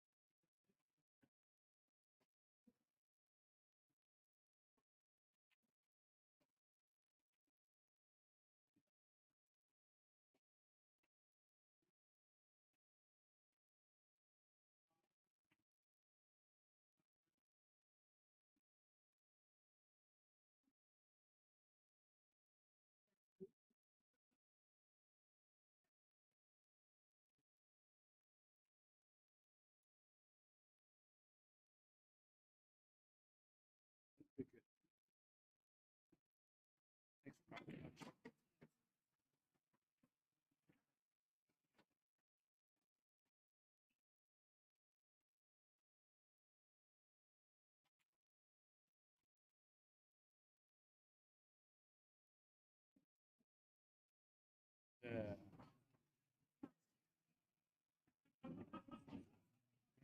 I have probably hit. Yeah.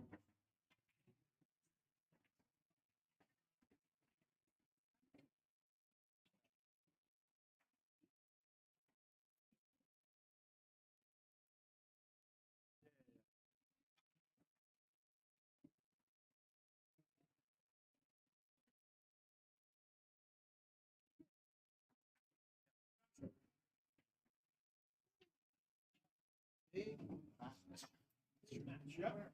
What's the line on this match, you guys? Taking Marvin. 5,000 tomorrow. Taking Marvin. I need 10 to 1 odds. I'm taking Marvin. I need 10-1 odds.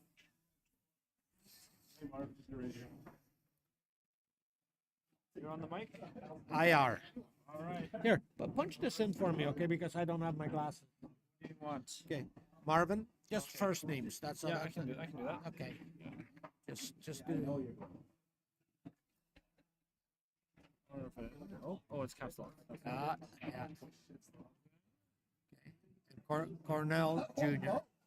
You don't know till it comes out. Perfect. You know? 0-0-0. 0, race to 5. Beautiful. And where's the mic turn on? Don't turn it on there. on already. It's on. Okay. Turn it off. And it'll, It's like a computer. Just just like a computer. I got you. just like a computer. I got you. And how close do I need to be to the mic for them to hear me? Right now, you're doing pretty good. You're Okay, so I don't have to be like this. I can sit back You here and can probably, it's picking up quite well. I mean, I can lower it. no, that's fine. Okay, because I'm not gonna scream or anything like that. Let's turn it off.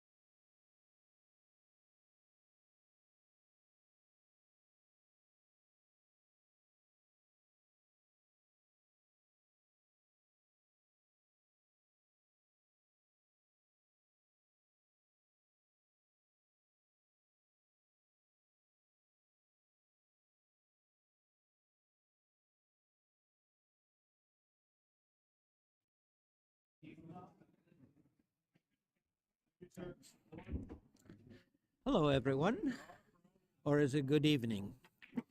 Oh, I see the players are at the table, taking their warm-out shots.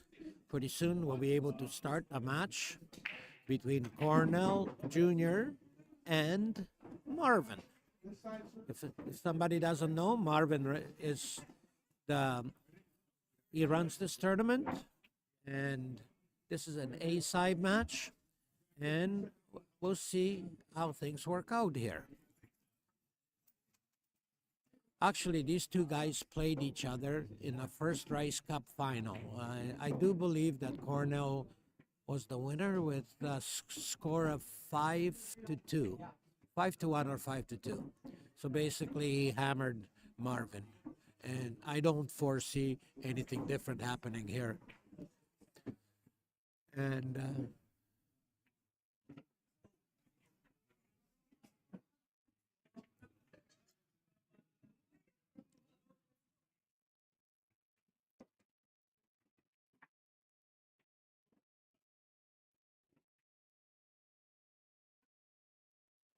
Marvin, how far are we into the bracket here? This is to get into the final bracket. One more thing. This is the match. The winner gets into the final bracket. Automatically moves on to the final bracket. So it's huge, huge to win this match. Because if you lose, I believe you got to play 2 more matches to get into the final bracket. So, and there's some good players coming up on the B side. So we'll just watch and see what happens. You know, I think Cornell's almost done his warm-ups here, and the final will be starting right away. Who on the flip? Marvin. They flipped for the break, and Marvin was the winner, so he'll get to break the first rack, and we'll go from there. Actually, winning the flip is really, really important with the caliber of these players because they can easily break and run at any time.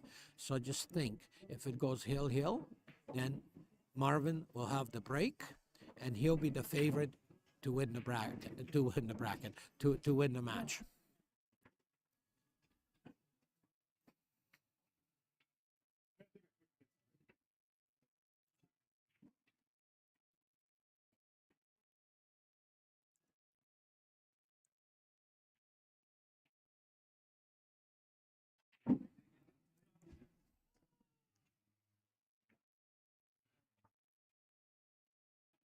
Got to hit it a little harder.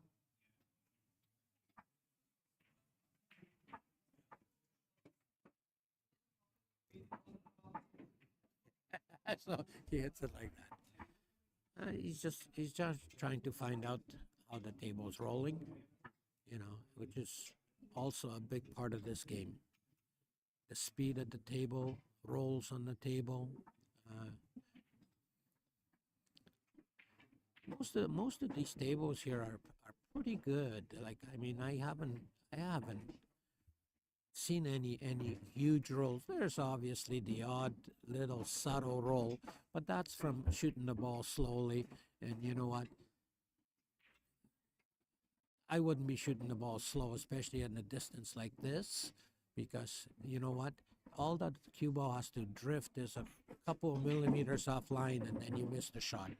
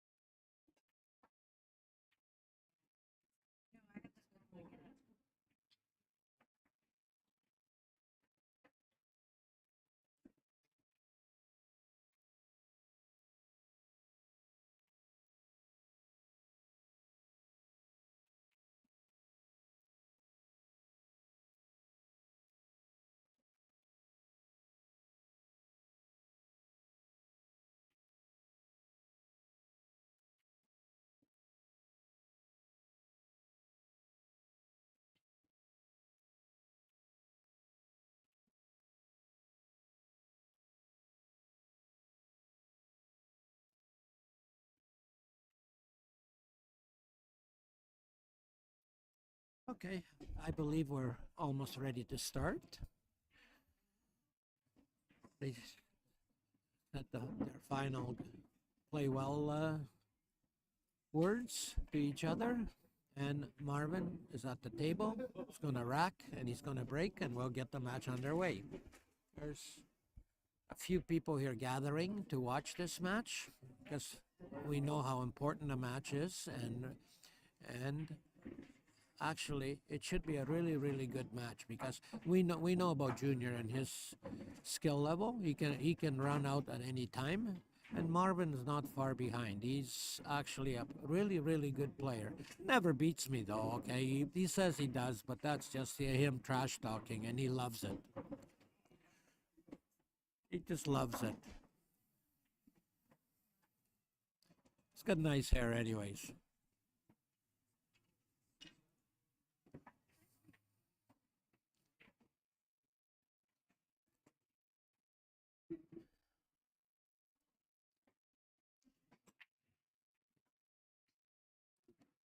Second ball break.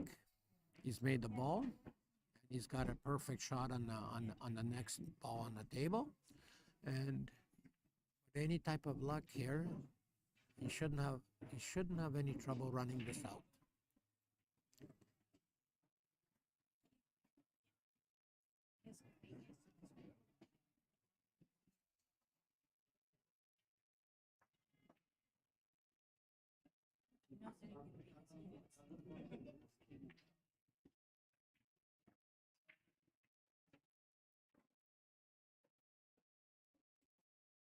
Okay, everything's basically in the middle of the table. I mean, it's a pattern things, and different people have different. They have different choices in the pattern. You know, some players see it differently than others, but most of it, it's about the same. It's always getting onto the next ball. That's the trick of the game. Make the 2, 5, 1 in the side and 3 in the corner. I do believe 3 is going to be his last ball. And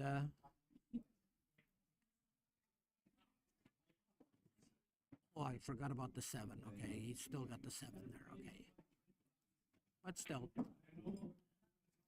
oh, plan B now because he didn't come back far enough for the 2 ball.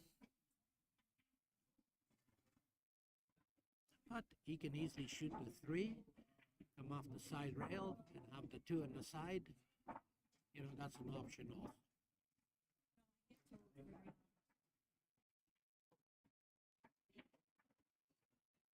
I think that's what we be doing, eh? Shooting the 3 off the side rail. Yeah. Yeah. And either shoot the 5 or the 2, and then the 1 goes into the side. I think it goes both ways. Oh, yeah, you might be right. Lots of options for Marvin. Let's see if he zips this right to the side rail.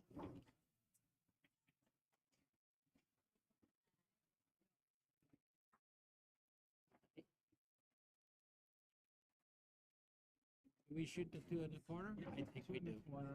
He's a roll up a little bit. I'm with you. I'm with you on that one.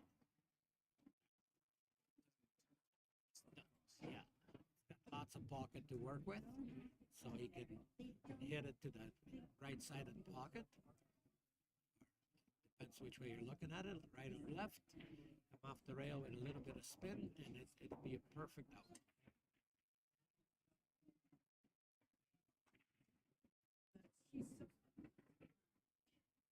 Okay. A little bump on the 8 ball. Or do we draw it back? Do we draw it straight back? The bump automatically. No, he's taking. Yeah. Safest way. Yeah. Just in case you don't. What a beautiful run out.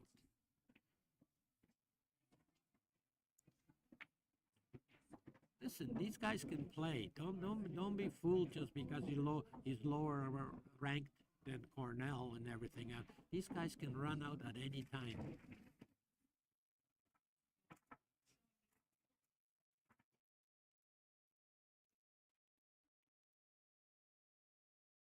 I always admired this guy's break. Okay, that's what I. Little closer. Yeah. Like it's incredible how hard these guys break and they don't end up losing the cue ball. You got it? We gotta go back to the mark. Okay, wait. It's updating this one. These fellas can't help but to make a ball. That's how good they hit it. Okay, you can't help it but make a ball. Look at. Oh, real unlucky. I do believe he's got a shot on the 4 ball. That's what I'm thinking.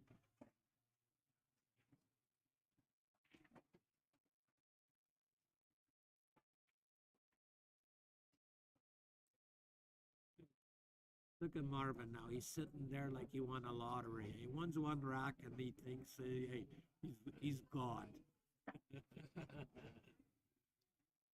So proud like a peacock. Four ball into the side, you're playing with half a pocket, you know, or you go corner. Corner, I think. Okay, that's probably an easier shot. Junior's looking at safety, maybe just the 5 and come back behind the 15. Oh, that's a good call. See, I don't see stuff like that. Oh. See, that's the bad thing with that. If you don't execute, you end up doing this. Does that eight ball go on the side? It doesn't look like it. It looks like he looked 8 ball to the bottom right. Yeah, yeah. Well, we know that it goes there. Okay, so. Okay, it's basically all the solids are open. It's just executing.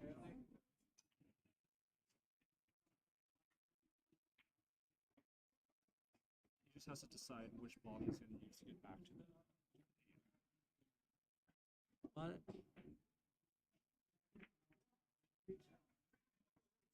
there's lots of danger there, eh? It might go. No, maybe not. Right? It's hard to tell whether it goes on the side. Probably not. It's not. Oh, it doesn't go. Okay. He has to take it in the bottom.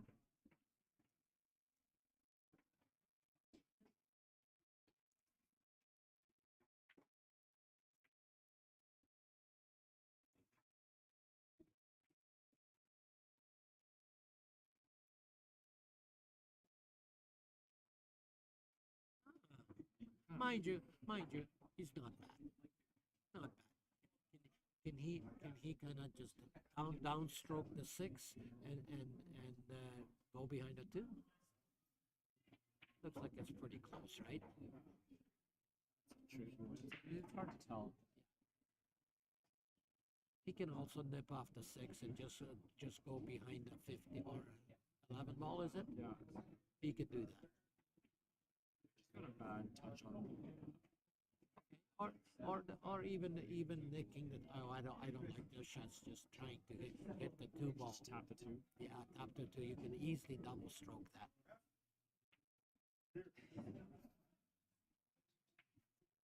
We have a nice crowd gathered here. I bet you there's about a dozen people watching, which is nice to see. Hey, pool in Manitoba really come a long way since I was a kid. Believe me. Did you start playing? I'll never forget. We started playing back in the 80s, and you could only play in the bars. They never had like 4-foot or 7-footers or 8-footers anywhere else but the bars. Okay. So you put your 25 cents in.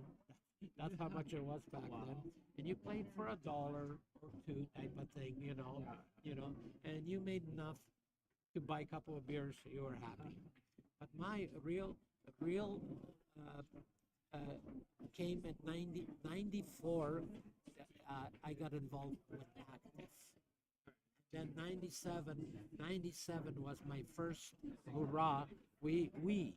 It was a top league back then, got to go to Vegas. And back then they paid for everything, okay? Amazing. Yeah, and it was nice. It was really nice. It's a great hobby, guys, okay? If you ever have a chance, everybody thinks, oh, it's a bum sport and everything. No, that's not true. This game is for everyone to play. It's a night out, pretty cheap. You're not spending $50 or $100 a night to go out. It's cheap. You spend it. You get to go and be with your friends and at kibitz around and It's not hard on the body. it's hey, old guys like me. I'm pushing 70 here, and I'm still walking around playing with the young guys. And it's great when you get to beat the young guys. I don't know how they feel, but you know what? I feel good. So, another young guy's down the tubes. Okay, Cornell finally figured it out. I do believe he's playing safe. Okay.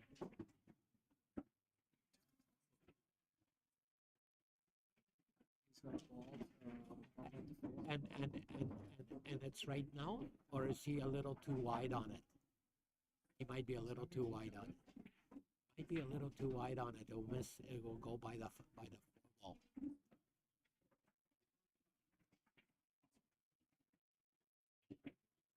I think he can get better on there. See, he's got to leave that 9 ball for his insurance ball. If he doesn't get on it, okay.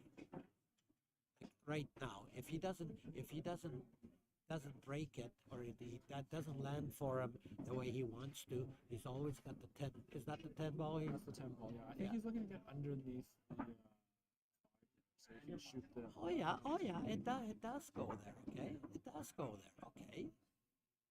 I like it. Mind you, he might have too much angle. These guys slide the ball off the rail, they hit it halfway down, and everything goes Insane. insane control. There. How's that? Don't know if the 12 goes clean to the bottom left. It's hard to tell. Goes 1, 2, 3, 4 pockets. I think it goes into. Let's see. Okay. It goes into 4 pockets guaranteed, right?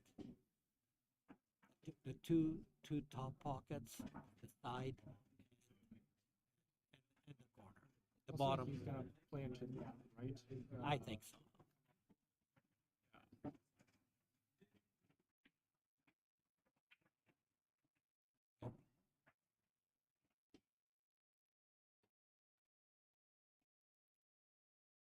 The idea here is not to touch the 8 ball. Why? I didn't know he was that good. Perfect run. Let's click. Let's click another one there for corner. Okay, and that ties it up at 1-1. And Marvin gets the break.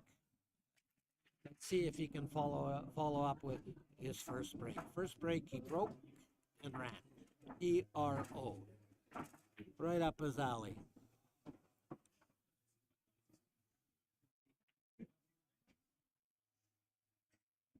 Where's your home site for your active? Here. Oh, you play out of here? So you play on nice tables, okay? We get to play on. You go to these other joints, right? Yeah. Where do you guys go? We play at Sonics, which is pretty good too. Yeah, right? yeah. But then you go to Transcona or something, you get to play on those tables. Oh my God! It's 1 or 2 tables. Perfect. Perfect control. Perfect control. You made 2 or 3. Let's maybe 2. Yeah, made one, 3 one of each. Okay. Yeah, 1 of each. Okay. Let's see if that 6 ball goes to the top left. I don't think it does. I don't even know if it passes the 15 to the bottom left there. No, no, that's the top left. I call that the top left, right? So, Yeah, that's the do you no. think it goes here? Yeah, I wonder if it go. I don't think it does. So he's gonna have to move it unless he decides to shoot. No, he's shooting the solids. Might do something else to bump it out. Maybe get a better angle. See, Marvin's in a predicament right now. If he doesn't run this out, okay, guaranteed, 99% of the time, Junior will run it out. There's no, we're not playing fun leagues. Oh, that might go. That might go. If he doesn't run this out, guaranteed Junior will get out. That's how good these guys are. This level, the break is really such Oh, a big factor. oh, it's 75%. How's that? That's Fair, pretty fair high. assessment? Yeah. That's pretty.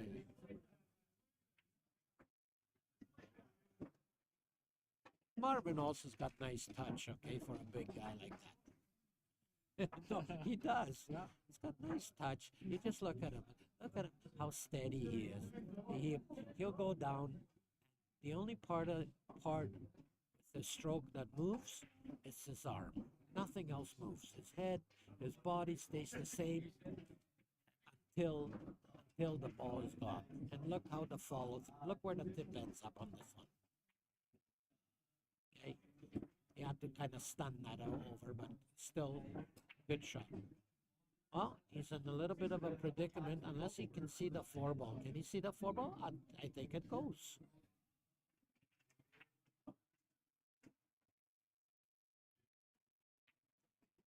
You know what? I think the six goes in top left. I'm pretty sure because I he's playing like it goes. Yeah.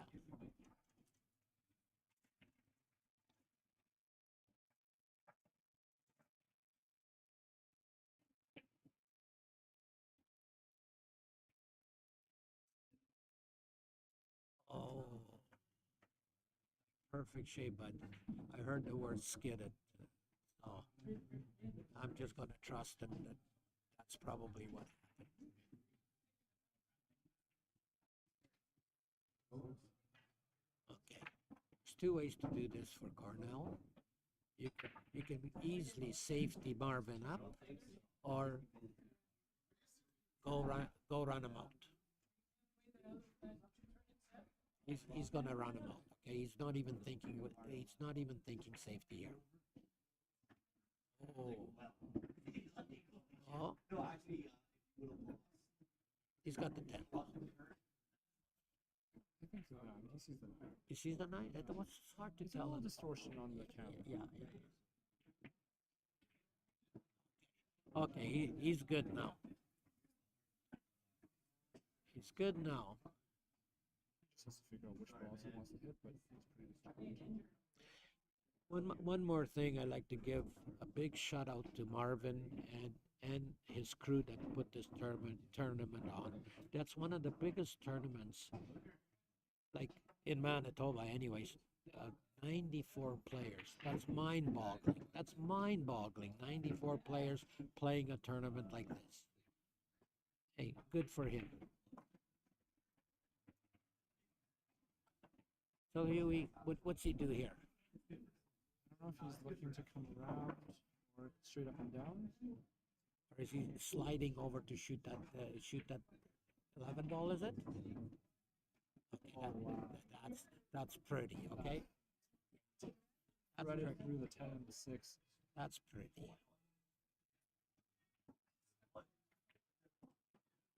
That is pretty. The way that happened. Because he could have easily robbed it and then have no shot. He could have bumped the 6 in there, but he really knows his angles, his spin.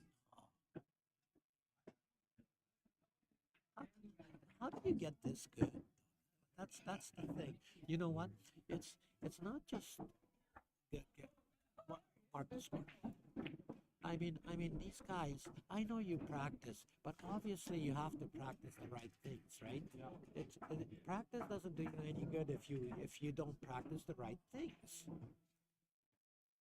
These guys, they've gone to a point where they don't feel any nerves. And the way they visualize the game is different. I know you're fairly young. Do you get nervous? Yeah. Do you? Once in a while. See, I don't. Okay, I got no nerves. They're all dead. Like but no. That's a key proponent of the playing pool, right? So you can shoot however good you want in practice and with your friends, but Yeah. when you're under pressure and you're playing in a tournament, It's like a golf game. You go to the driving range, everything's going 220 yards, 230 yards down the middle. You step up to the first tee, you shank one right into the bush. Okay. you wonder what happened, right? Yeah, I don't believe that Cornell gets nervous. Okay, he's too good. He's been playing too long to get nervous. Okay, Martin's in. Does that 14 pass? I think it does. Oh yeah. Oh yeah. Oh yeah. Oh yeah. Oh yeah. that 14 goes. So going on the record saying that Marvin will run this out. Oh no, where's the 8 ball? Ah, Well, it's the only tricky part yeah, is to yeah, figure out. yeah. Okay, wouldn't it, a good shot would be take the 14 and then break out the 8 with 11? Yeah, so he's looking at that. Then you can get stuck there, right? Yeah. You go for the breakout with the 11, you can easily get stuck there. I think he's got the 10 at the top there, that would be a good insurance ball. He just has to make sure he hits the 8, and probably not the 6. Yeah, the 11 is off the point, right? I'm pretty sure it is.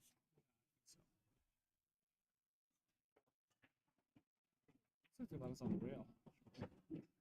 Okay, that's the angle. I do believe he's gonna break it out right now. But he can easily get stuck there. I don't like it. I don't like it. Don't like it.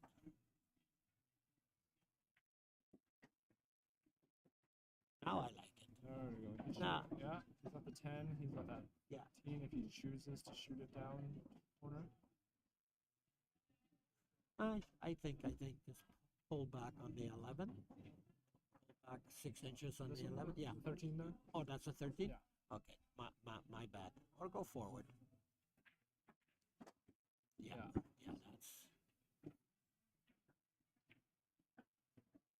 Both the 15 and the 9 pass. easily, easily. Remember, I'm on record that said that Marvin's going to run this out. You better not let me.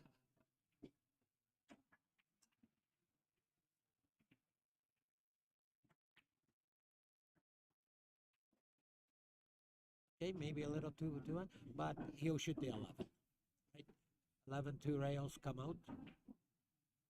So it's 15 there, but yeah. Oh, no, is that the 15? Sorry. Okay, look, see, I'm also blind. Yeah. You're still running racks.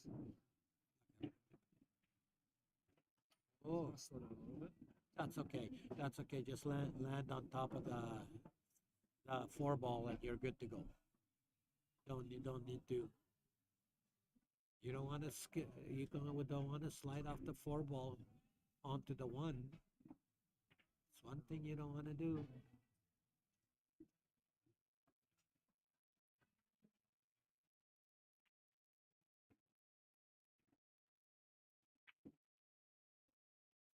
Oh, just gotten away. Yeah. Yes. And I hit it hard for some reason. I would have just floated that baby just nice and soft. So exactly that wouldn't happen. Maybe he was worried about the last game. He hit something pretty soft to roll it up and hit skid. So he just wanted to make sure. Okay. What do you think? 50-50 on this shot? It's a pretty good jump. Yeah. Well, you gotta be a good jumper if you can't play shape. I give him. He'll hit it. There's no doubt about it. That pocket is fairly big from the angle he's coming in.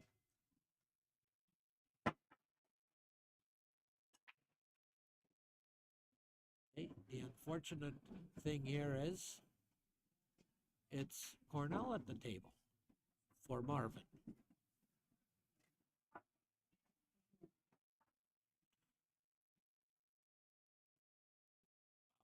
That was a huge rack, huge rack. Every opportunity you get against a player like Cornell, you gotta take advantage of it. Okay, what's he doing? What is that? 7? 5. And I think it's like 5, he's 4, trying to 1. get a good set on that. 7. Yeah. 5, 4, 1, and no, he's out. I mean, he doesn't have to. He doesn't have to go. He doesn't have to do anything here.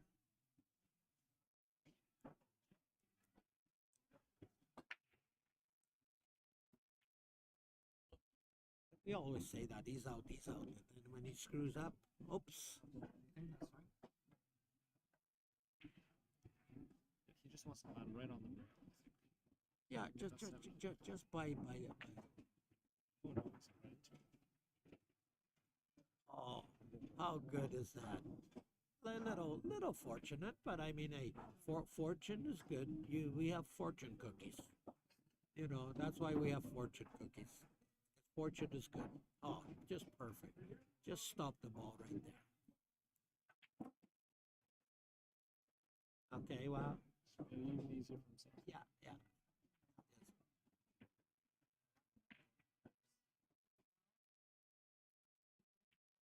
Yes. Okay, Marvin threw in the towel. Oh no, he didn't. He's gonna make him shoot it. Okay, Cornell is snickering.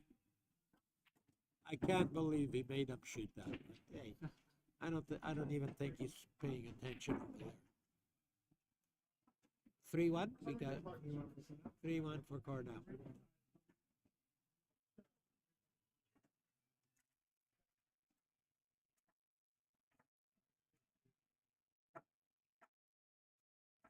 Did you play Wally McLean last weekend?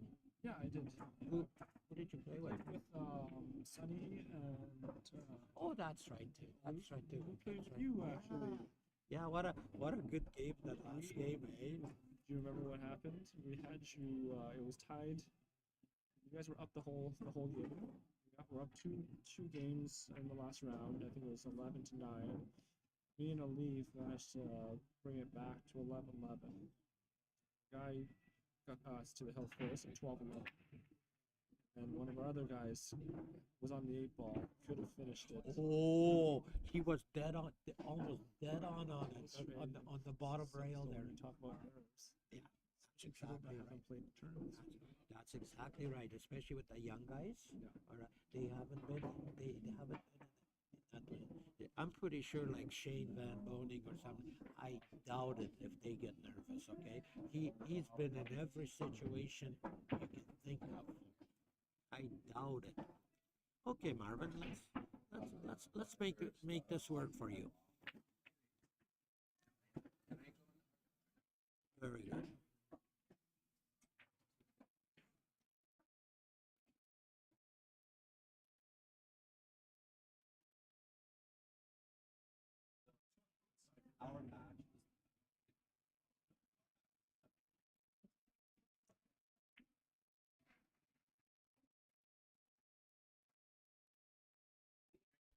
Okay, what's he got?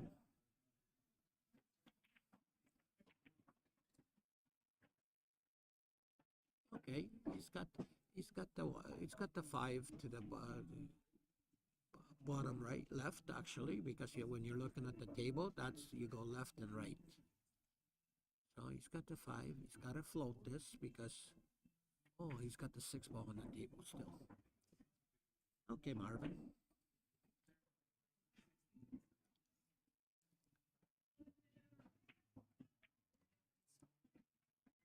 There you go.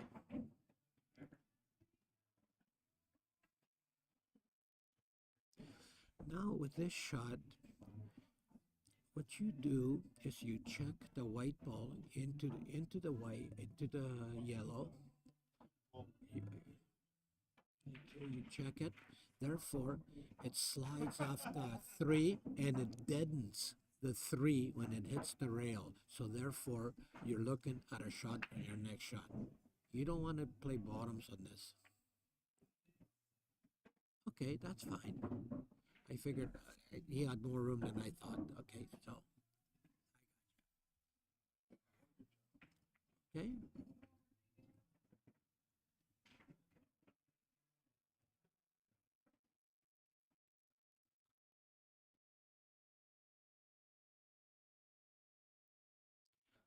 This has got to be up and down. Okay, he can't hold it. So make the 3. Hopefully, you come between the 11 and the rail, and then you end up on the 6.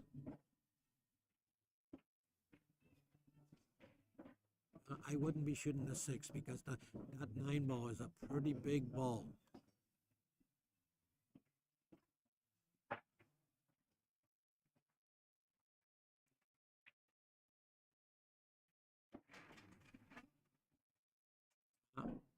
Unfortunate.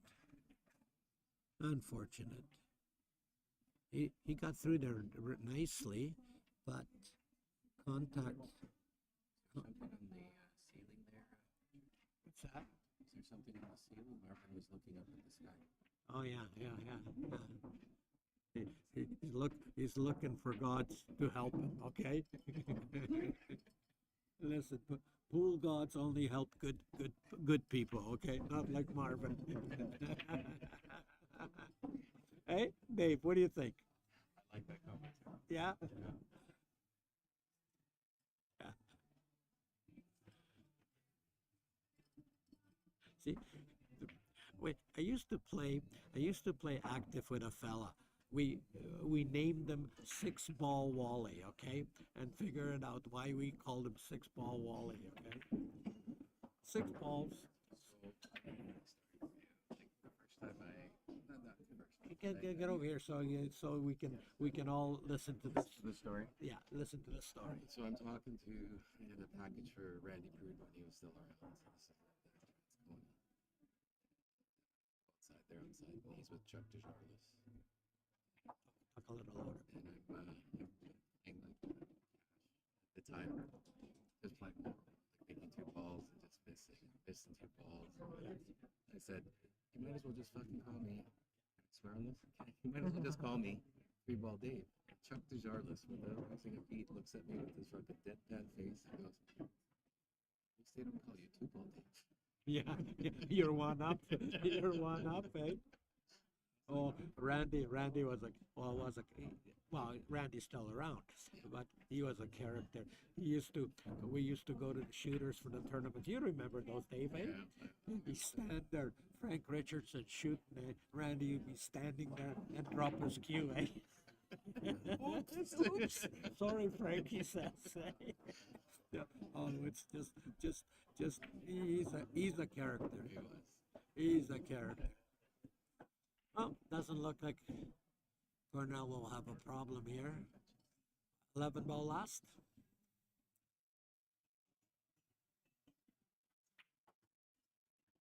No. Maybe 11 ball last. I'd shoot the 11 now. Because I can miss that 10 ball easily. Okay, that's and Lee would have no chance of making that 10 ball. It's a nice, comfortable distance. You know, just come to where he is right now, where his hand is right now. Okay, see how close he gets. Oh, not even close. He's only about 3 inches off. Could have been straighter. Yeah. Okay, punch another one. Oh, I thought it'd be a lot closer than this, and it looks like a runaway. Marvin can still make a comeback. Marvin, you need subs? Well, you know why, eh? You.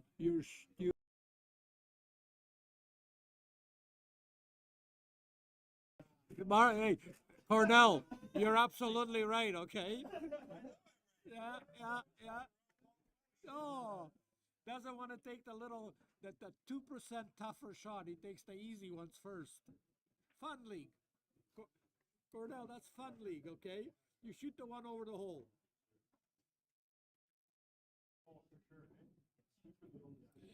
No, they're making, even Cornell's making fun of Marvin. No, it's all in good humor here.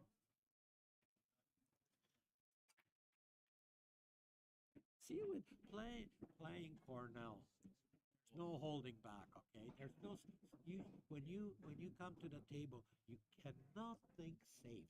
You just cannot, because what, you think he doesn't know how to play safe? Is that what you think? You just go all out. Okay. Let's see how he makes out here. Okay. 2 and the 5th. Was it 2 and the 10 up in the top corner there? Right. And he can't go for it first because the 6 is in the way. So Yeah. he's got to come back to that. Well, he can. he can get on the 4 on at the right angle and just stun it across. Yeah. There's an option, or he can spin it around Around the 8. around there. the 8 ball. Yeah. So he's got options. He's got options.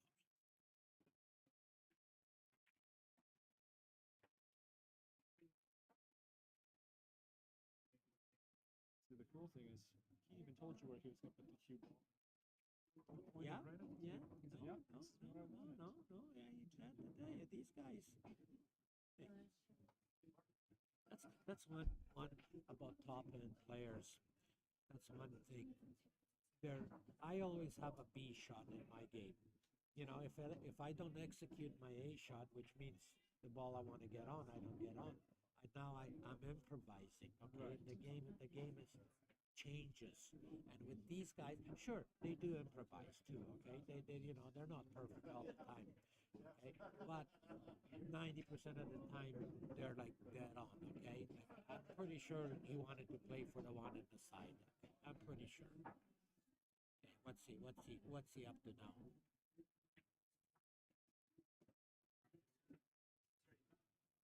Okay, get rid of that ball because that's his. You watch. He's gonna use that 4 ball to go around. He's go around the 8. He has to leave that 5 ball where it is because just in case he doesn't get on the 2, right? Yeah, Going as around. in shot. Yeah, yeah. Always have an insurance. I think he's good. Perfect. I think he's good. He can even go around here. Or just slide it right. See what I mean? See what I mean?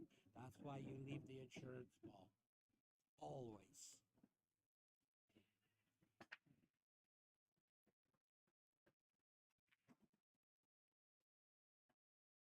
Ah, he's sick. Hey, Dave, why don't you take some lessons from this guy, okay? He's not gonna miss his. Oh, beautiful. Okay, the 8 ball given. Final score: Cornell Junior 5, Marvin 1. It was actually a lot closer than the score, but hey, it is what it is.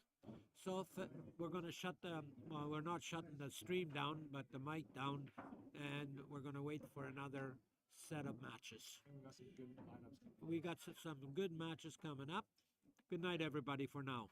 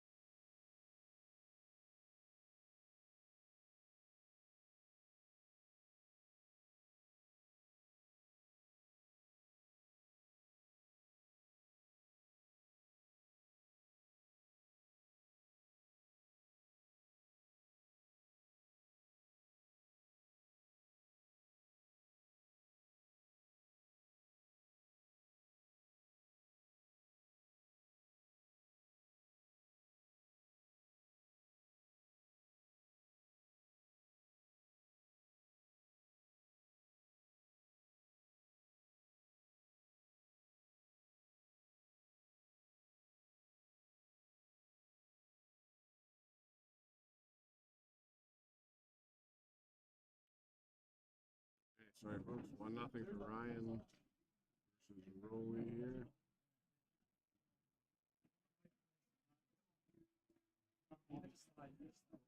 Pretty wide open here. Looks like Rolly's gonna try to get onto that 4 ball right away. Get it out of the way. Up to the 1 here. The 5 gets by that 13 easy.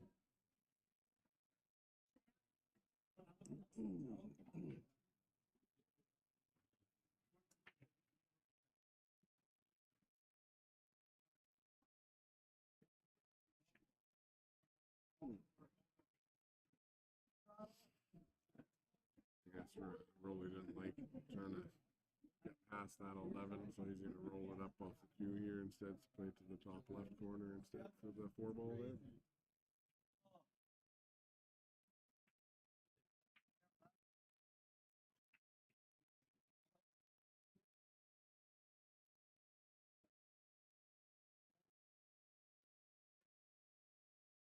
Oh, that is about right. That's about right. About right, yeah. That's about right.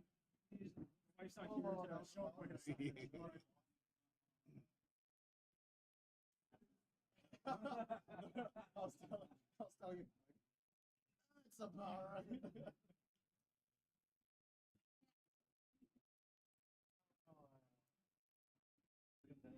Just won myself almost $200 for that side bets to make it final 60. That's why I didn't want to bet with it. I was like, fuck, I'm gonna be down.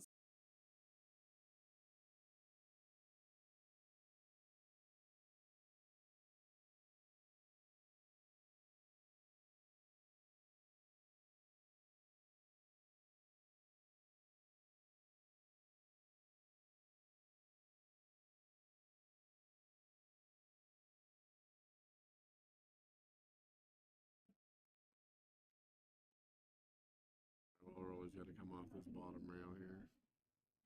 Play for the top left corner, looks like. Fucking just like Looks like he's drawn. Oh, there you go.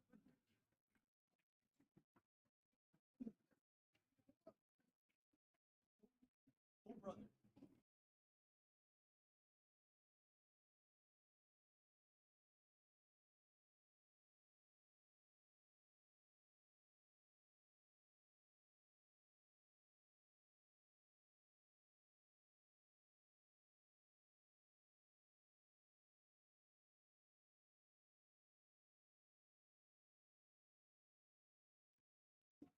Well, that makes it 1-1. This one could possibly go back and forth between these two guys.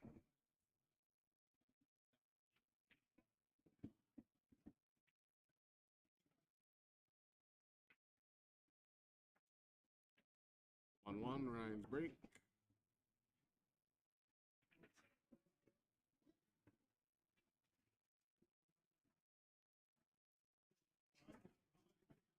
Winner of this match gets out to the finals bracket tomorrow. Loser will get their second chance to get out on the B side there. Probably immediately after this match.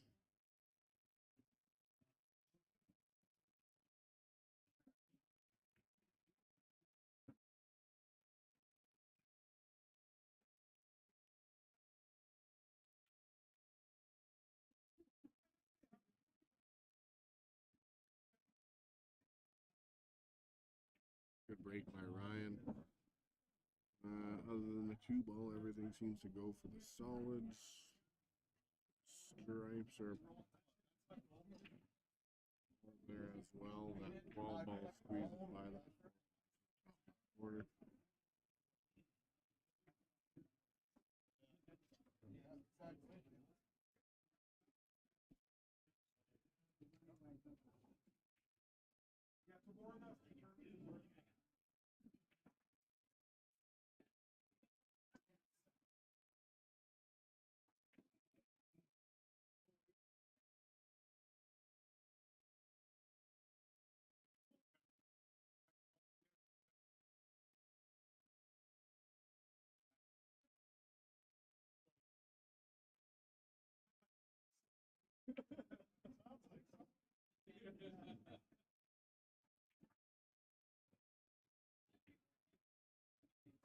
sure what Ryan's looking at here.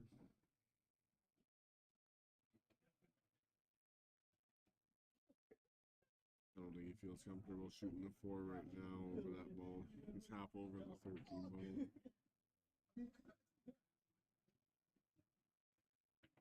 Off the stripes. Maybe. So I was like, and then when I'm on the table, so was that difficult table?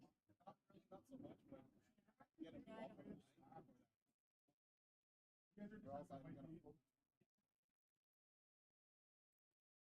Yeah, that's why I was double checking.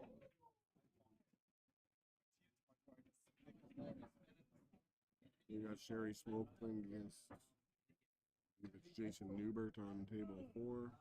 Not sure what the score is over there.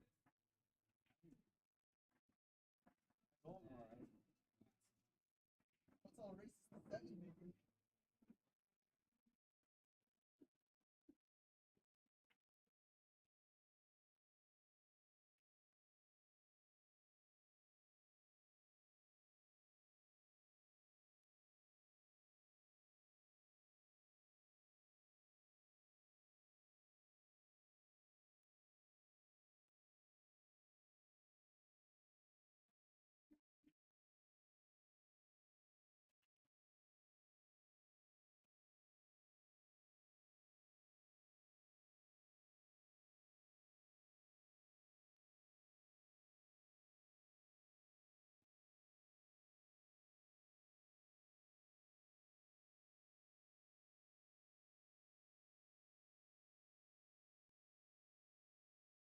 Ryan does decide to go with the solids. I think he may try to knock this 14 out of there right now so he can get a clear path for that 2 ball.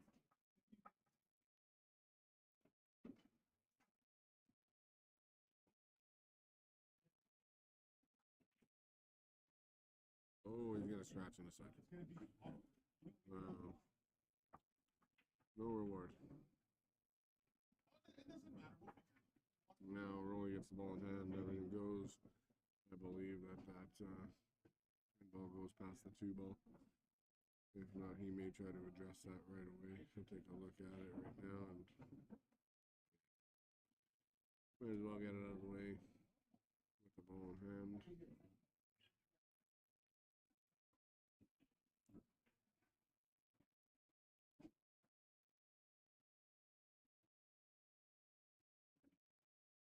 If he's even a little bit skeptical of whether it goes by or not, takes the guesswork out of it.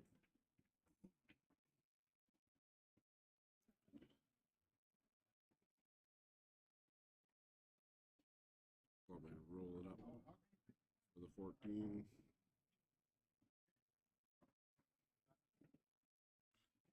Just hold it there for the 12. And then for the 11, roll it up for the 15, finish with the 9.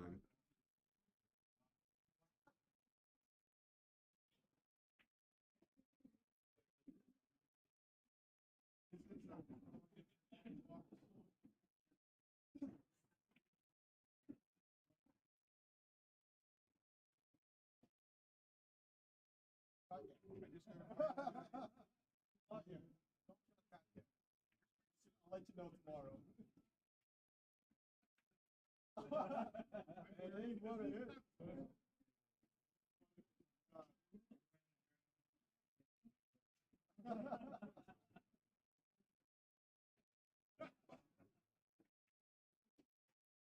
Even if he doesn't, oh, so he doesn't fuck with it. Now we have.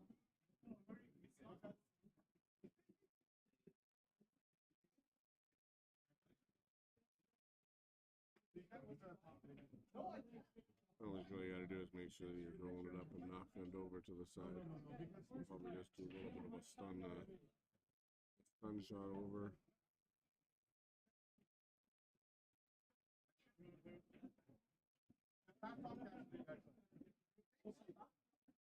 Tough.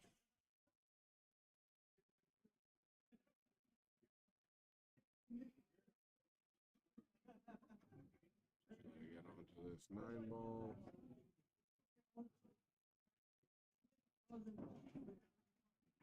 Just like that. Little draw for the 8 in the same pocket.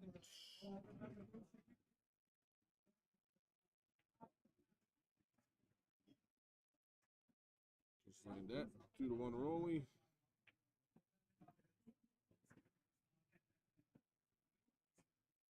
Rolly's breaking.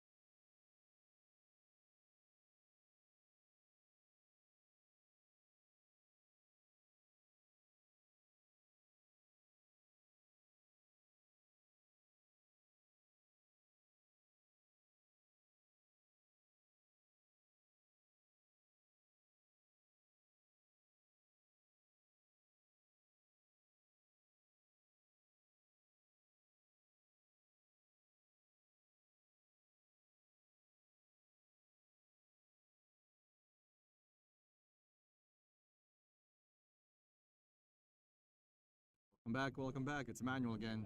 Oh my god. I just finished my match on the A side, winner side qualification round. I was down 4-2 to a race to 5. Who did I oh shoot. Down, what was the score? Before I messed this up. I was up against Brian Mink. He went up 4-2 to a race to 5. Managed to get some runs, Euro on my rack to get it 4-3.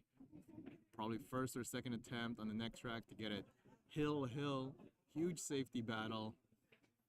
I managed to come out on top. My first ever top 16 placement coming out of Rice Cup. It's been a grind, guys. It's been a grind. But other than that, we're gonna go watch Rolly versus Ryan here.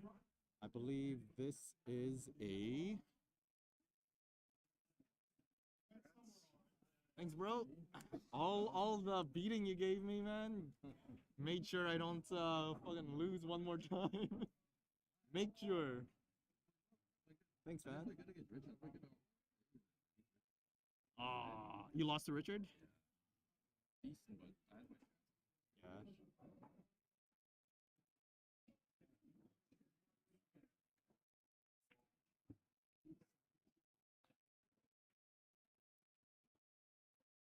Oh, I see. So this is a A-side, or sorry, B-side qualification round. So the winner of this match that we're watching right now, this is Rolly Cardozo versus Ryan Solved. Winner of this moves on to the final 16.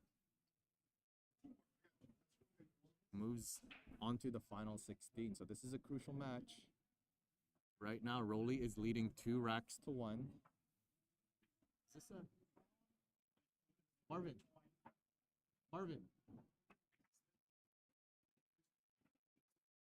This is a race to 4 B-side qualification match here.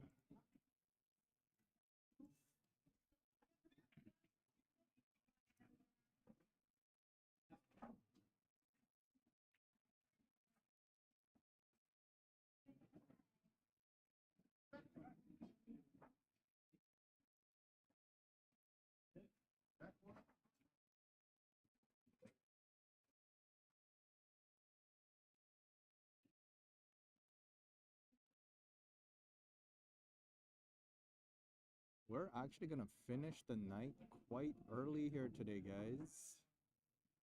Probably be out of here by 9 o'clock, which is actually pretty nice.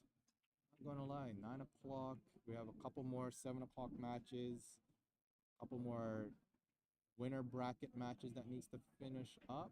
Oh, it looks like all the winner brackets has been finished up. So we've got Kerry Hafner winning 5-3 over Jeff Clare. We got Mike Delgado winning 5-2 over Chris Wickdell. Myself winning 5-4 over Brian Mink. We got Sean Monkman winning 5-1 over Ryan Solveld. We got 5-4 for John Vincent over Les Kaplan. Johnny Baptiste goes 5-0 sweep on Frank Young. Randy Baggett goes 5-1 against Sean Jameson. And Cornell McLean Jr. going 5-1 against Marvin Quimbao, our tournament director. So all of those has been established. Those top 8 players, including myself, will move on to the final brackets, top 16. The qualifiers on the loser bracket will be randomized, will be redrawn against the top 16. We still have Sherry Smoke versus Jason Newbert. Playing, we got Tom LaForney versus Tim St. Clair still playing. Arden Smoke versus Mike Handy still playing. Henry Salcedo still playing against Muggs Huel. JP versus Ricky Roulette. We got Richard Urbanik moves on, winning 5-0 over Tren. Zach winning over Matt Asselin, winning 4-2. We're currently watching this match at 4-3. Or sorry, we're currently watching an A-side match. Ryan Solveld versus Rolly Cardozo. Looks like it's a ball in hand for Ryan.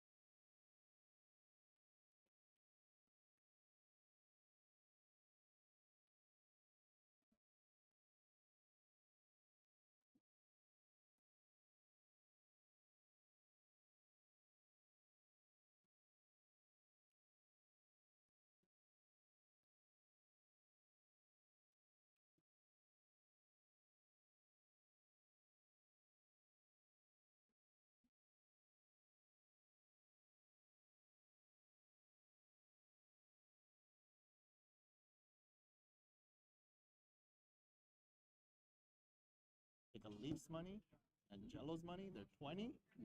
Gonna get them to sign it. I'm gonna bring their 20. Because they said I wouldn't make top 16. Oh, you side bet. Their side bets. I'll try to get some side bet for me against Jesus.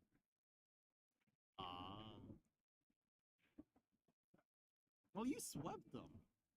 There should be odds on that one. Didn't you sweep them? Gentlemen. Yeah, that was 5-1, I think. Yeah. You gentlemen swept them. Not even the match. You play better than Vegas. You play better than Vegas. Why would anyone bet against you? Sometimes. Bet against you on other. Oh, did you? I played good against Biden. Yeah.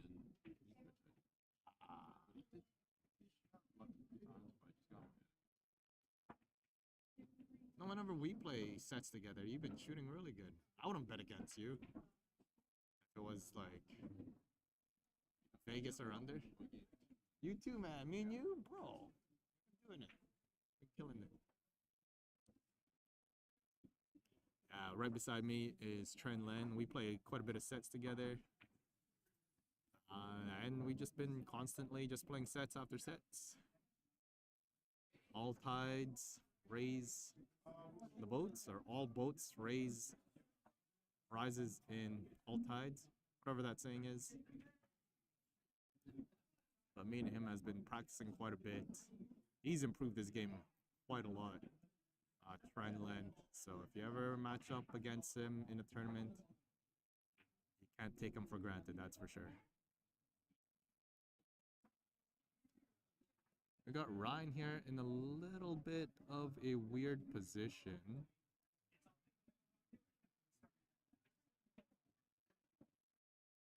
He's gonna have to draw this back, play the 6.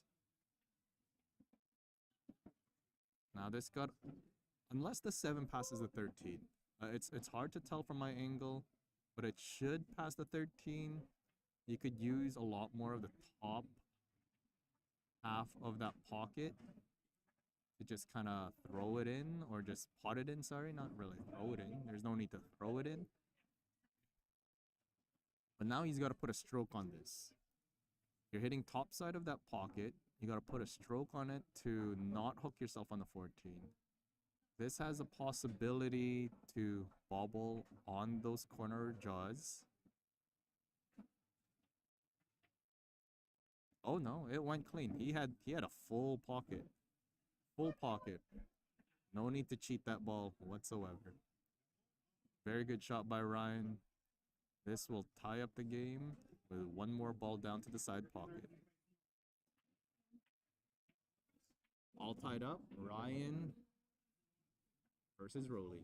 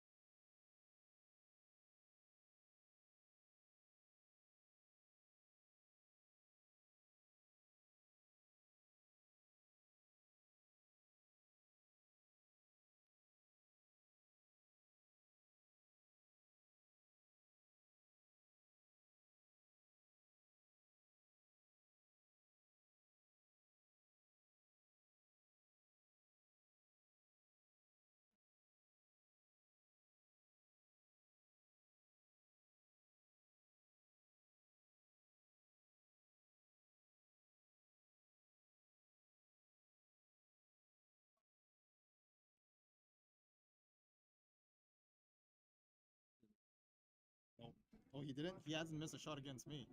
It was all like safeties, runouts, runouts.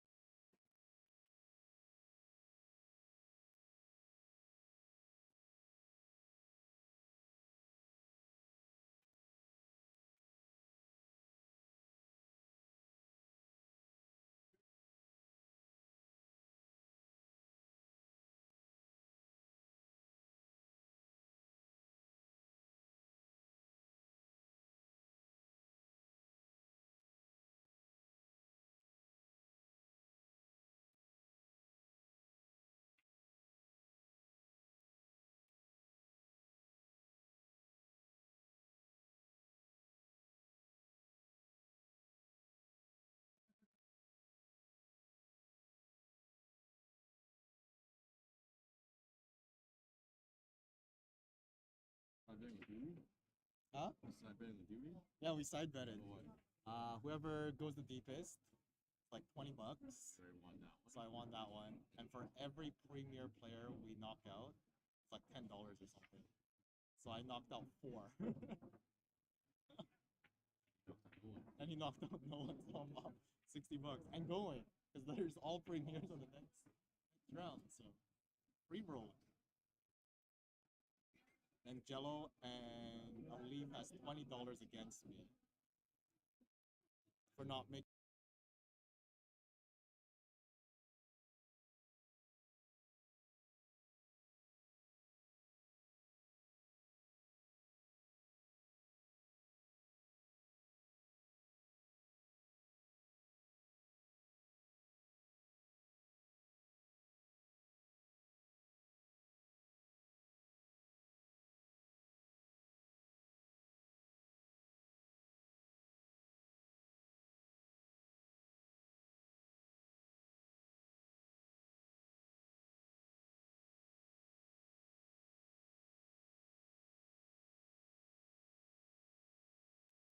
Back to the action here.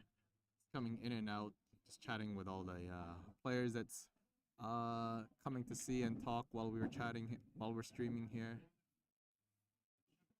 That was a nice shot by Ryan there. He knew he had a little awkward angle. He didn't want to baby his draw to play to the top left. So he elected to play into the line of the shot. Very smart. It's a very confident shot. Need, especially on a small table. It requires a lot of confidence on a very small table. On a 9-footer, they tend to be a little bit more forgiving with regards to positional play, but tighter pockets, of course, or deeper shelves, technically. Pockets are about the same. Ryan here with a very nice out.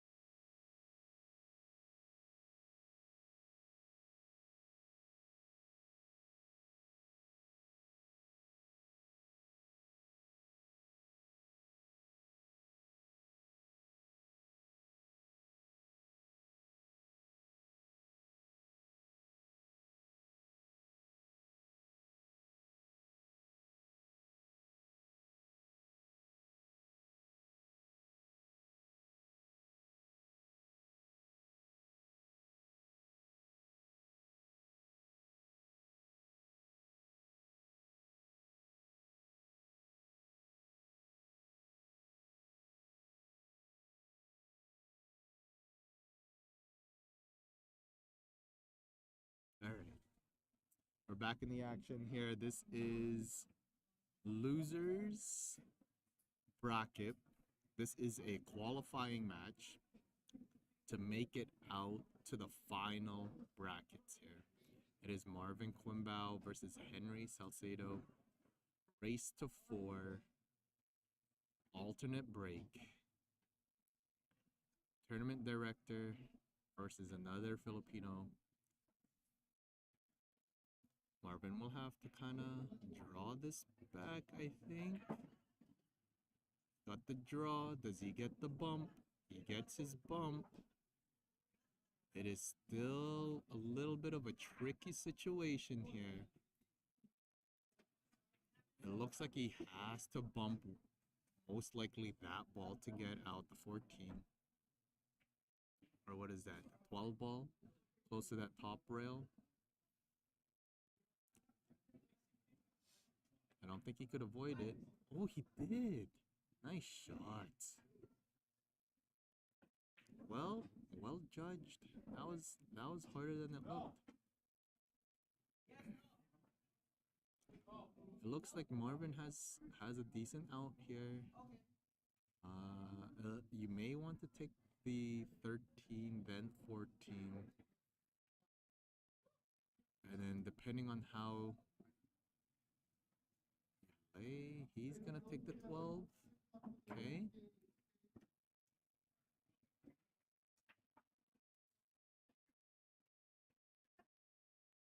Still has that 9 ball to the right side of the table.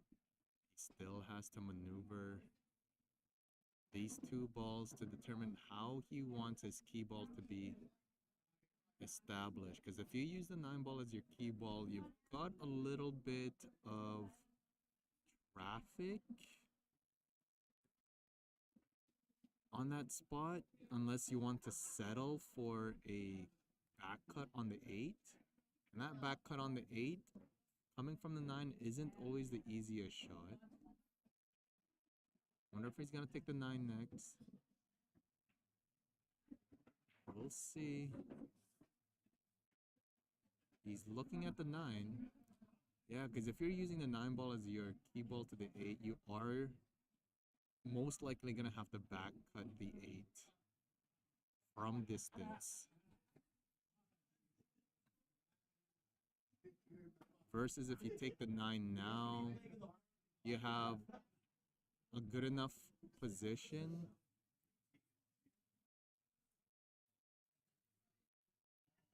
to cut the 13 and then the 8. But it's all preference here. It is all preference. So he is electing to choose the 9 for that exact reason. He's gonna draw. He's gonna be over a ball. That's okay, because he has the side pocket. He's over a ball, but he has the side pocket. So he could just ease this in. He's got a little bit of angle here, though. So he might be coming into the 8. He doesn't want to add any English or any spin. Oh, he has enough of the center. Perfect. You're playing 1 pocket there. Excellent. Nice out, Marvin.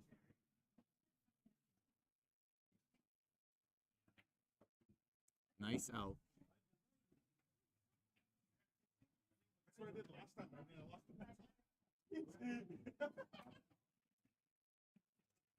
Imagine me and Marvin, it's matched up in finals round. You gotta be careful because I'm free rolling.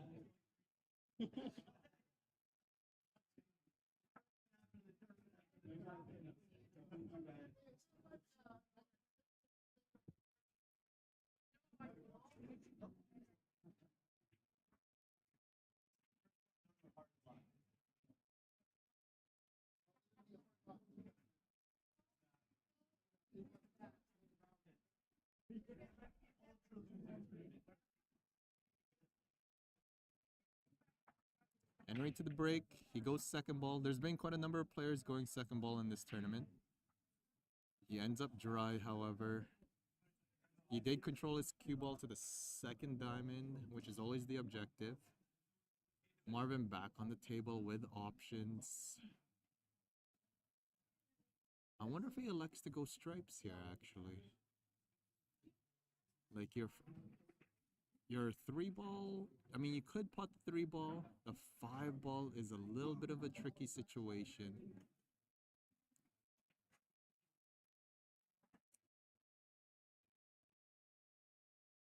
Because you could develop the 10, what is that, the 10-15 with the 13? No, he's going to use the 3. Oh, double thinking the shot. Because I don't think, unless you could graze the 5 on the bottom side to free it up, so it opens up the same pocket as the 3, that would be most ideal. He doesn't have to worry about too much on position because he's got the 3 ball, the 1 ball. I believe the 4 ball goes to the side. So he doesn't have to worry about too much with regards to that. So he is electing to go stripes. You just need a good angle on that 13, so you could develop the 10-15 ball. And then all your other stripes are up table, so you could still manipulate it in a way where you could still play the 14 in a reasonable spot. But you need a good angle on the 13. Oh my god. Marvin misses the shot.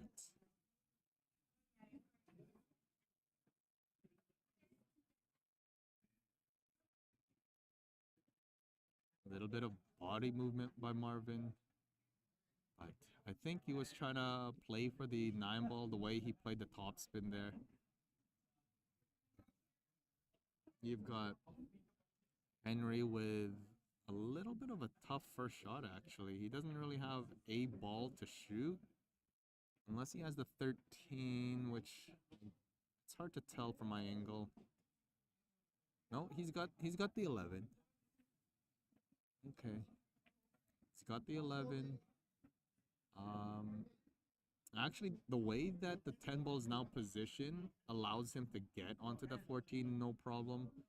So you need to make path for that 14 to pass the 9 ball. So I would actually take the 9 ball first in this situation.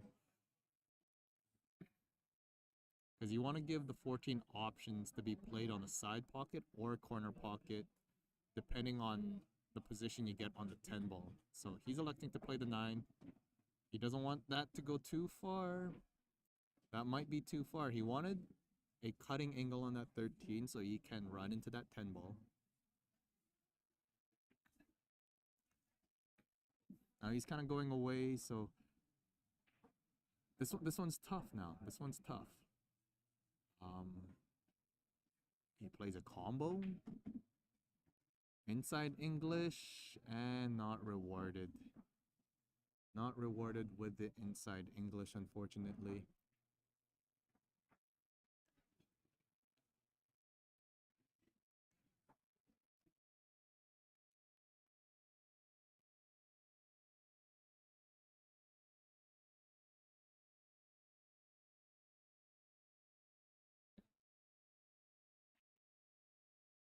No, it's not there. Not there. I'll be right back. I gotta use the washer.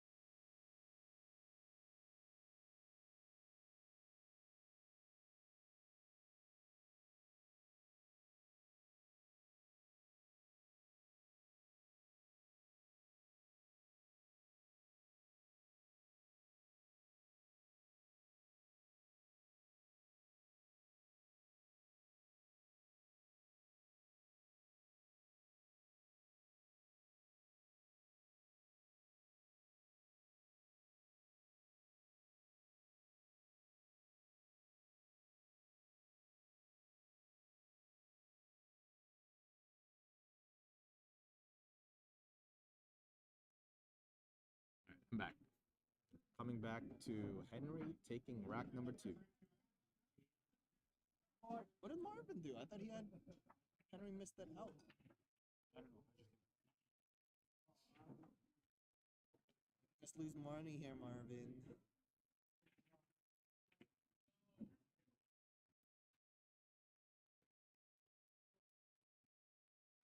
What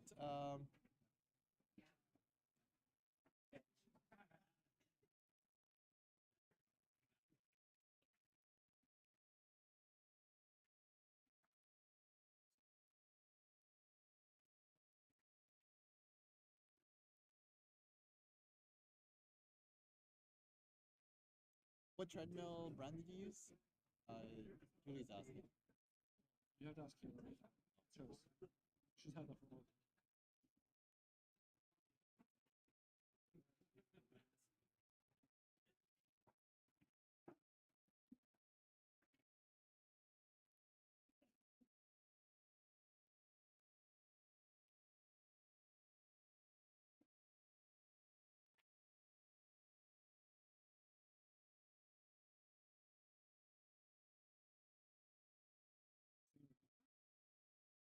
Yeah, because the one that we have, the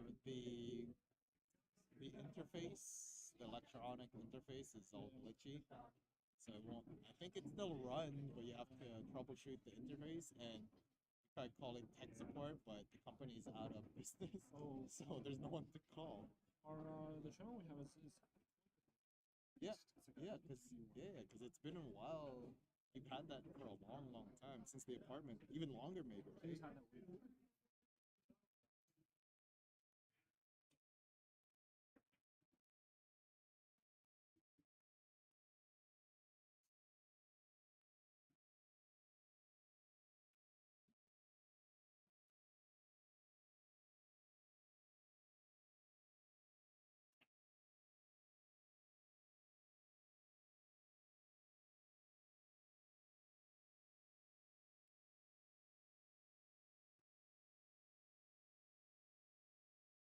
One. I was gonna say, Marvin or Arden is I think tied up 2-2, from my understanding. So out of the Westerns player, me, Arden, and Kerry Hafner is top 16. Yeah. You're bang bang. It's okay. I'm captain. I don't have to fight. That's true. Carrie's all like, "Oh, I'm not worried about Huey. He's good." No one's ever worried about Huey. Even Carrie's not worried. The only person that's worried about Huey is usually just Huey. It's funny.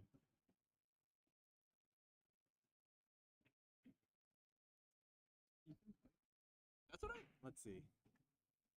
Find out. Because he was here. I saw him in house. Arden. There's 19 Arden. Sherry. Arden. Sherry. Nope. No Ethan. He didn't.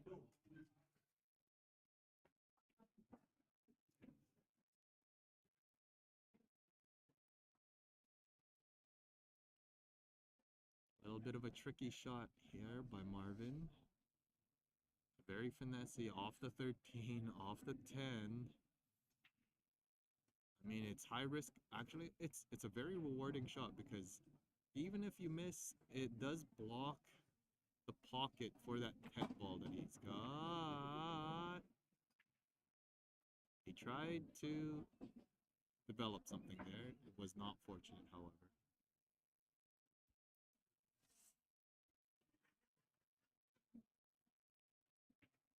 I told you I'm like 75% hot rate success on my jumper all tournament. I think I missed one jump. It wasn't even a miss. It was jumped it to play the safety round, but all my shots were jump. Like, what the heck? What is this magical cue that I got for free? I know. Cute, and it's just like you there, you're seeing it.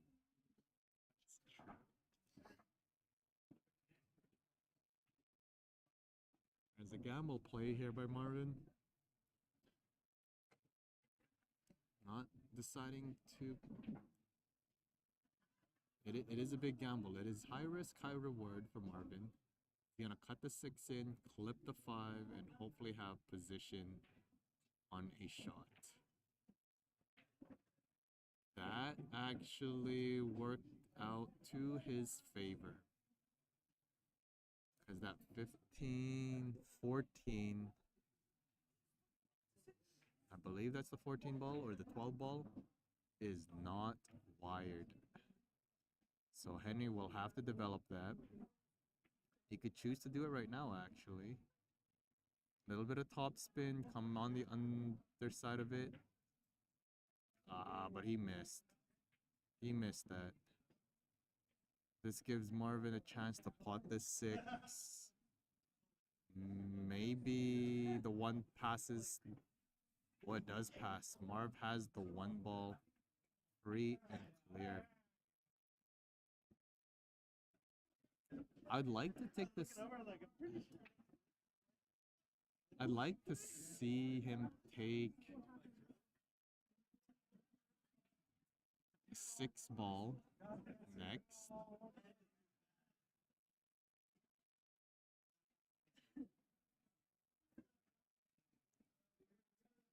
This is also a smart play. No. Marvin dogging his 5 ball. Marvin dogging the 5 ball.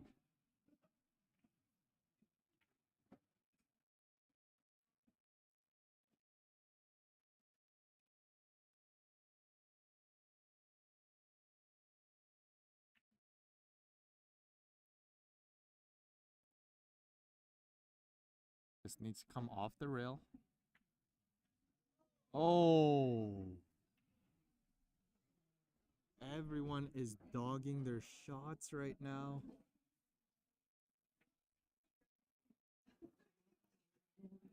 I don't know if it's pressure or if it's just not taking the table seriously, especially those two being very good friends.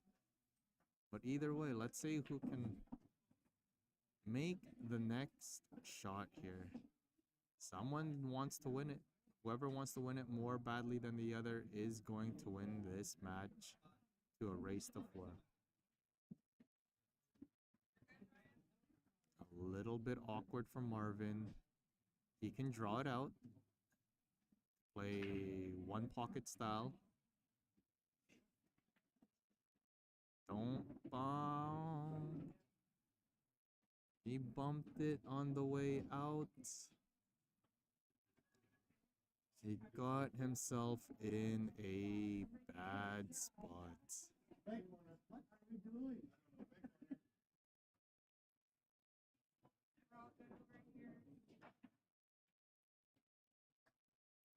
Marvin has to go for the bank.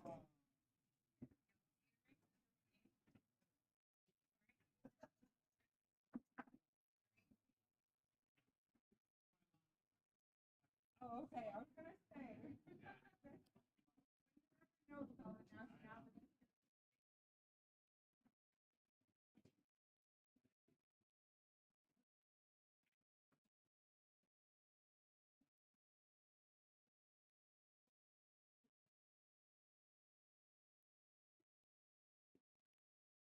Yeah, thank you.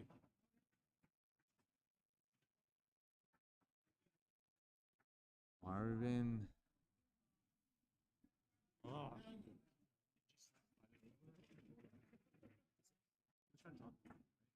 Yeah, the right shot was to draw behind.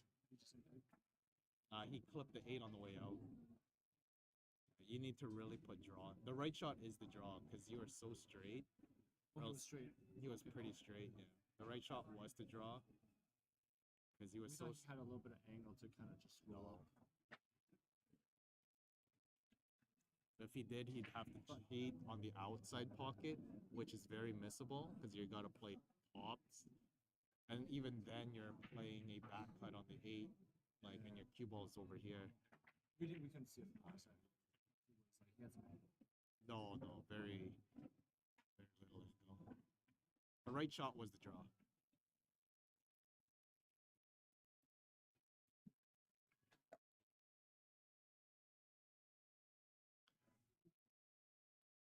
Henry leading halfway through the match here, 2 racks to 1.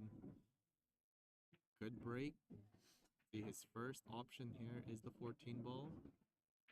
Does not make it. He clipped the left horn there.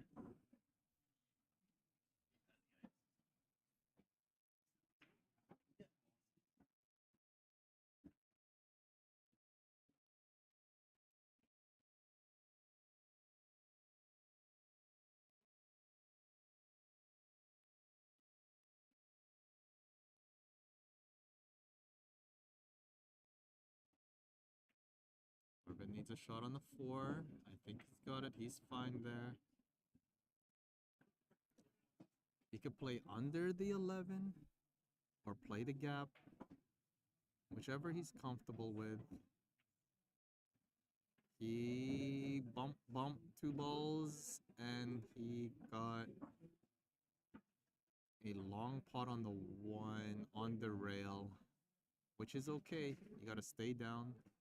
You can play a little bit of stun follow if it's straight. You do not want to play this with topspin or else you will lose position on both those balls. You either play stun follow or a tad. There's a stun follow. Nice stroke. Very good stun follow there by Marvin. That's always never easy to do, especially with the speed that you have to hit it with. But always the right shot in those scenarios.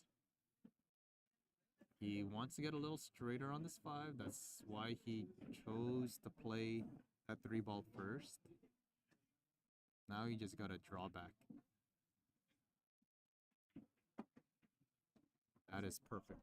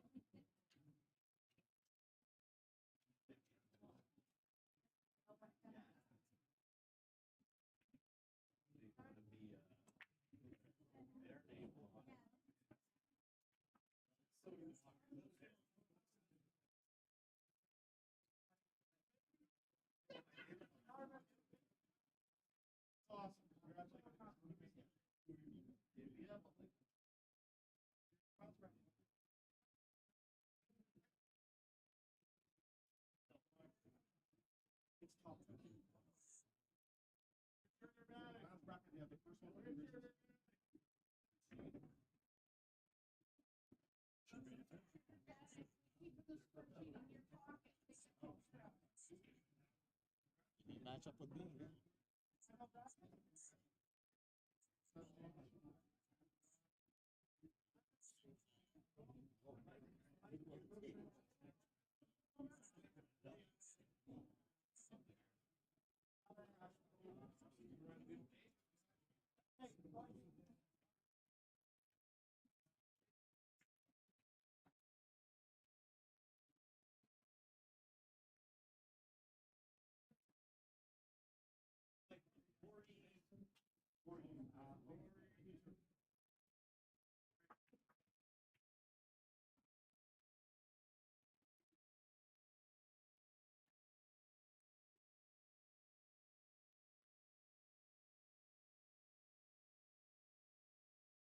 Back to the action here. Henry missing a shot here. I believe this leaves open table for Marvin.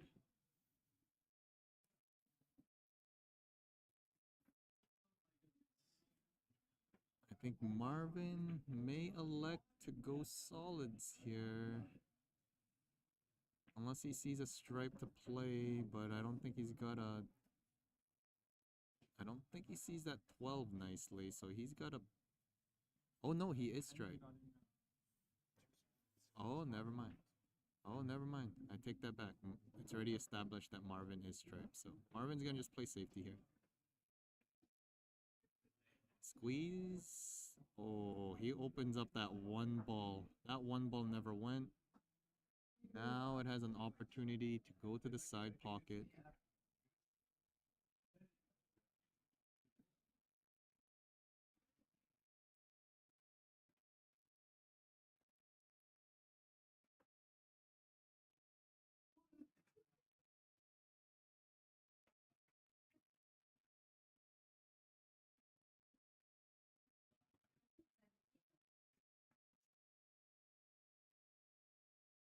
Never mind. He doesn't see the one ball.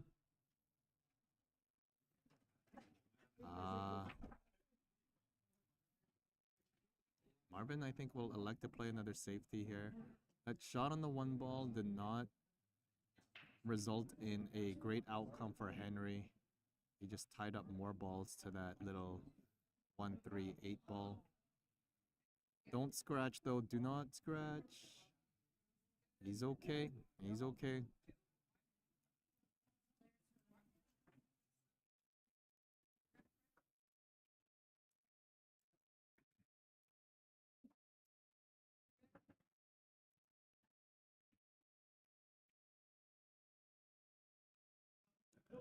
Nice pop by Henry here.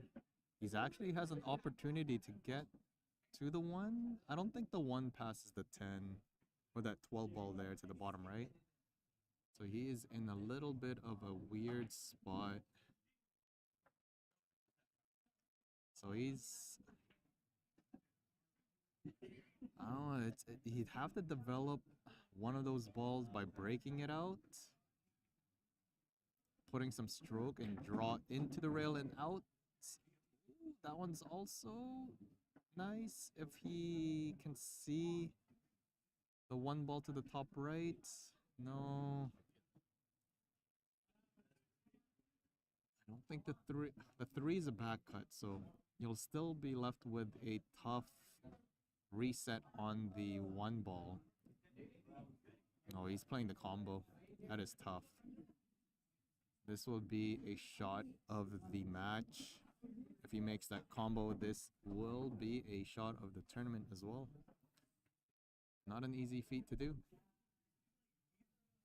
Lines it up, couple strokes, and rattles it. Just rattles it. That is so unfortunate.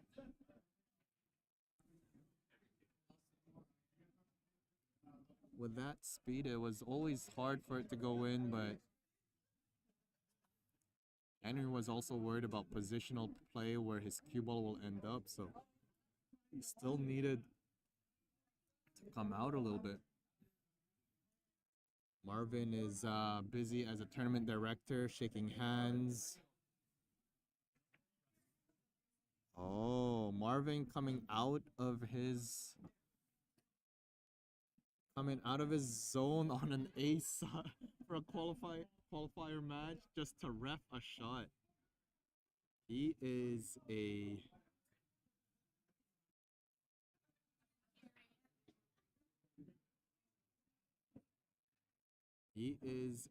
true tournament director for sure.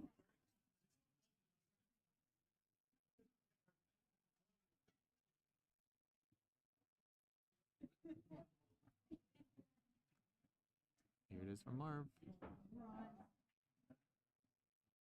That's okay. That's okay. That's okay. That is okay. Almost right back where we started.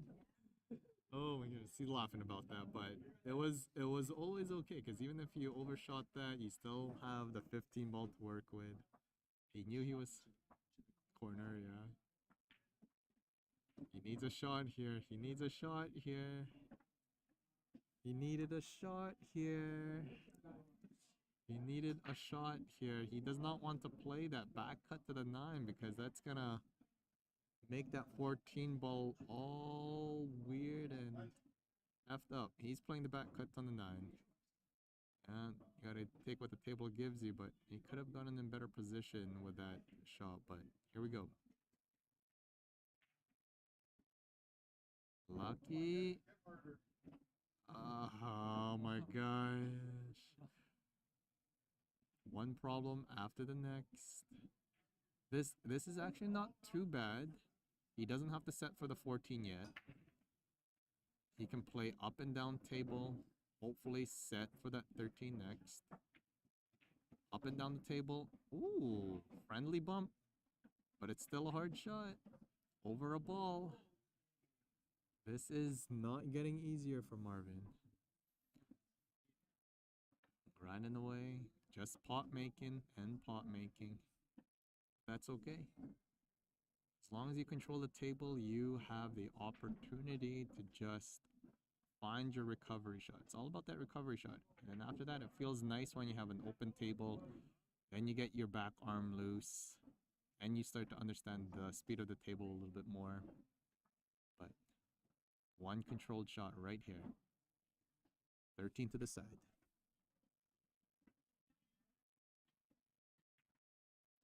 Oh.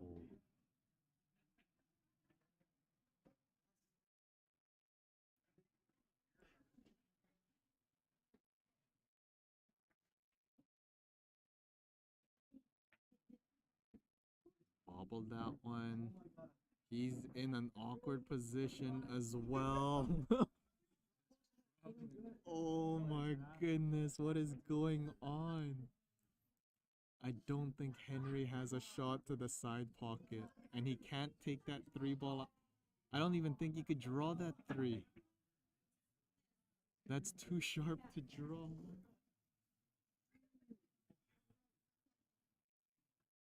I don't know if it's the pressure or if it's just because they're good friends. Someone out of these two, whoever wants it most, will have to take the match to the horns and bear down and take control of this game. But he's going for the bank. Oh! Okay, that was nice.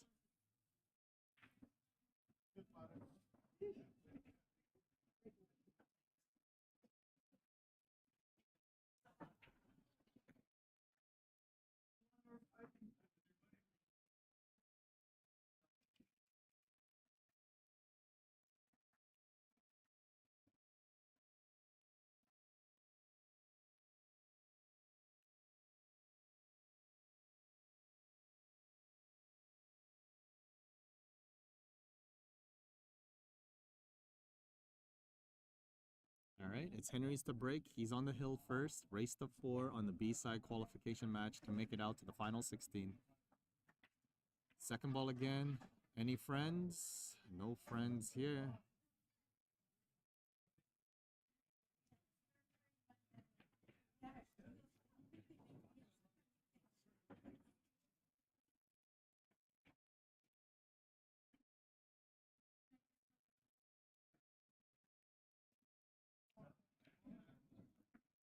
Marvin with a long pot here. Electing to go stripes. Oh, sorry, solids. For some reason, it looked like he was aiming for stripes.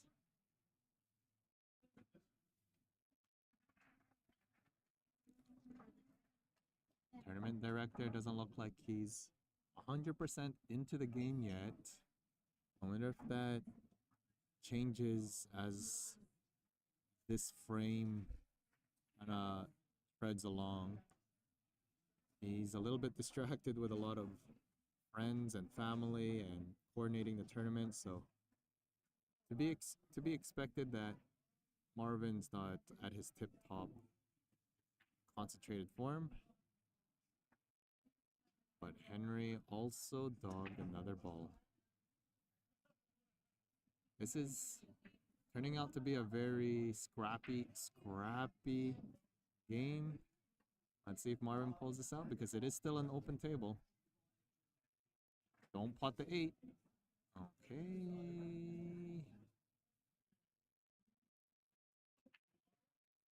Oh, he missed.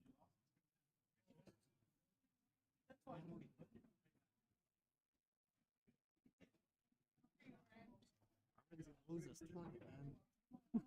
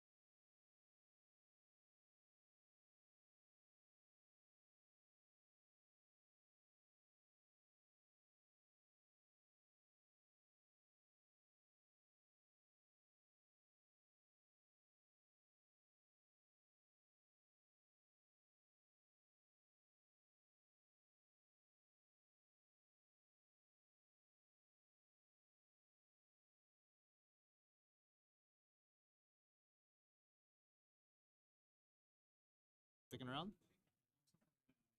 Oh, you're hard luck. Or maybe I'll stick around for the hard luck.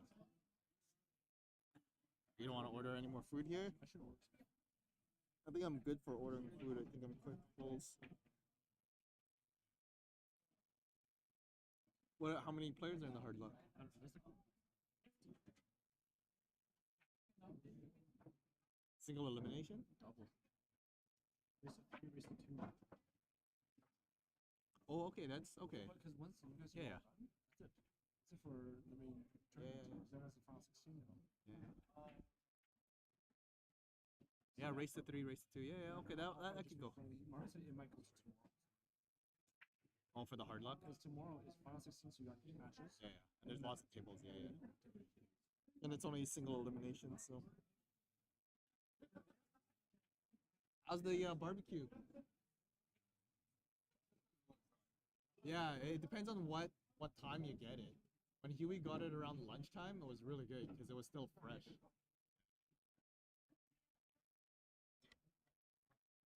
All right, Marvin needs to kind of bear down here. Now I got to take another washroom break. Be right back.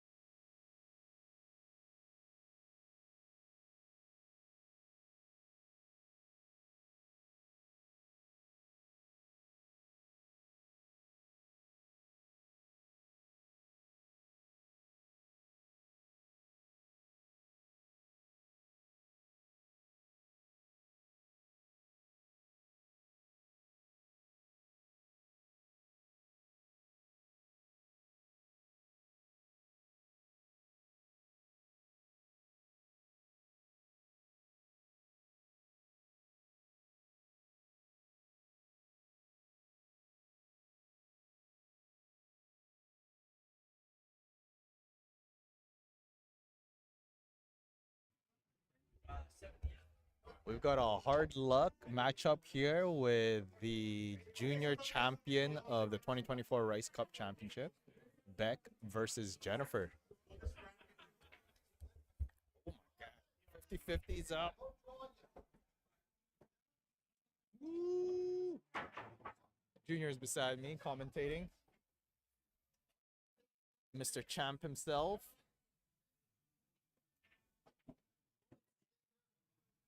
Any Yellow side bag. bets?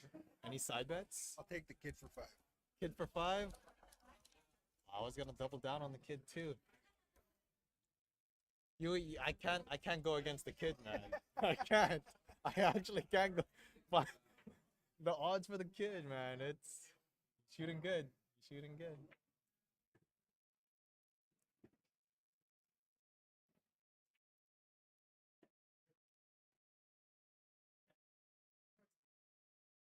This is B-side of the Hard Lock Are you tournament. able to pull up the bracket on there? Yeah. Cup championship. This one here, we're looking for Hard Luck. Open Hard Luck.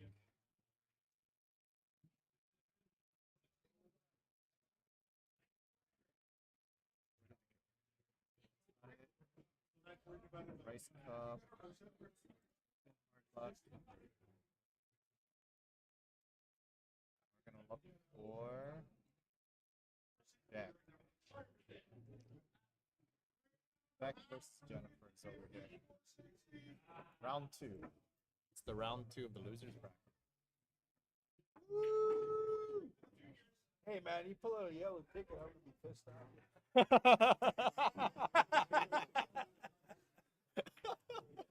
Just saying. It is only a race to 2 in the Hard Luck tournament. I believe there's like 50 players. I'm in the booth, Jen. I'm in the booth. I'm gonna call it how I see it. No pressure. No pressure. All right, Jennifer, to break. Setting up for the head ball. You like that pop on that head ball, eh? Oh yeah, Where you got 7 balls off that break. 5 Was it 5? 5 Yeah. strikes. So nutty. Oh, good hit. Nothing down though. Yeah, there you go. 1 in the corner, 7 in the side, 6 in the corner, 3 in the corner, 5 in the bottom right corner. Look at that. Like clockwork. Just calls it out. Not even a second 4, 2 thought. in the top right corners, 8 in the corner. Oh, yeah. If only it were that easy. If only it were that easy. Something though, I never missed from the rail. Oh. Never miss from the rail. Plenty of shots missed on the table, but never from the rail.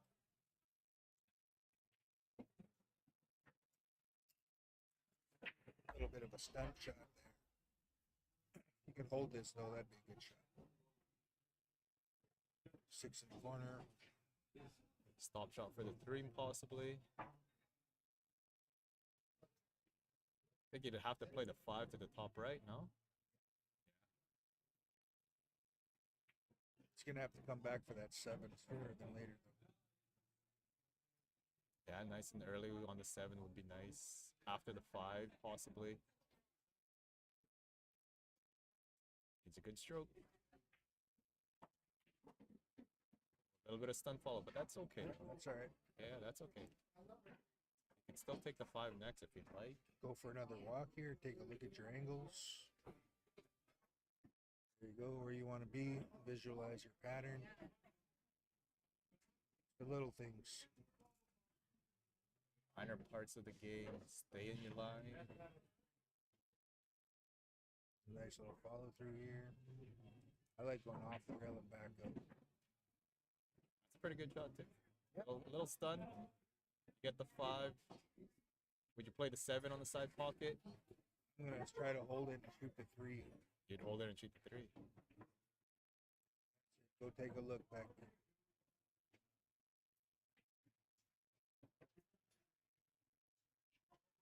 Doesn't take much. Nice shot, back. Nice shot. Even here, I like leaving a little bit of angle and stop it dead. Leave yourself a nice easy angle, go 2 rails and float under. I'll go take a look where you want to be at for the 7. Walk around. Oh. What the champ says. 2 rails firm. Missed the 11. Must be, yeah. Underside. Not enough speed. Not enough English. This back cut might be a little tricky unless he goes kind of force I think follow he's got to 3 go rails. 2 rails out by the side pocket and try to play the window.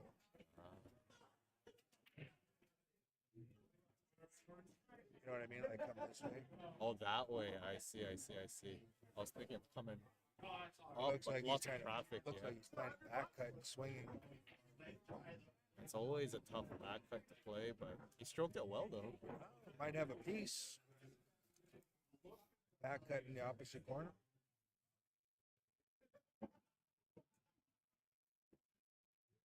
All the kick Got a shot. kick shot. He's got a kick shot, yeah. Oh! Got to hit a rail. Catch a rail. Ball in hand. That does look like a ball in hand indeed. Oh, Don't think she I don't noticed. think she knows, yeah. I don't think Beck knew either. He walked off thinking it hit the touch rail, so honest mistake. Let's go shoot the 9 here.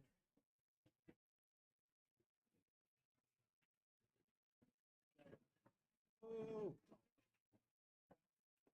All right, Jen. Little tester. Not looking for honest. Played safe.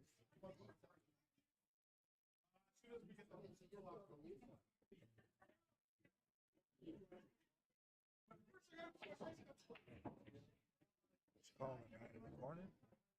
It's tight. Yeah, super tight with that kind of angle, that distance.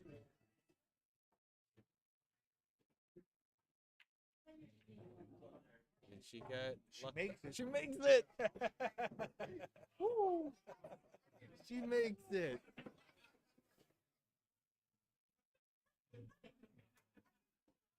Is that 10 going to side?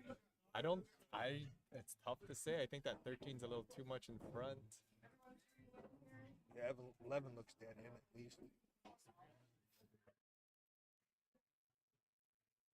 Other match, you would think of playing the snooker safety off the 13 back into the pack, no? Oh yeah, I'm sticking Yeah. it at 13. Little think cut on the 13. Nice pot though. Nice straight stroke. Now, Dead center. what? No more 50-50s are being sold. We're going to do the count and then we'll do the draw. What? The yellow ticket is. Beck's got to shoot, so he won't be. Oh, that's a ball in hand. Hit one to Beck.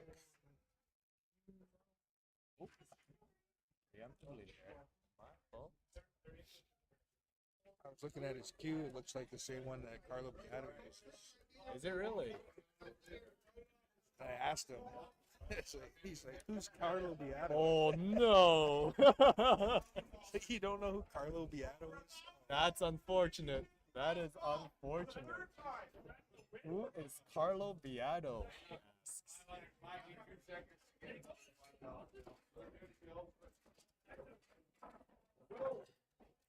I don't know if you watched any of the Puerto Rico Open. Did you manage to catch any of those games? Yep.